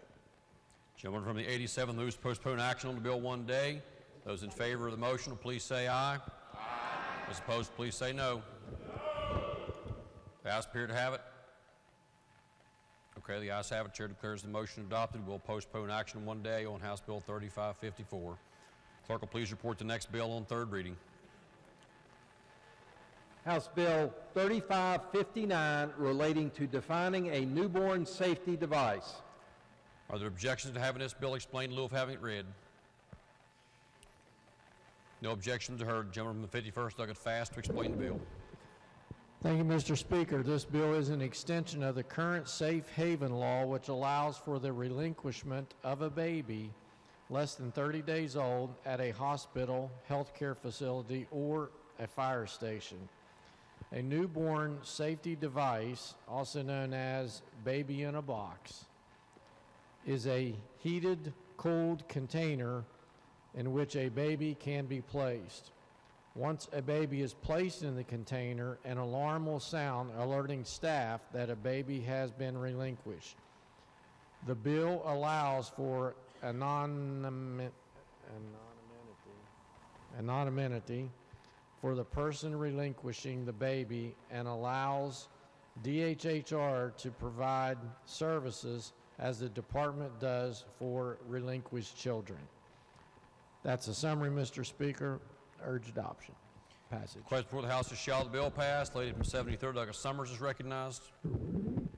Thank you. Would the Vice Chair yield for a question? Anonymity, yes. Okay. These boxes, though, this is permissive language, right? If a company or an organization wants to have this just regulates. If you're going to have this is what's required of you, right? That is correct, yes. And the state's not funding this, right? Correct. Okay, thank you. Question again is shall the bill pass? Is there debate on the bill?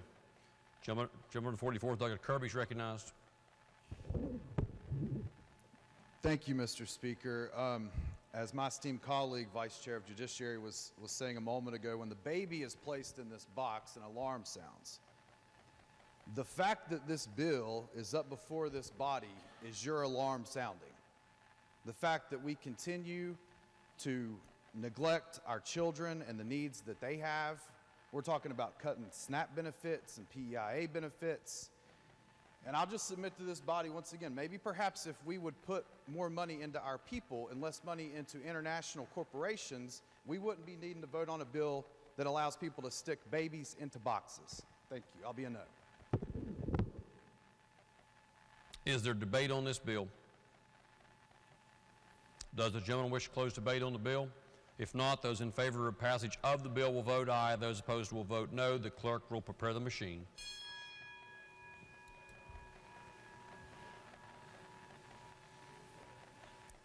Has every member voted? If so, the clerk will close the machine and ascertain the result. On that question, there are 90 ayes, 5 nays, and 5 members absent. Majority of members voting in the affirmative. The chair declares the bill passed. The clerk will please report the title. House Bill 3559 relating to defining a newborn safety device. Are there title amendments? If not, the title as read by the clerk will be and remain the title of the bill. The clerk will please communicate the action of the House to the Senate. Next bill on third reading. House Bill 3560 relating to expanding the definitions of land and recreational purposes. Are there objections to having this bill explained in lieu of having it read? If not, the gentleman from the 99th, Douglas Clark, to explain the bill. Thank you, Mr. Speaker. House Bill 3560 amends two definitions in 1925-5 of the West Virginia Code to include rocks, boulders, caves in the definition of land and inserting rock climbing, bouldering, caving, rappelling, slacklining in the definitions of recreational purposes. The purpose of the bill is to expand the definition of land and recreational purposes to include rock climbing, bouldering, and rope activities for the purpose of limiting liability on landowners. I urge passage. The question before the House is, shall the bill pass? Is there debate on the bill?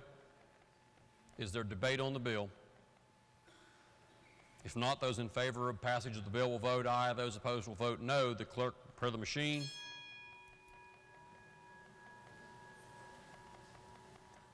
Has every member voted? If so, the clerk will close the machine and ascertain the result. On that question, there were 93 ayes, 3 nays, and 4 members absent. A majority of members voting in the affirmative. The chair declares the bill passed. The clerk will please report the title.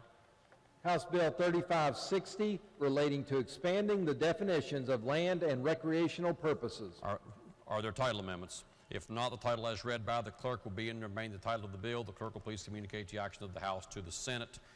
For what purpose does the gentleman with 55th District Capito seek recognition? Thank you, Mr. Speaker. I ask unanimous consent to return to further consideration of the committee substitute for House Bill 3270 for the purposes of offering a title amendment.